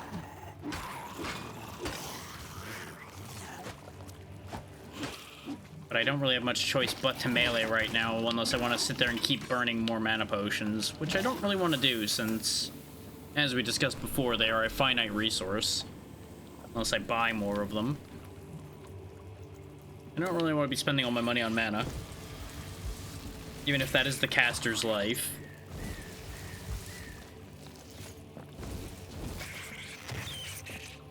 This is why I never play a pure caster type, because you need an option for when you're out of magic.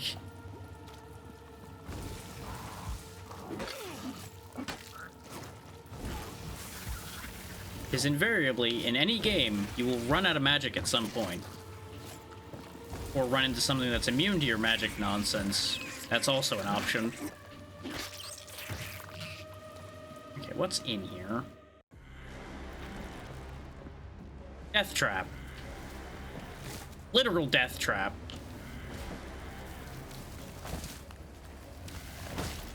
Oh, that's fucked up. That right there, that's fucked up.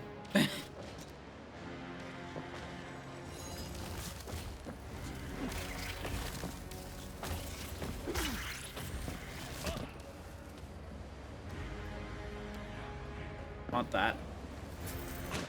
But there's no way out of this little segment there, which is mean. The vines get me here? They sure can.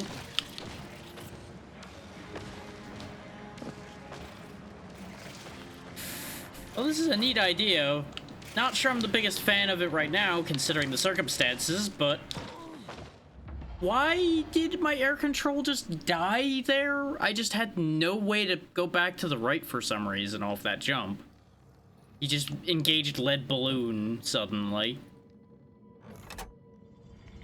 And I've definitely hooked tighter jump and turns than that in this game before.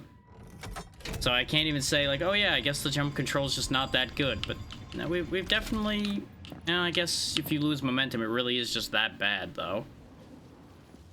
Ugh. Unfortunate.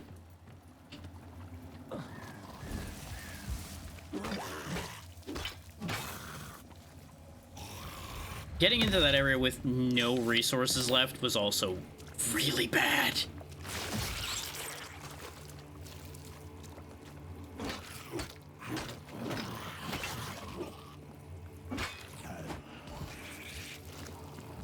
Just not even dealing with you lot. I'm just going right in there.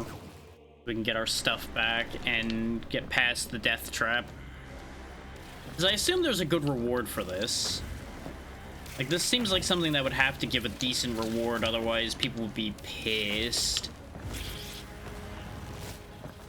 It's also not too crazy. Now that I'm not, like, in immediate danger of one-tap death.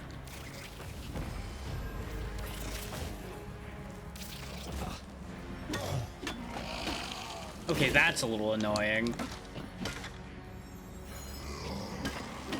But I think this is the source of the vines. All lightning learned. You know what? Maybe this was worth it. Maybe it was all worth it. Chima's Claws and Wild Heart. Okay. So I'm betting Ball Lightning is gonna be wild magic, and I'm gonna be sad. Because I can't use it. And there's some mushrooms and a door. Okay. I was kind of expecting this to be like guarding another potion or something. Not an actual like pathway to somewhere.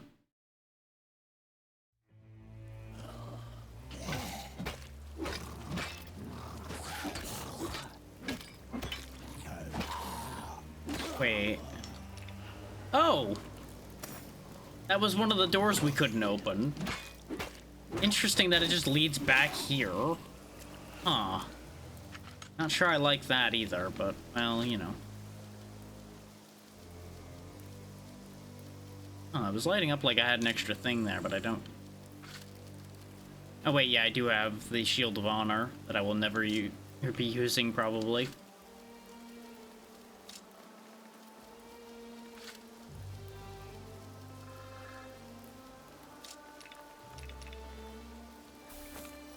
And yeah, it is a wild relic skill. That's a shame. It makes sense because it wouldn't fit my damage type. That would be really cool to have. Just throw the bouncy ball of death at things. Which I suppose we still haven't gotten a single fire skill. Maybe I will just like not go Fire Weaver. Or when we hit 25, which is actually rapidly approaching. We've only got 8 levels before we have to make a decision as to where our secondary class is going to be.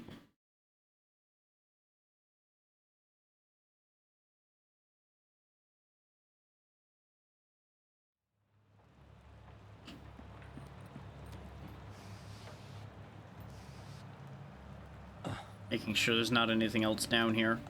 I assume this grab point was just to protect you from the root spikes while you fought the source of them. It looks like there isn't anything else in here. I'm just going back down now to go back to where we came from. I would say to do it without triggering unnecessary amounts of refighting, but we're gonna have that anyway because I died. So, you know. And there really is just nothing else in here. Okay. I like the idea of that platforming section. I'm just not the biggest fan of the timing I ran into it at, which is a me thing, not a game thing on that one. That's not their fault that I ran into it in bad shape. Not entirely, anyway. It is slightly because of the fact that they put it right in the middle of a huge clusterfuck, but... Doesn't open. Okay, that's one that doesn't open from this side. It needs to open somewhere else.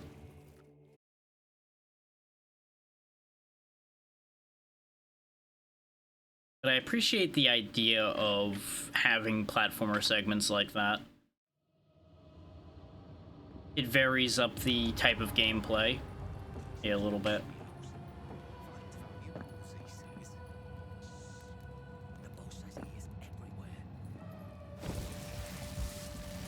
Okay, so we got a bunch of bandits in this vault.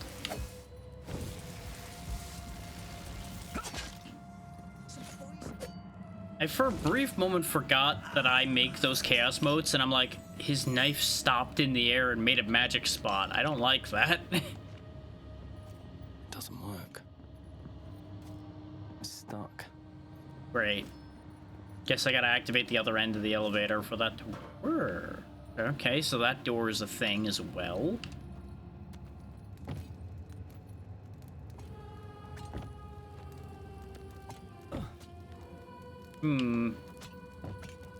Okay, so this place is littered with traps too. Love that.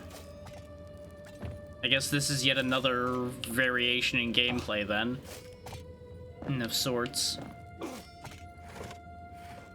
Considering we got like little block pushing bits to block traps and things like that too.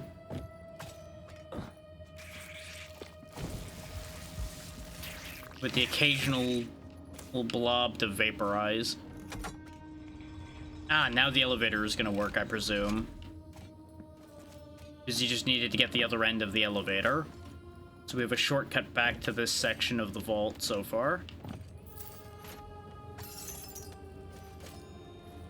That I might not need. Ow. As long as they don't fuck up too badly.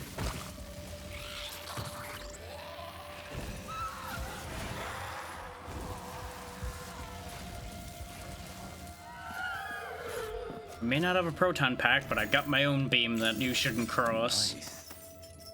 Ooh, another crystal flask. This trip was already well worth it. Ow. At least they don't knock you off of your ledge grab when you take damage in this game. Great. Justicar's blades. Okay, that sounds like upgraded knives to me. Considering its blades, Oh, hi. That was not somebody I wanted to land in front of. Goodbye. What is this? Well, we're finding out. I thought that was something that was going to need an interaction. This is how the bandits entered Wickham unnoticed. I guess so, yeah. They found a weird magical portal. I see that pressure plate. Oh my god, that's a lot of bad. How about you guys set off the pressure plate for me? No, none of you set off pressure plates? Okay. That's just not a thing you want to do today, I guess.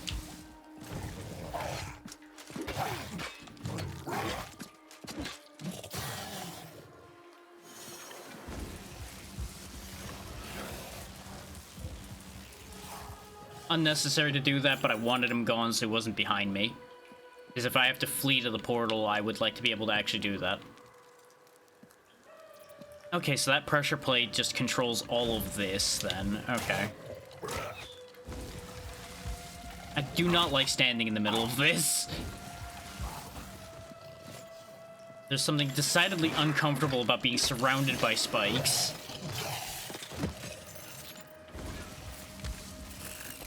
Which sounds like me speaking the obvious, and I feel like it should be, but what do I know? I want that. I want that, but I can't get that. Oh, thank God there's a checkpoint. Downside, that entire portal path is going to go back to being a nightmare.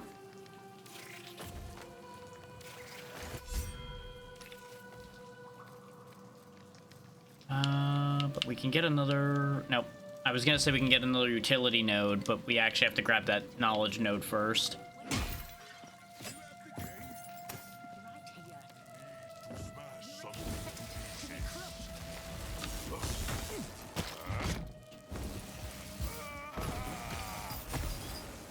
I'm gonna assume that's another Pavis he dropped. There's a gate key, so they... I'll take this. Oh no, I got his mace. I heard them talking about a key in their little idle chatter, so that's actually really neat that they did that. They actually have the enemies that have a key talking about having a key. So you have a reason to target them. As long as you're paying attention. Karnak is pretty heavy, very high strength scaling. 15% smash chance is pretty nice. Damage is actually not that bad even for me. And yeah, you'll notice the Starburnt Scepter is just 30 more damage even with my stats, not really favoring the other two parts of its scaling. But our spirit is higher than our other stats, so it makes sense.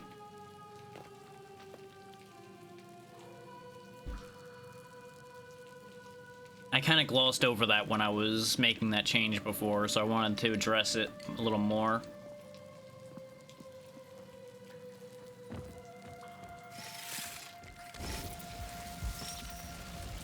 Oh, there's a big spider. I do appreciate how the spider actually retreats. Like, it's not like some other enemy AIs, which will just keep pushing on you harder, regardless of the fact they're gonna die. That spider actually fears for its life. You can gain that next level, though, to get the the utility node that I wanted now, so let's go ahead and snag that. I can't get what I wanted out of it, though. Oh, right, his defensive has vigor, not utility. God damn it. So I can't actually get the extra carry weight that I wanted. Well, I'm not really going to invest in endurance if it's only 5 stamina. That's not worth it to me. I don't really need 6 more MP. I think the 30 more health is more valuable. The only reason I continued going this way, despite the utility node not being useful, is I still want Chaos Tentacles and Nether Walk.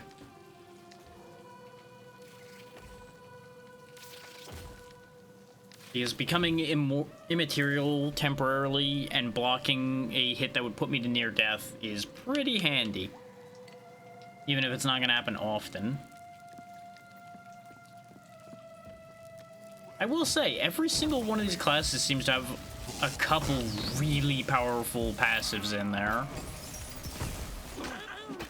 So I do think no matter what class you end up picking, or more accurately classes, since you get 2 of them, there may even be, like, you can unlock a 3rd one if you hit a high enough level type nonsense going on, for all I know.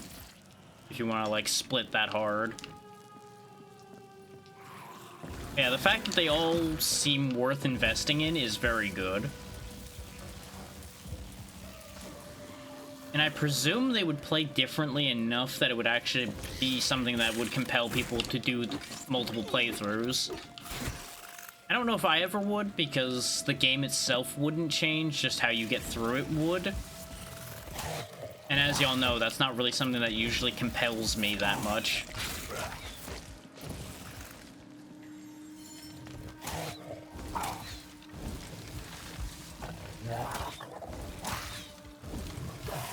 And as much as I'm enjoying this, it's not like, oh god, this is my favorite thing so far. Like, there's the slightest tint in my brain of, I'm glad I didn't pay the full price for this. Because it was... I think it was like 20 or so off on Green Man's, which is why I ended up buying it, because it was 32 instead of 40. Which I had already been looking forward to this game. I was planning on buying it immediately. Such a strange ore. Never seen anything like it. Maybe Ulfar can do something with it. The thing with it being, when I realized it came out at $40 instead of the like 25 a lot of games of this type comes out at, I became a lot less guaranteed to buy it. Hey there, Vale, how's it going? Ow, my legs.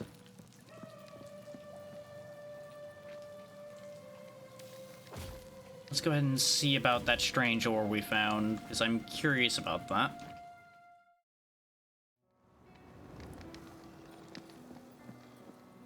Yeah, the short version of that tangent is always make sure to check for discounts around... Let me see it. Unusual. It's not easy to work with. Going to need some other ore to make something worthwhile. Iron ore and a small ruby shard. Understandable. Hopefully you'll be able to get that nap in to balance things out. I know the feeling with sleep not being kind. Okay, so we get a special scimitar for turning in the 6 iron ore and the 1 ruby. So that's gonna have to wait. So far, so good. We died a few times early on, but we've gotten things under control now. Most of the deaths being, oops, I slipped off a ledge. Or, hey, I wonder if I can land here. Nope, can't. Wow. And then a little bit of getting my stats under me to actually keep me able to win a fight instead of just getting destroyed.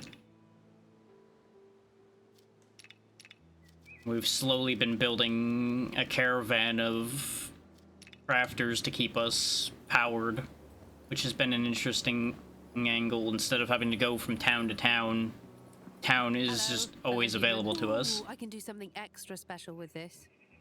you want me to? Yes? Okay. Now we have another healing flask, and I just realized she sells a bunch of gems. Makes sense since she's the jeweler. We still don't have anything new for her to make, though. Because they all need to level up in order to be more useful. Which is a neat system, but also slightly upsetting. But as far as making ourselves better goes, there's an amount of talent tree, and this is just one of the 6 classes of the game that has this many nodes to it. They're all about the same size. And here in 6 levels, I'll be able to snag a second talent tree, which will make things interesting. Pretty much, yeah.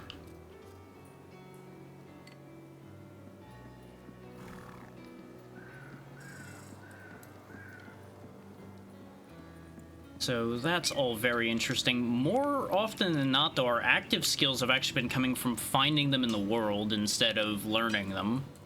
I started with Chaos Beam because of being a spellbinder, and then we found things honestly kind of scatterplotted across for all the other classes except for Fire for some reason. So I'm kind of glad I didn't start with Fire Weaver, otherwise I might have been a bit disappointed. Oh yeah, I can also throw dice.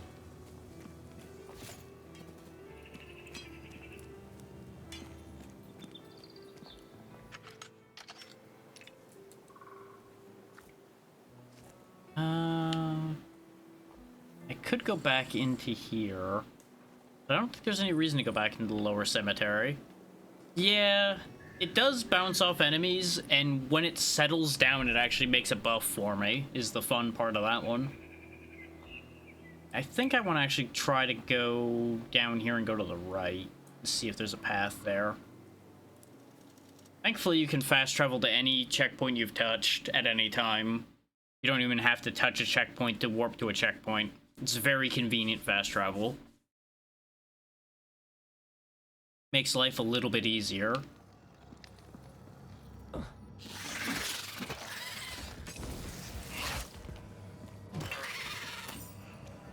Exactly. Those little orbs you keep seeing pop up other than the items, that's part of the Chaos Mote skill I have. Some of them give me MP back, some of them let me do double damage for a little bit. They just do random things. Because that's more or less what the Spellbinder's whole shtick is. Being chaos damage, they just do random things. It's been an interesting setup to have, that's for sure.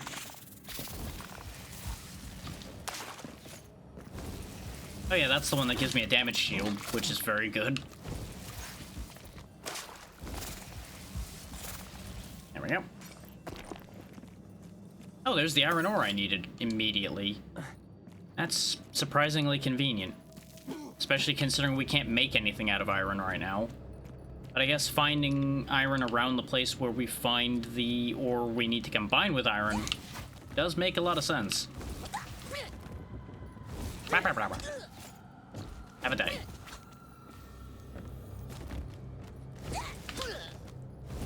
The only slightly silly thing about the dice and the motes is they do the same things. So I may actually go back to the Shadow Shard shotgun that I have. Which that's the only chaos ability we found. I bought the dice. Because they were funny. So I bought them. You know, as one would expect.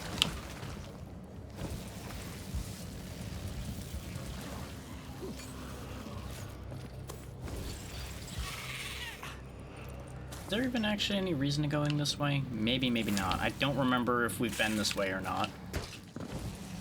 I was hoping to jump high enough to dodge that. Like that.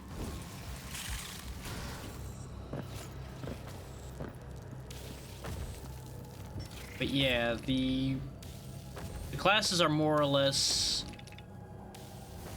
Vanguard is your standard physical character. Gets big weapons, big shields.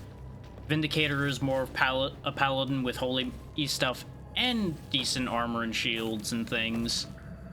Wild Wardens is more your druidish type. Bit of of wild damage, bit of healing, bit of this, that. Then you got your roguish type with the Nightshade. Made lots of poison, lots of shenanigans, and then Spellbinder and Flameweaver are both your aggro casters. Flameweaver being more like a Souls-like Pyromancer.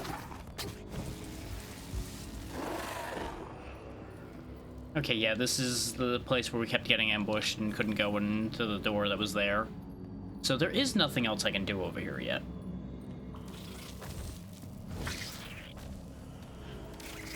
Okay. So I can't go any further up because we can't jump well enough to get up there.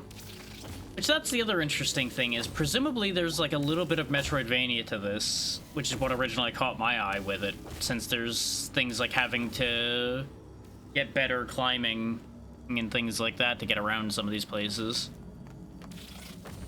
Oh, it is. It is. That's why I make the Souls-like comparison, because it is definitely that kind of movement, which is a little sluggish. I'm hoping, like I said, if we get like double jump or something, considering there's that ledge there, that it'll make it better. There's also very clear information about there being a grappling hook, because we've seen multiple points where we need to use it, and they've named a grappling hook directly. So, the movement will get better once I eventually unlock said things to make it better. I just have no idea where they are.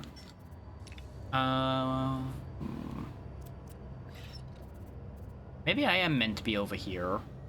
Or in the cistern. Yeah, I guess let's go back there then. It's either that or I'd climb a little further up and go to the mill house and go further right. I can see an either or for that. But since it told me to explore the dungeon underneath, logically I'd want to be over here.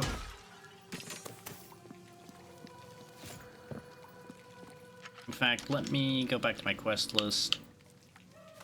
And find a way to break through the shaky ground is our next thing.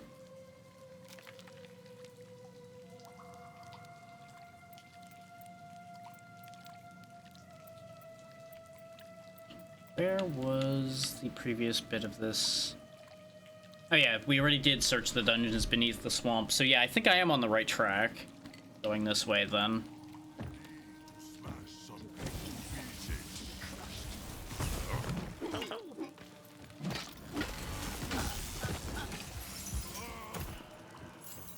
The drop rate on armor and such has also been decent enough. I have a lot of things I can't use in any meaningful way due to equip load, but they exist. And it has the typical, as long as you don't use a checkpoint, enemies won't respawn situation going on, so there's that as well. I want that, but I can't get to that right now. What does this lever do? Extends the ladder. Okay. In fact, I think... yeah, this is what connects it back up to the Wickham sewers. Oh, I have to go all the way back there. Because now we actually know where we're going. And this is where that treasure goblin was. Get back here, you little shitter. Give me your money. This is a shakedown, and you can't outrun me. You can't outrun magic. Okay, maybe you can. No, you are not. Ah, he got away with a pixel of health. Sad.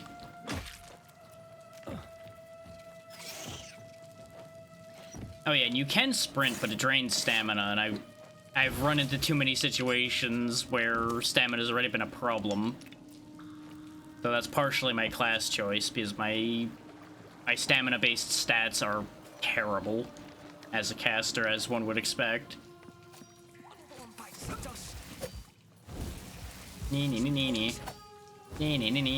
Die.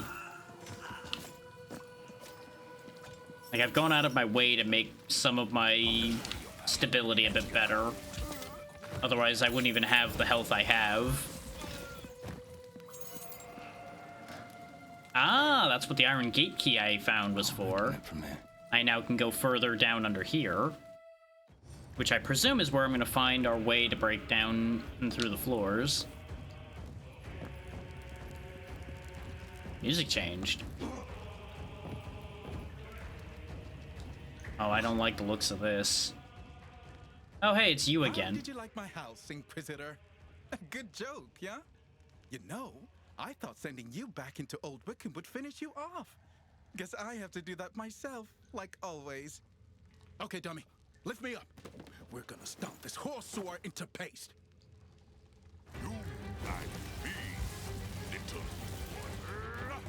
Okay, so it's one of these fights. I knew Pepper was up to no good. Okay, the bombs are more for staggering me around and being a bit of a problem that way.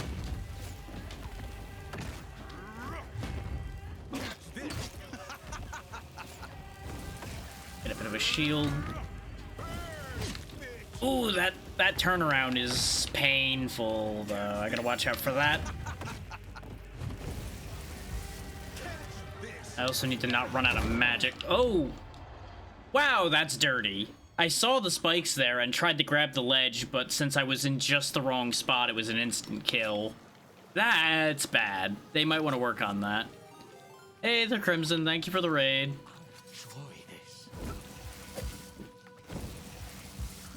I'm just out here clearing some basement bandits, don't mind me. It's a little unfortunate, yeah. I knew the spikes were there because you could see them. What were you up to today, Crimson? I know I saw it, but I do not remember what it was. I think it was Kingdom Hearts? Might have been Kingdom Hearts.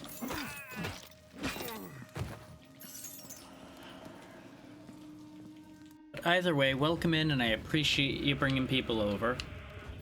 You're just in time for me to be fighting a giant man with his tiny man on his shoulders. Who sent me into a haunted house earlier to try to kill me. And realizing that didn't work, now they're trying to do it themselves.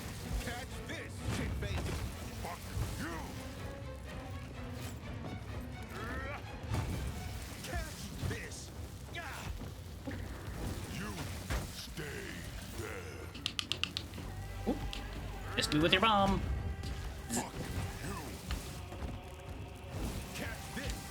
It's been fun for the most part, just aside from him dropping me in that spike pit you see on the edges there.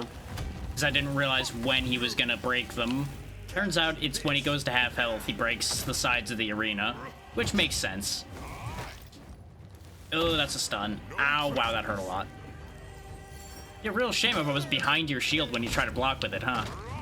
Ooh, wow, that was a bad combo. I just happened to catch the edge of that blast and couldn't move. Oof. This is definitely the meanest fight this game's had so far. The rest of them were all fairly reasonable, but this one is mean. Glad you've been having a good time with Kingdom Hearts.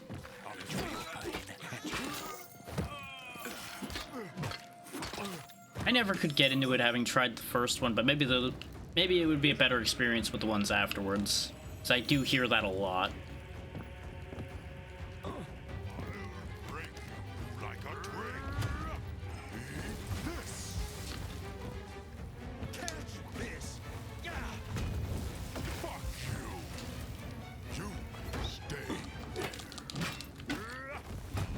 I might actually want to switch to heavy attacks here. Oh, he parried me rolling through him. These big shield guys can actually stop you rolling through them. Which is really upsetting.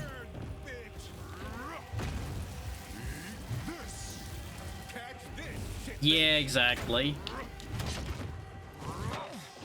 I disagree with that, but okay, game. Oh, boy. This guy's really hard to work around because he can block you rolling through him, and that arena's so small. That really feels like a fight that's designed for somebody who actually can use a shield, as opposed to me who tries to magic things to death. Let's rework our skills a little bit here. Go ahead and grab the shadow shards back because the dice aren't going to help here. And I think I will actually try going for the heavy attack idea.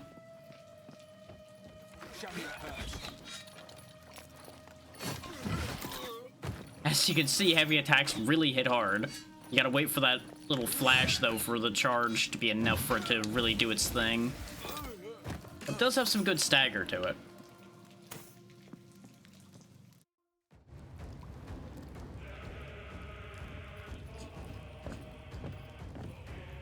And I suppose you could probably pick it up well enough as far as Kingdom Hearts goes, even without doing all of them. It just would be a lot more coherent.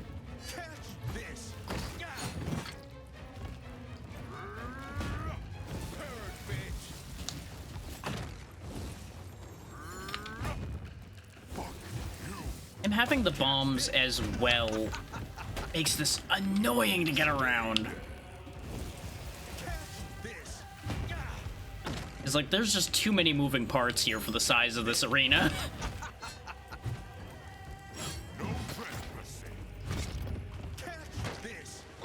I had nothing I could do the second I got parried by his shield there when I tried to roll, because he can put his shield up in the middle of you rolling, is part of the problem there.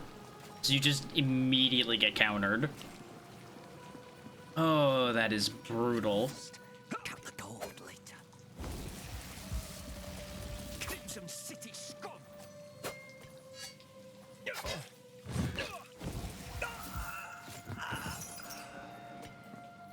We will win this. It's just gonna... It takes a little bit. Pretty much, yeah. Because whenever you see that, like, little bit of red appear in front of his shield, I can't move past him when he's doing that. So I'm kind of just trapped in that corner. I may actually have to... No, because I physically can't. The shields I found in the game so far are too heavy for me to even use.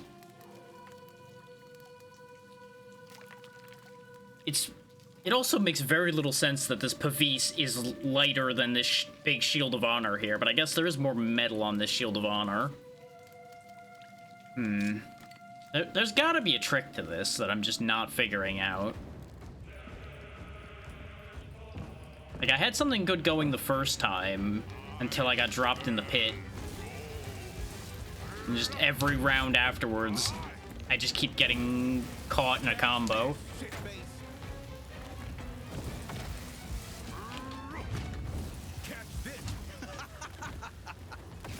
I'm glad he's having a great time.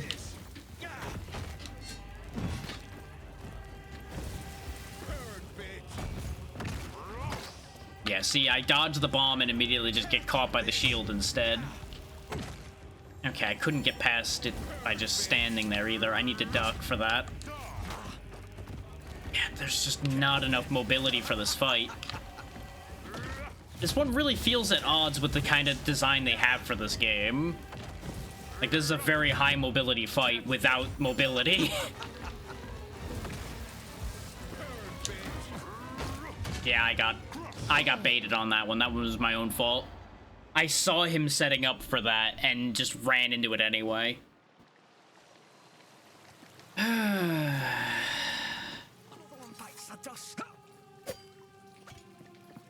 Well, see, I'm used to that problem. I'm just used to also, at least by the time a fight like this happens, either having a second jump or any kind of aerial mobility to get up and over something like that, since you can't go through them anymore. But this game has not provided that, so makes it a bit of a problem.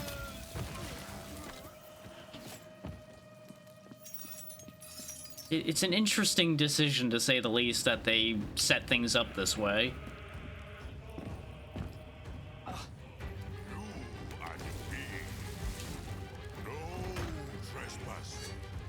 But that is something I did see multiple people commenting on in the reviews for this.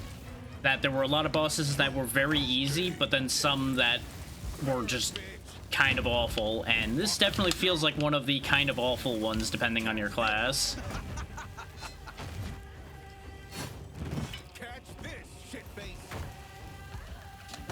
Okay, the bombs do, like, slow down as they travel. I can use that to my advantage a little bit. I need to remember that my Relic Blast does nothing for bosses. I shouldn't even have bothered trying to use it. Its whole shtick right now is that blast is meant to stun things, but bosses can't be stunned, so it doesn't do anything. There is an upgrade I can get in my skill tree that will make it do more damage instead of charging as quickly, but we don't have the levels for that because I went a different path.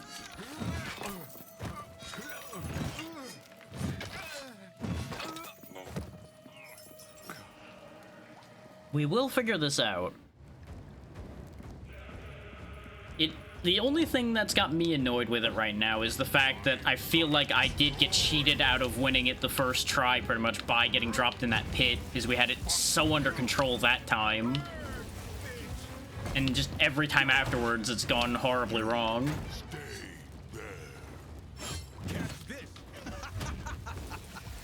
It's like staying behind him isn't too hard as long as I don't get caught on the shield.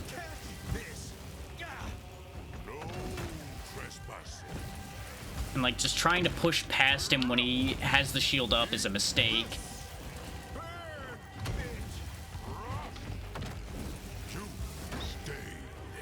That's fine, I like it here.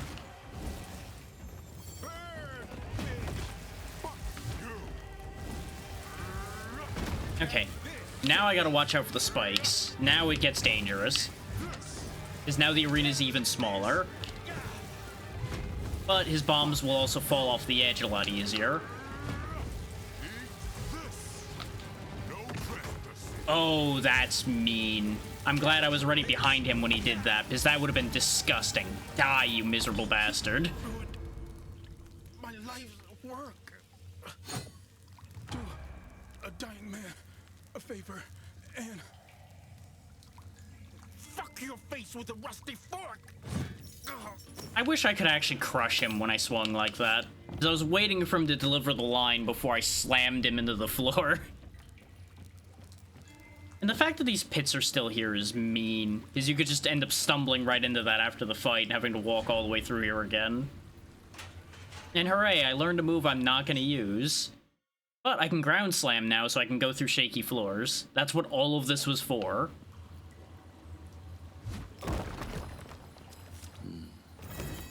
Pepper's treasure. Our first ability to actually be able to do something in the world. Must be where Pepper got rid of people who crossed him. Bastard. But we got another weapon and a recipe for another one, so I can't say it wasn't worth it. Ooh, that's actually very worth it. That's actually an upgrade for me, surprisingly, even though it's a mace. It does fire damage and chaos damage, which is exactly the damage types I do. Yeah, I think there's a couple easy ways they could make that fight a little more reasonable. But I do acknowledge that part of the issue with that fight is just simply the setup I have was not suited for that fight.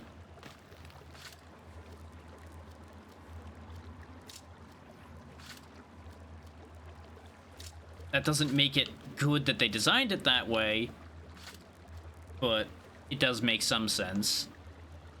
Understandable, Crimson. You have a good night, and thank you again for bringing people over. Appreciate you as always.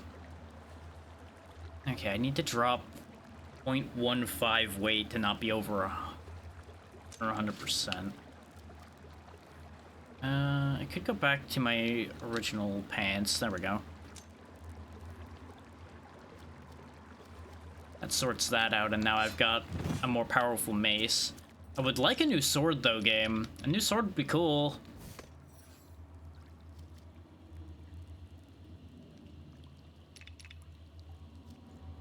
And the dire hit thing we got is probably going to be another mace, based on the way it looks. It's a shame I can't just scoop all this gold into my pocket. But, you know, it is what it is. But hey, the bandit issue's been taken care of now, at least.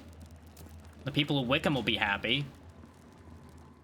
Because without their boss, I'm sure they're gonna turn to infighting and just crumble.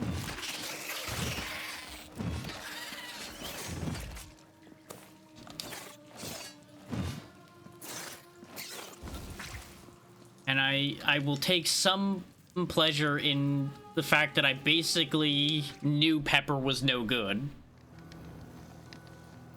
Because I pointed out the theory that he was a thief and was setting us up with that at Haunted House instead of it actually being a keepsake that he wanted there.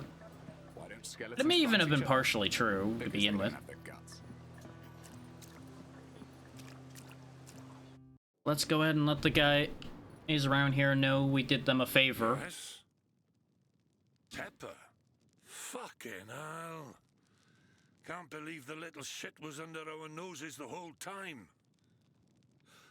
That's how the bandits were getting into the city supplies. Mm-hmm. Well, good Inside man. riddance to Pepper. Not sure that'll be the end of our bandit problem, but at least they won't have a man in the city. Here, take this. Wickham rewards those that come to her aid.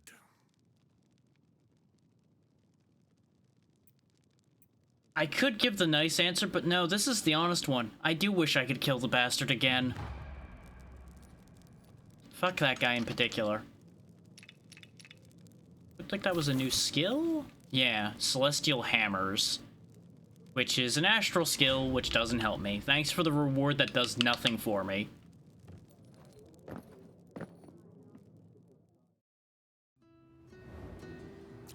You know, I guess if I sidestep into astral, I have another skill to use.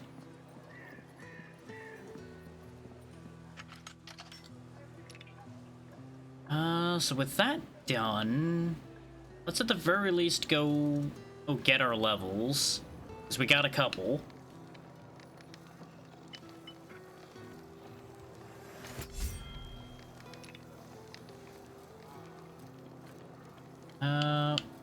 Oh, that's ironic. I would have got... with these 3 levels, I can get a skill that would have solved that fight for me. When taking damage that would leave you below 30% of your max health, the damage is reduced by 100% and you become immaterial for 3 seconds, granting you immunity to incoming damage. Sounds good, Vale. Hopefully you can get some rest. Appreciate you popping in. Do I want the Chaos Tentacles that do extra damage is the question. This is... The Nether Walk be much better for boss fights. This would be better traveling, probably, because it would pull enemies off of me. Then again, this is only 2 points to get to. This is all 3 points.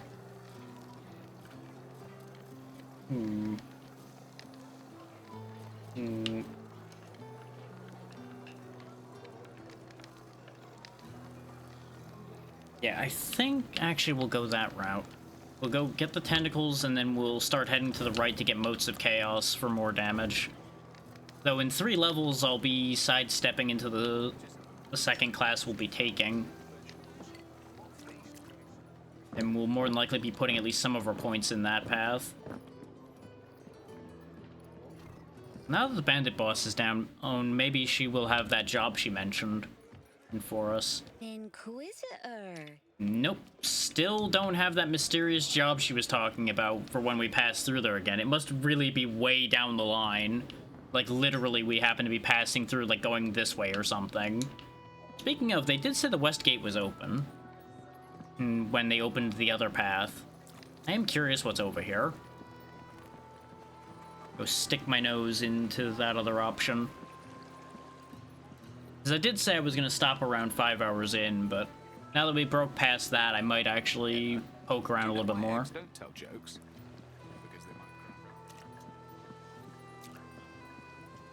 You're free to pass? Yep, see, we can go this way. So I wonder if there was a benefit to having gone this way sooner.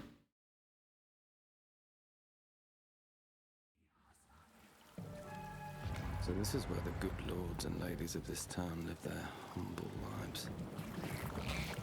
Yeah, this used to be the rich quarter of town. Before weird creatures carried off most of the people in the night.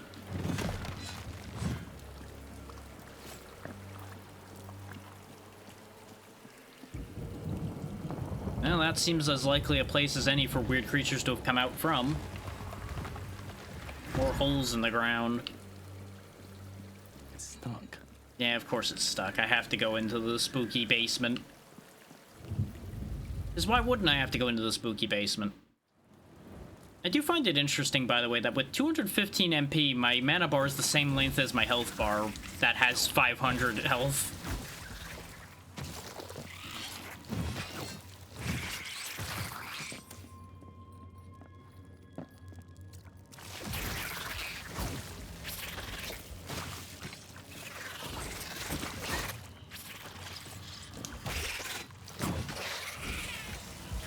For it only being a 20% chance, those tentacles are popping up a lot.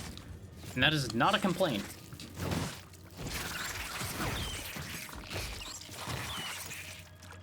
I need to remember that my little shadow shotgun thing isn't a cooldown skill. I can just shoot those. Nice. Shattered flame core. Interesting. That's probably a flame relic. Which might actually help us here soon if I do actually take the flame weaver path.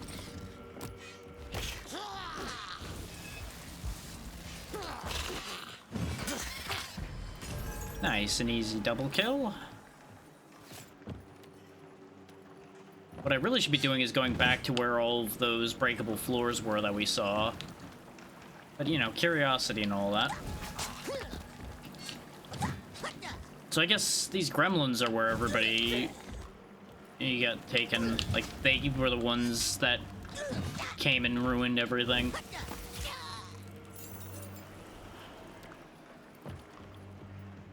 They would definitely fit the bill of strange creatures as far as the average villager's concerned. Their big eyes and weird-shaped heads. Yeah, I was right to check this first, because an elevator to make a shortcut is definitely handy. And this will open the door once we break these vines. Which, the fact that these roots keep showing up all over the map is concerning. Because that points at something more significant behind the corruption that this world's experiencing. Which, we know it's not the witch tree, because we have our base camp at the witch tree. If it was that, we would have been negatively impacted by now. But that tree is actually, like, the only place where there isn't corruption. Golden prism, you say? That sounds useful. Or at the very least, interesting. So this was definitely worth trekking our way out for. I did forget to go turn in all of these blueprints, though. Look at how many blueprints we're carrying.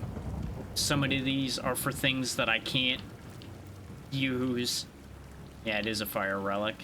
Okay, Scarlet Militia is some mail armor. So I don't know if I'm going to invest in that, because we really don't have carrying capacity to speak of. Wild Heart's a wild relic. But these are still going to get levels for our craftsmen, so that'll still be useful. Because for those who have come in late, every diagram gets experience for the craftspeople we have over at the Witch Tree, which we'll just pop over there since we're close to a checkpoint anyway.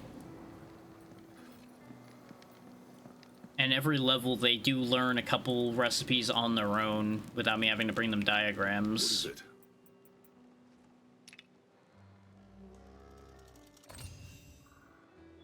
That is enough to get them to level 5. We can also separately upgrade them to reduce their prices. But I haven't engaged in any of that yet, because I haven't had a reason to. Okay, he now is showing bronze armor. There's the Dire Crusher. I was right in thinking it was a hammer, though it's a great hammer, which is even worse. Yeah, and Scarlet Militia armor is heavy. It does do exactly the stats I would want, though, is the unfortunate thing. Power and knowledge is pretty good. And burn chance will help when we pivot into Fire Weaver.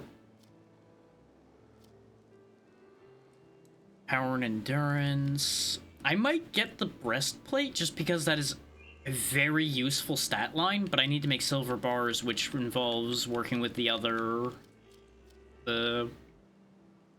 jeweler we have, because she's the one that makes silver. I just could not get the word out of my brain for some reason. Yeah, that doesn't lead anywhere at the second then. Do I actually have everything he needs for the thing? This will be a Oh fun yeah, I do challenge. have everything. I've got something in mind. Come back later, and I'll have it ready for you. Time passes. Oh, it took a lot more heat than usual, but I think you're gonna like what I made out of your ore. Here you are. And now we have the scimitar, which is a new sword for me, and not one that I need.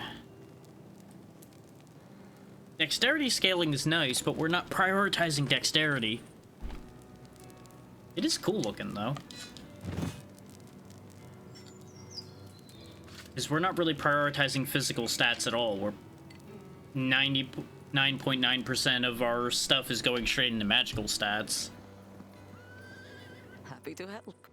Nope, I have no diagrams for you. I didn't think I did. I'm pretty sure I don't have any diagrams for our jeweler either. What? No, we do have one.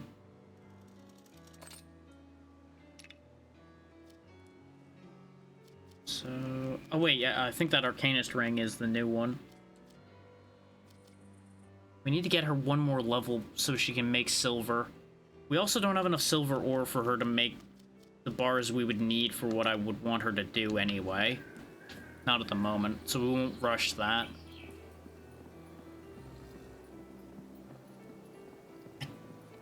I feel like I've missed where the alchemist is at this point. Oh, the golden prism's an astral relic. Well, that's a shame. It's really neat looking. And that is a very good spell buff. 35% is way more than anything I've seen for anything else. But no use to me, because I can't equip that. I think that's all of the bookkeeping done again. Actually, no, we can drop off... Oh, the Havoc Burst is a Chaos Relic. There we go. That should be useful for us. We'll go see Reese then. He's down here in the cave, working on all his runes and things. What are you buying?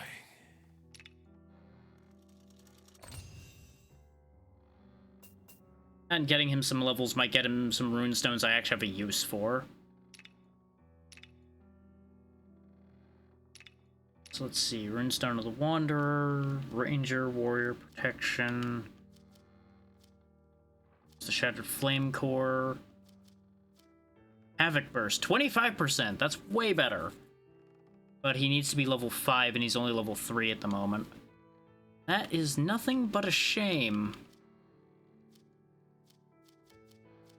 And unfortunately, I think he didn't get any new rune stones.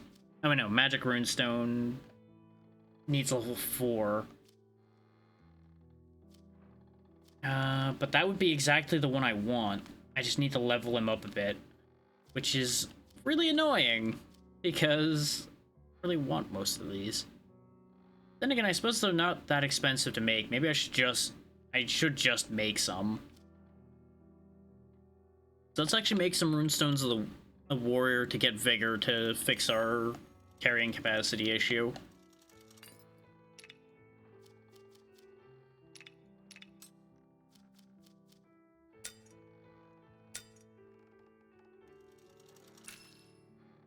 Because this is one angle we could have been pursuing to make myself way stronger sooner. But I was avoiding it because I wasn't attached to any of the stuff we were wearing that much. But at this point, why not?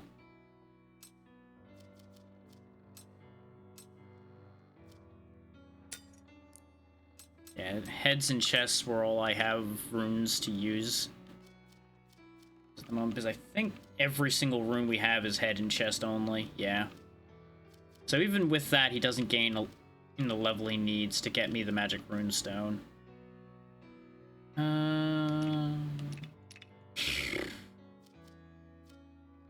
Really is inconvenient, you know that?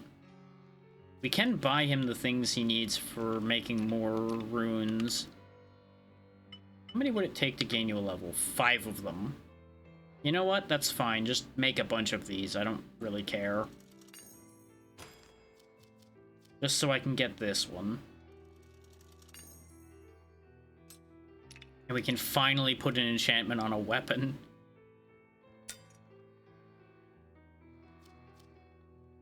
The thing is, it's only 5% more magic damage is the sad part. Yeah, so it's 2 more fire and 3 more chaos damage. Though the overall amount increases a lot more, which is interesting. Because we're technically only gaining 5 more damage, but it goes up by 14 total. So I guess it's also increasing the total damage? So that's interesting.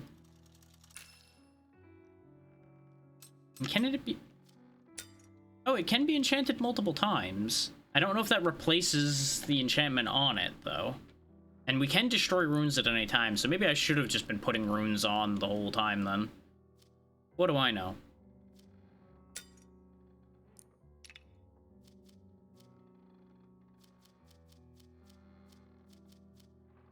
He's halfway to the level he needs for Havoc Burst as well, so we might actually be able to make this happen. If I just have him make some more magic runes. But he's not going to have enough arcane cores, but we can buy more of those.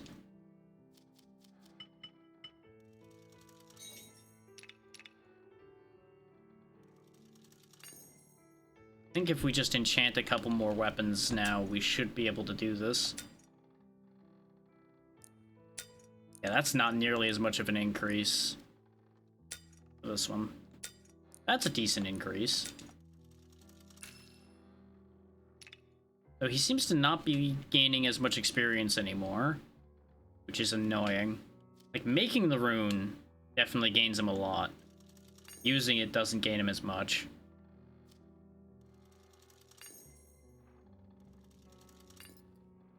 There we go, there's level 5. Now, what do I need for Havoc Burst? 3 more arcane cores.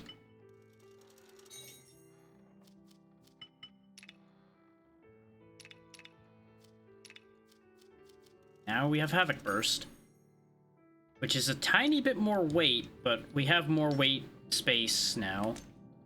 Yeah, look at that. We gained 5 equip load from all the enchanting shenanigans we just did.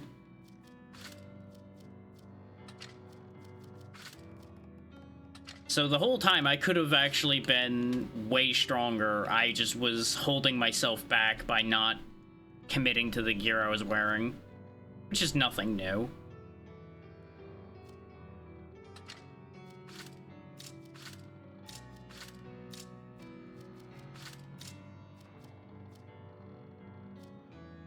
That should help quite a bit. If I had the ability to enchant my gloves and pants, I could probably put even more vigor on those and then be at fast rolling. Even still, this should help a bit. The power scaling in this game does seem like there's the potential for it to be rather ridiculous. So part of me's glad I was holding back on that till now. So I feel like we wouldn't even have been having any struggle with increased stats to this degree. Considering outside of a few deaths, I did just kind of la my way through this game so far.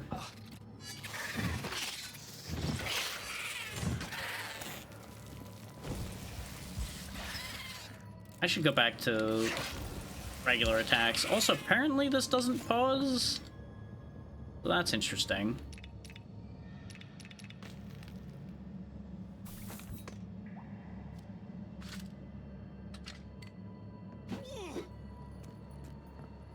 This way we can see how much my damage with regular attacks is increased after gaining that extra bit of strength and putting that rune on.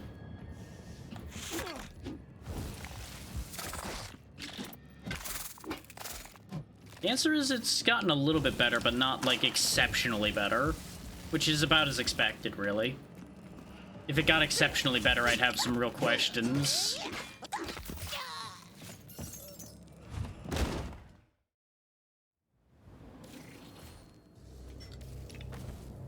Okay, now we're in a new area. No, we're still in the same area, just for some reason on the map it made it look like a new area for a moment.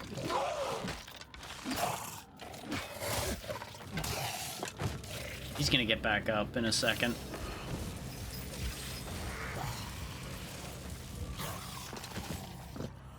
Still not the biggest fan of the skeletons just getting back up once. I'm glad they don't keep getting back up, but it's still annoying that they just don't die the first time. Because it feels a little arbitrary. It's like, oh yeah, they just have an extra life. Like, okay, but why though? Because they're skeletons. But why don't the other undead have that extra life? Because, like, there's been all kinds of zombies on the upper floors that don't come back when they die. They just die. It just seems a little weird. Those might have been stronger imps. They didn't die immediately. It opens from the other side. Not the biggest fan of how big these spikes are. Oh boy. Wow, they just straight up didn't lower till the other ones hit me. Oh, but it didn't kill me though. It just put me back at the beginning of that section, which is interesting. So it's kind of a puzzle, I guess. You gotta find the path through. Which was that? Okay. That wasn't that bad. Yeah, see, these guys die when they're killed. See? Just gone straight away. That specific type explodes.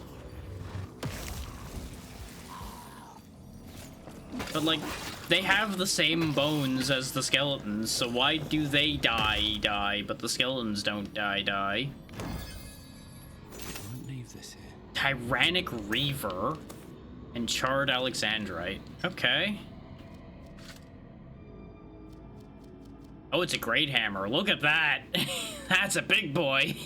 That's the big boy hammer, which we can wield. We were overburdened wielding it. This thing, does it extend or does it just seem longer?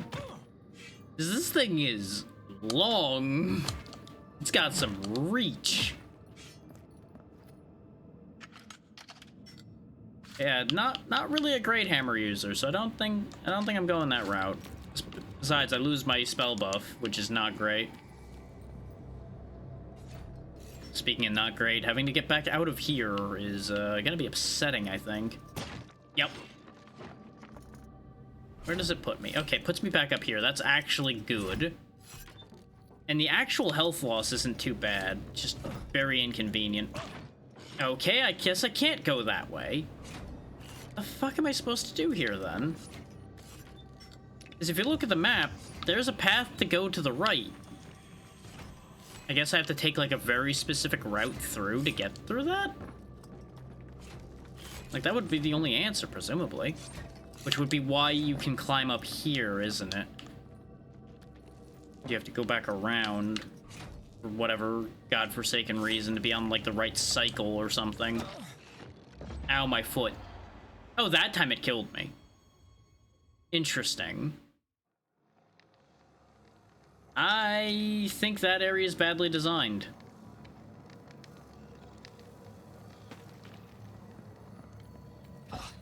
Like, I was fine with it just sending me back, but the fact that it just arbitrarily killed me that time is a little weird.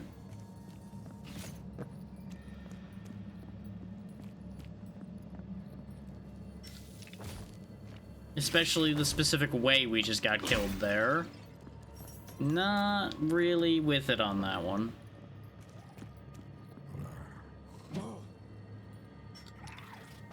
Huh.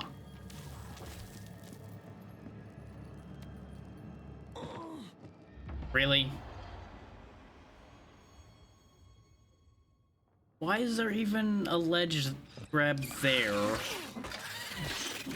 Like, I'll admit that that's on me, that I forgot that that's where that dropped out to. I think the ladder was, like, just off my field of view a little bit. No, it was right there. I just... I am getting tired, definitely, then.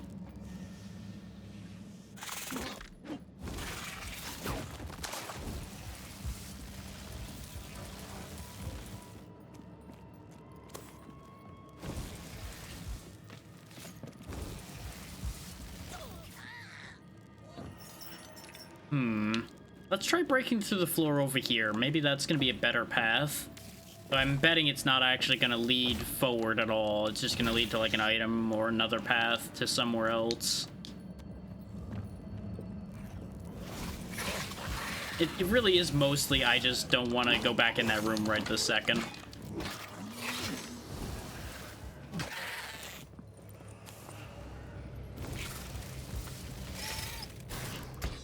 I will say, though, that they're starting to lose me a little bit. They're starting to lose me a little bit. They might get me back, but the game is starting to lose me a little bit.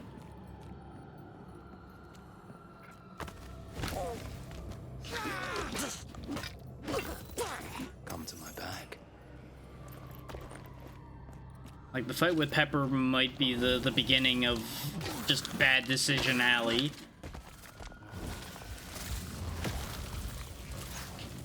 Which some of these games have a real bad habit of just walking straight on into that. Yeah, partway through the game, they just forget how to make a good game. Oh, a lever.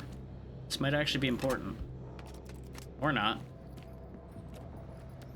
I mean, goodies are important, but not really the important I was looking for. Shiny baubles. Chaos Shard. Don't I already have that? No, I had the Nexus Keystone and the Splinters. But the Shard might be weaker than the thing I have now. That sounds like something that would be, like, the next step up from the Splinters. And over there's the path we can't take still.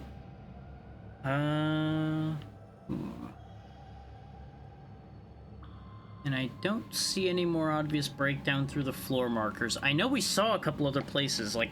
Actually, yeah, because there's that spot over here. But...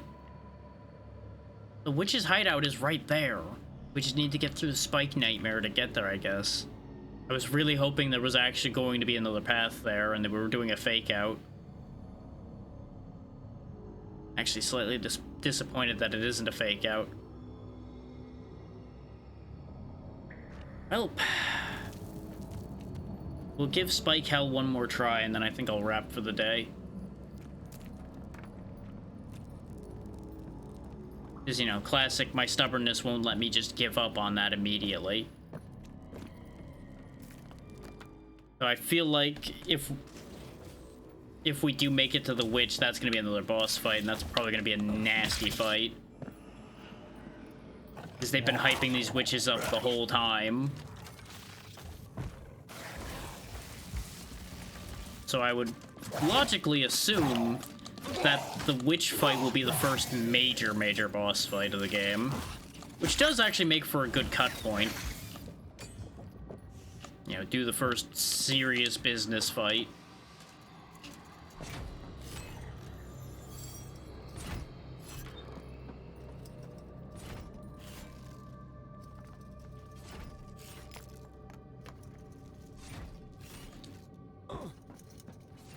Yeah, see, you can get through there, but no, it does work now. I just timed it wrong the first time. Okay, that's actually not that bad. It's not great, but it's not that bad. At least tell me there's a checkpoint on the other side of this so you don't have to do that every time. Yes, okay, very good. I'm somewhat forgiving them now. But I do feel like that entire section is somewhat unnecessary. I have no idea what the lever did. Interact. Can't do this. Yeah, I can't. Oh, I need things in order to open the witch's hideout. Find the seals.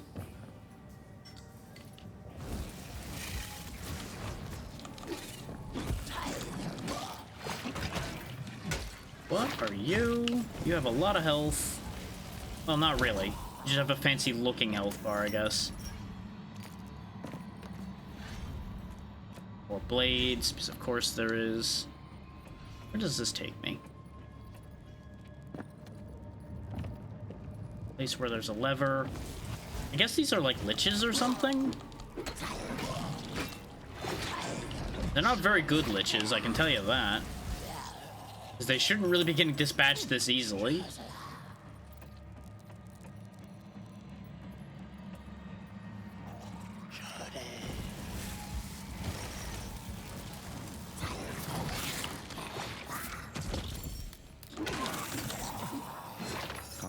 That almost went really poorly because this guy just dumped acid on my head.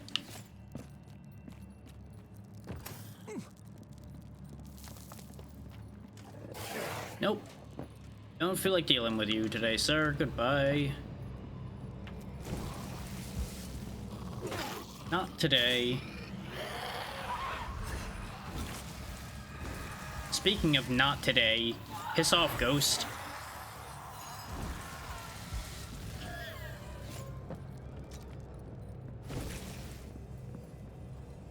Okay.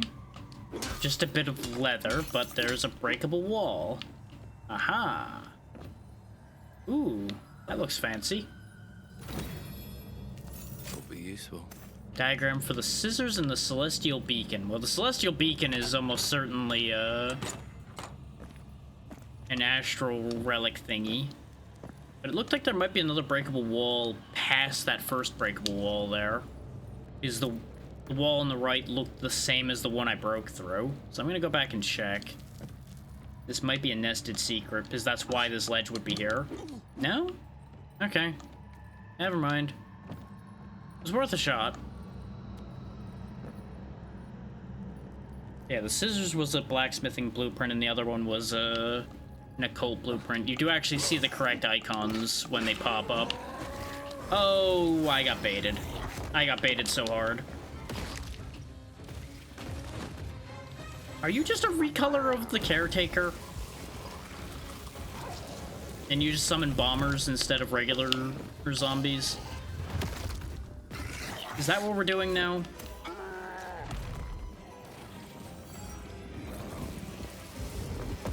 Because I tell you what, that's not better than the whole fighting the corrupted vermin a dozen times thing game. Just gonna tell you that one right now.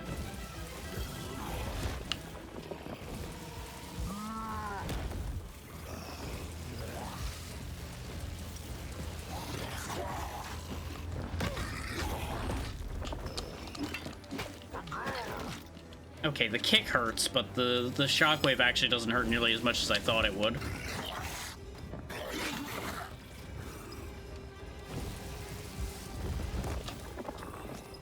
I'm gonna need to go buy potions soon. This is a fight where I really kind of have to use my magic.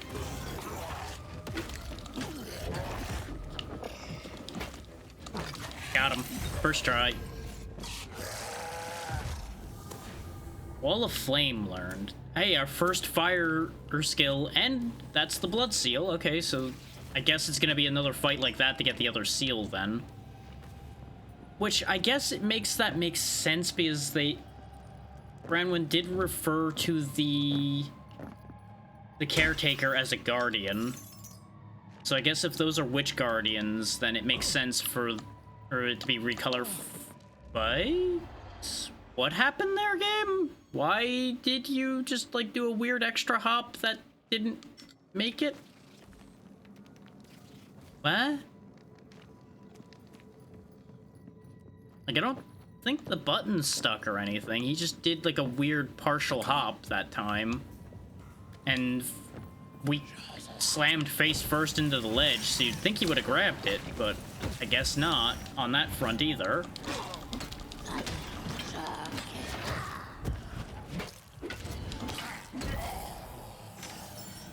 I really thought it would have automatically put me back on health potions. I really should know better because we experienced that exact problem before.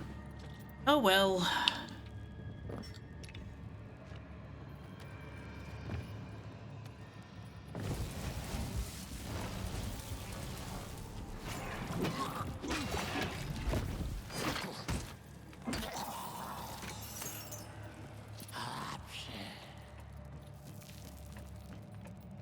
I think something just said corruption. I'm assuming that's what it said. Goodbye. Just want my stuff back. I'm technically in combat right now, even though nothing can actually get at me. Oh, it's these guys, I think. I don't know why I fell off of there, but it's fine.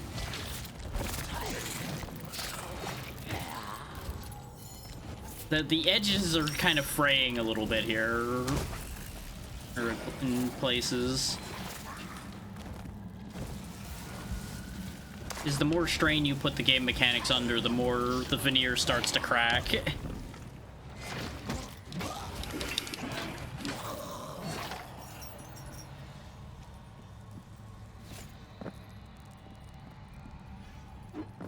Okay, there's nothing there. They put that guy in the soup. I don't know why.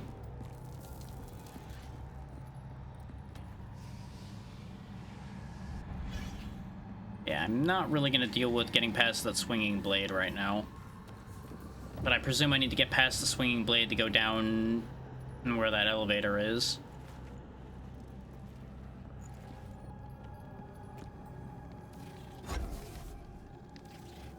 We'll go ahead and spend our level and then I'll head off for the night and go find us a raid target.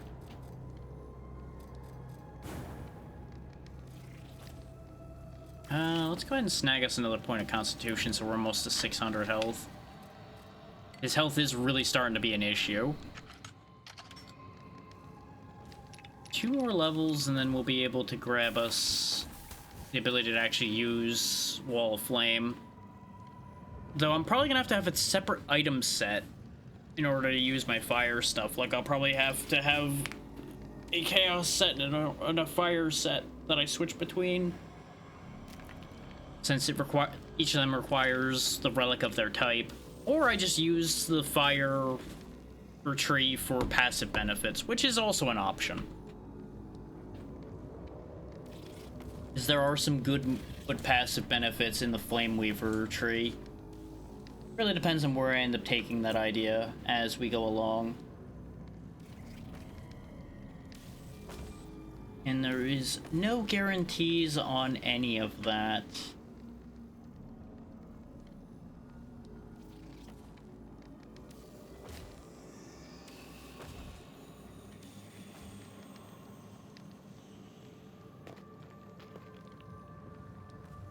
I just need to, as usual, make the good old decision of where are we going. Though, actually, before I take us anywhere, let me drop off the blueprints as well before I forget. And so you all get to see what those blueprints bring to the table as well.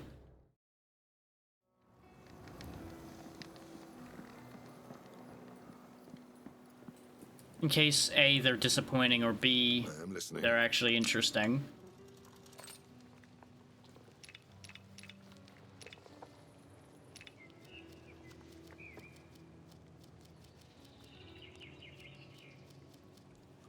Okay, the scissors are actually a great sword. Interesting.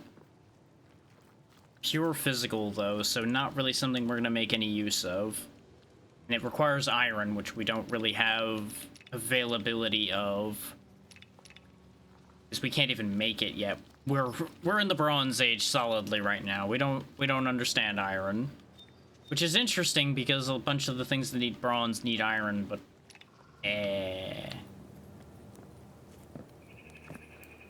We'll go check in with Reese, because he still has stuff for me. We can also turn in the map fragment while we're up here. And no new bounties. Huh. I would have figured a couple new things would have popped up. How would you like to undertake a mission guaranteed to fill your pockets with treasure? Yeah, I agree. Will I regret asking? That got your attention? I happen to know there's a vampire lair nearby, and all I ask from you for this tip is to kill the vampire. We have a deal? Yeah, Just sure. Let me know what you see in that tomb. That's all I ask.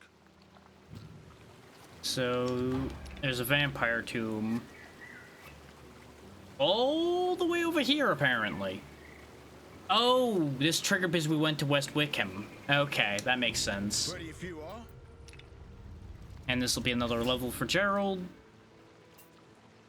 which may very well get us something useful in here as well. Oh yeah, we can go through the bestiary. since we haven't gone through that in a while. I know I keep padding the time out more and padding the time out more, but I'm enjoying this. I will grab Blazing Weapon for when we grab Fire Weaver, if we do. I don't think Firebolt was in there before, was it? No, because it would have to have been. I just glossed over it in my brain. Let's see. Abomination. Some things are better left dead and buried. Because if you dig them up and use magic to make them into this thing, you are the fucking monster. Looks like a pile of smashed assholes and smells just as bad. Ambush arachnid. If you ever see large webs without occupants, look up. These bugs hide up in the ceiling and pounce when you get under them. I guess if you've got a giant fly problem, they're not so bad. And Bowman. Banshee. Banshees are said to appear when someone is about to die. Well, when these ghost broads show up, death is most likely to come from their own spectral hands. I usually love when women scream, but not like this. That's concerning, but either way. Black tentacle belongs to something under the water. Best to cut it off before you find out what the rest of it looks like. Broadsword gremlin we've seen. Ghoul we've seen. Green slime. A big pile of slime. What does it even want? Can't it just realize no one likes it and fuck off? Green slimelet. A slime. I don't understand how these work, but it seems like these just exist to eat. Reminds me of those there's a morbidly obese merchant I met in Southold. But the slimes are probably better company. Plague burst cadaver. Imagine an old man passing wind, but he's been dead for several weeks and he's been cooking a fart in his rotting entrails just for you. That's this guy, and you would very much kill it before it rips one in your direction. Rot burst carcass. Zombies that explode. Yes, they can get worse, and you will never get the smell out of your armor. Shrouded eye, and it floats. Guess where you should hit it? Probably the eye. I don't know. Skeleton bowman. I once tried to convince one of these bony bastards that it was already dead, and you know what it did? It shot a bolt at me. Obviously, death did not sit right with it, and now it's trying to take it out on everything still breathing. Skeleton lancer. Something raised this guy, gave it a pointy stick, and now all it wants to do is make more friends. If it still had an ass, I'd recommend shoving that spear up it. Twin blade gremlin. Oh, he's got 2 knives. Please don't make me kill you, little guy. I mean, I will, but please let me pat your head instead. Undead warlock. Okay, so that's what those guys are. Warlock seems like a pretentious thing to call yourself. I already don't like them. They're very good at magic, but the only show they'll be putting on is where they throw spells at your face. Webling. You're standard run-of-the-mill giant spider. If you're gonna run into anything in a dark corridor, it could be worse than one of these guys. Got a few legs off to even the odds. As a bonus, that leg meat tastes just like crab. Nah, I'm kidding. They taste terrible. And there you go, your basic garden variety zombie. Why do these things exist? Who knows? Necromancy, entropic waste, cell putrefaction. The important part is that they rise up and you gotta put them down. Pretty much anything that exists in a dead state is not something you should leave walking around. The Dread Spinner.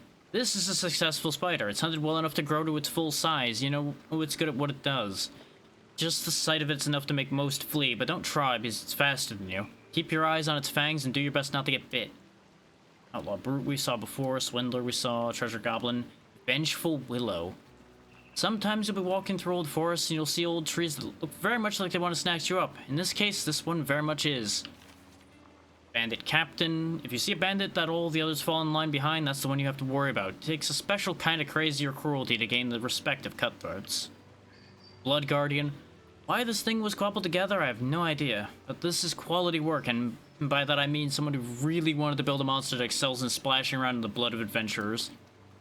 A Caretaker. These creatures are constructed by necromancers to do their bidding, which usually involves digging up more bodies for their master's experiments. They may be made out of dead bodies, but they hit like a bull in heat. If you're walking through a graveyard at night and see a hulking figure digging around, take care not to be noticed by the Caretaker. Vermin, the Wraith, we saw all those. Pepper. Pepper was the secret leader of the bandits plaguing Wickham. Small man, huge piece of shit.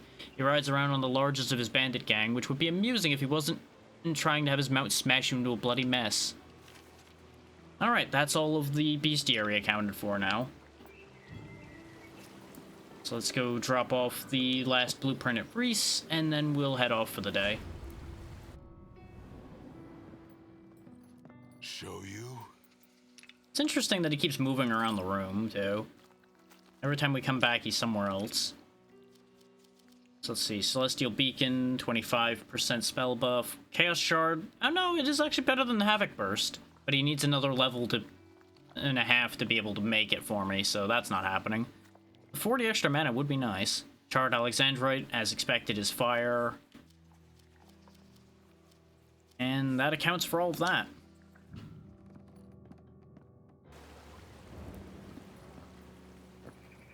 I really do feel like this game probably could be much shorter than the 40 hours that's advertised. Because if it took us this long just to get one meaningful traversal upgrade, in this case, the ability to break through floors, maybe things are stretched a little too far apart. Then again, we also were having some issues with some fights, which padded out the time on our side, so that's not really the game's fault as far as that specific part of that concept goes. But it does make me wonder if this game actually is going to have a padding issue, which we can only find out by continuing. So we will figure that out when we get to that point. I will give the list a refresh check, and then we'll figure out where we're going.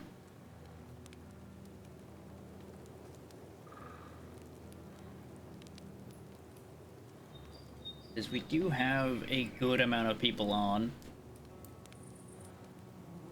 I've been to most of them recently, otherwise I would absolutely hop into the whole big thing that Char's doing. It looks like, today is the day that the whole giant collab she's doing with a bunch of the gremlins and a bunch of her people and a bunch of other people all is happening.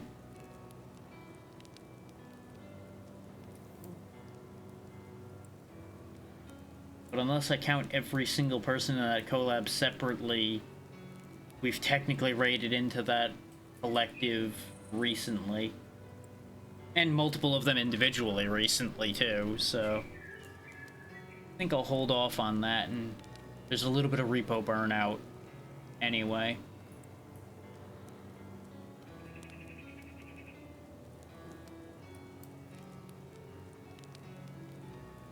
You've already been going for a long time, so you're probably not going to be going too much longer.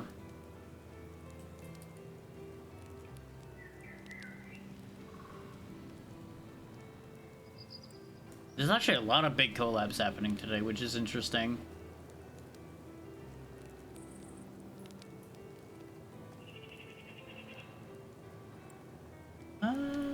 Maybe. That could be an interesting one to go into.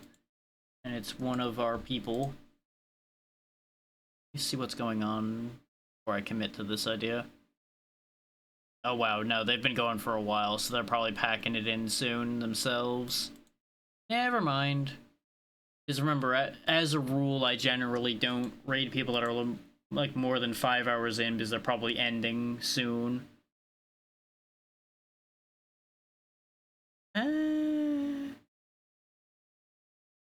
Probably not going for too much longer either.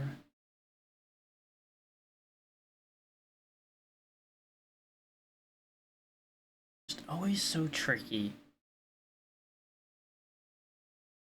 Which I really should just start just sending these more often rather than debating these as much as I do. But I will not ever stop being the way I am. Actually, have I rated you in a while? I feel like I haven't, but maybe I have. I feel like they'd be interested in what we just did. I have not rated them in the last 30 days. Okay, sure, we can go see Mochi then. Mochi's playing the Somnium Files, which is a really neat game to begin with, so that should work out pretty well. Yeah, that'll work. I needed to commit in my brain whether or that was a yes. And I think it will be. Mochi's good people. Let's see. Schedule coming up. Today is Saturday, so the next stream will be the next part of Legend of June. Which should be... Yeah, there's nothing to add to that. That's just a matter of that's what it's gonna be. Tuesday is more than likely the last session of Monster Hunter Freedom Unite with Pazzy and Vale. That schedule slot may open up after that, so I may very well, in future weeks, put this game into that slot, depending on how things play out from there. We'll see what happens. Then Thursday is not going to be Repo this week. This Thursday is going to be a game called Mother Machine that I was given a set of 4 codes for, that I'll be bringing a full group together for. I just need to find a 4th still for that, so I'll figure that one out. And then Friday, I don't have anything, which probably means it'll be this game Friday, and then Saturday is Repo, because I shifted things around to make the Mother Machine thing work. But be good to Mochi, she's good people, and I will see you next time. Good night, everybody. Thank you for your time.